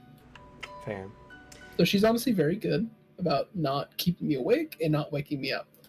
She, like this morning, she was like, I think you're awake. The only way I can test is I'm going to jump on your chest and look at your face to see if your eyes are open. Meowing. Acer at least is good about not waking me up. It's just going to sleep is so difficult because he gets really needy. And so he'll walk over and stand directly on me and either like make biscuits directly next to my face on the blanket so that I'm spinning the whole time going, claws. So they get closer and closer to my skin. Or he just sits entirely on my chest. And I'm like, alright, I don't need to breathe. It's fine. Also, props to Fenwith. You did more damage than Fortune did. Congrats. You obliterated Fortune. I mean, Yeah. rolling 2 17s obviously did not help him, but like he had the same stats as Junli did. I think both the 17s I rolled a Early June. 87 and an 84. One after the other. Yeah, you look more intimidating when people are getting paid off to lose to you. Fun fact, only Asakura was paid to lose to him. Ah. He beat everyone else due to his pure skill, which is why he actually struggled with most of his other fights. But he was as skilled as Junli, which was he had probably the highest attack and defense in the fight. But like Lee Jun, he rolled like shit in his fight, and against 6 attacks, which again, multi-attack I think is kind of broken in the game. But I mean, it is. In the end, it just created a different story moment than what I was expecting. But it rolled off the back really well. So. It's fine. Fenwith and Sebastian and I doubt Anastasia either. They all treat you the exact same. Yeah. By the way, Fortune is a character in the book. Who's dead now? Not anymore. See you in phase 2. Oh wait. Well, to be fair, he's just a level 7 acrobatic warrior. Yeah. I did like our interactions after the fact of all of us like kind of just chatting about like our views on it, and then the other NPCs came in and were like, "Oh my god, yeah, he killed a man. What the hell?" Yeah. And all 3 of us were like, "Yeah, but he's kind of a dick, though, right?" He should have dodged. He was so weak. Fenwith fights, people die. I mean, like, yeah, it's upsetting, but like, if you fight, people die. Sorry, I was raised. You know, let's not get into it. And Sebastian, also, let's maybe not get into it. Yeah. And I don't know what the fuck's going in Moss, but everything's gonna kill you anyway, so might as well live it up some. 3 characters with like very different upbringings, but similar views on it. You know what, Ken? Some of us didn't learn how to fight like following a martial arts master doing it for props and kicks. Some of us do it to survive. And then there's Katwana, who's just like, man, this idiot was so strong, but he didn't let this guy live? Jesus. What a bumble on his part. He's an idiot savant. If he was so strong, he could have let him live. But no, he killed him like a weakling. That's such a weird. Yeah, Kitwana and Arneus like high-fiving over that one. That's the exact thing that got Asher to be like, oh fuck. It's okay. Now he doesn't get murdered by the fire dog in this place. Although Fortune probably paid his way in, so it wouldn't. No, he would have been fine. No, yeah. Lee Jun, Fortune, and Raj were all paid the 1,000 to get in. And unfortunately, the kid, I forget his name at the moment, he was his Achilles tendon was ruptured, and he is no longer able to really fight much. What did I say? What did I say? Pick him up, throw him in the garbage.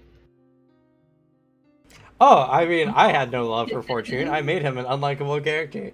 Yeah. But man, did he get murdered. Yeah. He got just straight. Awful. I was expecting, okay, I'm gonna put some pressure on. This guy has some pretty cool shit.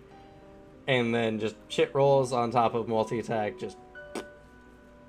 And But it's no okay. tears were- Because murdering him instantly like that just means that you get to now participate in story reasons against your will.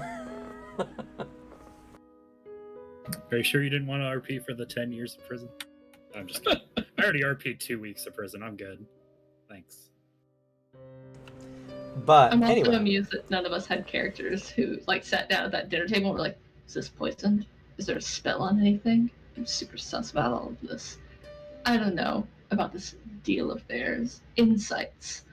It was like, oh what? There's fucking food? Well, he didn't die immediately. Fuck yeah. Mine. Yoink.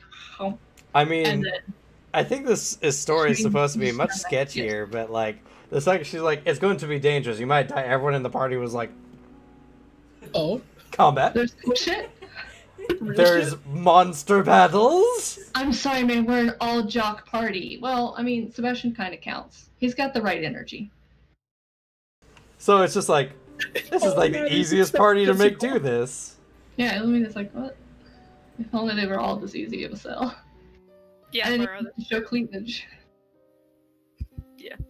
if our other group went against us, I can only imagine the resistance they would put up for this. So, how'd you guys enjoy the last day of the tournament? It was fun. Finally got to fight Finwith in a one-on-one again. it's a fun fight. Yeah, and once Finlith figures out that you're going to be traveling with us, because you're totally a party member, he just doesn't know that yet. It's fine. If you ever want to try the Conspirator form by yourself, you can. Oh, fuck. I was gonna RP the moment of like him saying, telling Sebastian that he's sorry, that it might be a little bit before they can spar. So, how'd you guys enjoy Kitwana and Ken, as you guys got to see a lot more of them, and it's two kind of reoccurring NPCs at this point now. I love them both. Poor Ken. Yeah. Yeah, Ken's kind of had his pride just smashed to pieces in this tournament. He got nailed down in the very first Battle Royale section. Then the second fight, he barely squeaked by. And then the third fight, he just got ground into the ground. And then he's like, oh yeah, dangerous. And then he's watching Hellion, who's just decapitating monsters. And he's like, this guy couldn't beat this thing. Alexa would Listen. fight for his honor, and has. And then Kitwana is just a fun amount of silly, like, arrogance and ignorance, but not in a very douchey way. I do enjoy both, though. Finlith has just like enough like competency and social stuff. Like sometimes get like what? When Kitwana says something, but most of the time he's just, yeah, that sounds right. That parses. You're right. You are pretty cool. Yeah. Kitwana has insufferable. Yeah, I remember. And it's like, I don't know if I, like, as a GM, I'm like, I'm trying to play him as insufferable. He's supposed to be, like, overly arrogant and, like, kind of belittling of people around him. But then the party's just like, yes, you are strong. You deserve these words. And it's like, But at the same time, you're a bitch.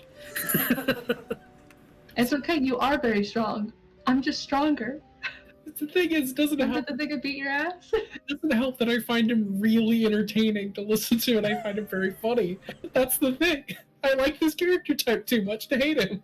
He may be insufferable to like Southerners, or and, like a serious character. Like a character Yeah, who like takes if I'm himself too playing one of my seriously. usual types, they would likely dislike Kitwana. And while I might like him, they most certainly would not. Doc would fucking loathe him. Oh yeah, Garvey would hate Idiot. him, man. Doc loathes pretty much everybody, so. But like, I really like this character type. You play it really well, and I find Kitwana's like attempts to be, you know, arrogant or kind of insulting. I find them funny, like all the time. So I don't find them insufferable. Yeah, that's the point where I'm like, I'm not playing it right, or this is just the wrong group for this disadvantage. It's just the wrong group to suffer this. you have two equivalently Viking warriors who are just like, yeah, you're strong, but fuck you, or whatever like that. You have two Viking Oh, warriors and someone who grew up in that environment. So yeah, Sebastian thinks the same way. Yeah, you're fucking strong. All right, I'll give that to you. I've seen you fight people. I've seen you punt some armored dude across the arena. The I Spy game was super funny. It was. Because there's just that hint of like he's a sore loser, but he doesn't give up. It's like, damn it! Okay, we play again. He's the kind of person who'll play you until he wins. Best out of 3, best out of 5, best out of 7, best out of 9, best out of 15. After he wins, I fucking crushed you. Kitwana is the best.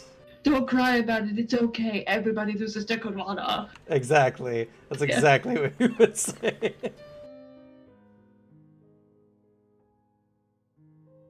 Fantastic. And, fun note, the Kitana referring to himself in the third person is just a non-English dialect thing that we don't have here in the West. A lot of countries, when you refer to people, you don't use, like, pronouns. You just state the person you're speaking about in the conversation. True. Like, in Japanese, they actually don't have a, like, they or them kind of, they don't even have, like, a he or she, really. If they call you a man or a woman in any context, they'll say, like, that man or that woman. They will never say, like, she is like this way. They'll say that, character's name is like that way, you know? That just doesn't exist. So when he refers to himself, it's just how he talks about it. Sorry. So, it's not meant to, like, make him sound dumb or, like, quirky. It's just a language thing. Yeah, I never thought of it as like a. Well, I was just saying it It's as, good like, to a, explain for yeah. the sake of, like, stream stuff. Yeah. Especially because third person talking is Exactly. so weird in English, because we don't do it that often. Yeah. And it sounds like one of those kind of weeby quirks. Because people pick it up from animes. No, Which Weeb is- is Soul Bringer with his scythe over there. Yeah. Who's a master of the demon slaying art. I honestly just, I was like, oh, fuck, what's the weebiest backstory I can give this character? Fucking nerd. All of my power is in my left hand. Because he's really strong. He's currently the strongest one in this party by a fair margin. But he is only one man. He's only one man, and he's also injured. Oh, didn't have any of that magic fix up for him? No, doesn't seem to work, at least. Keep your secrets. All right. I'm gonna have to tap out for this because All right. yeah. Let's end it for the stream then. Say goodbye, everyone. Next session, we need at least 43 experience. Yeah. Bye.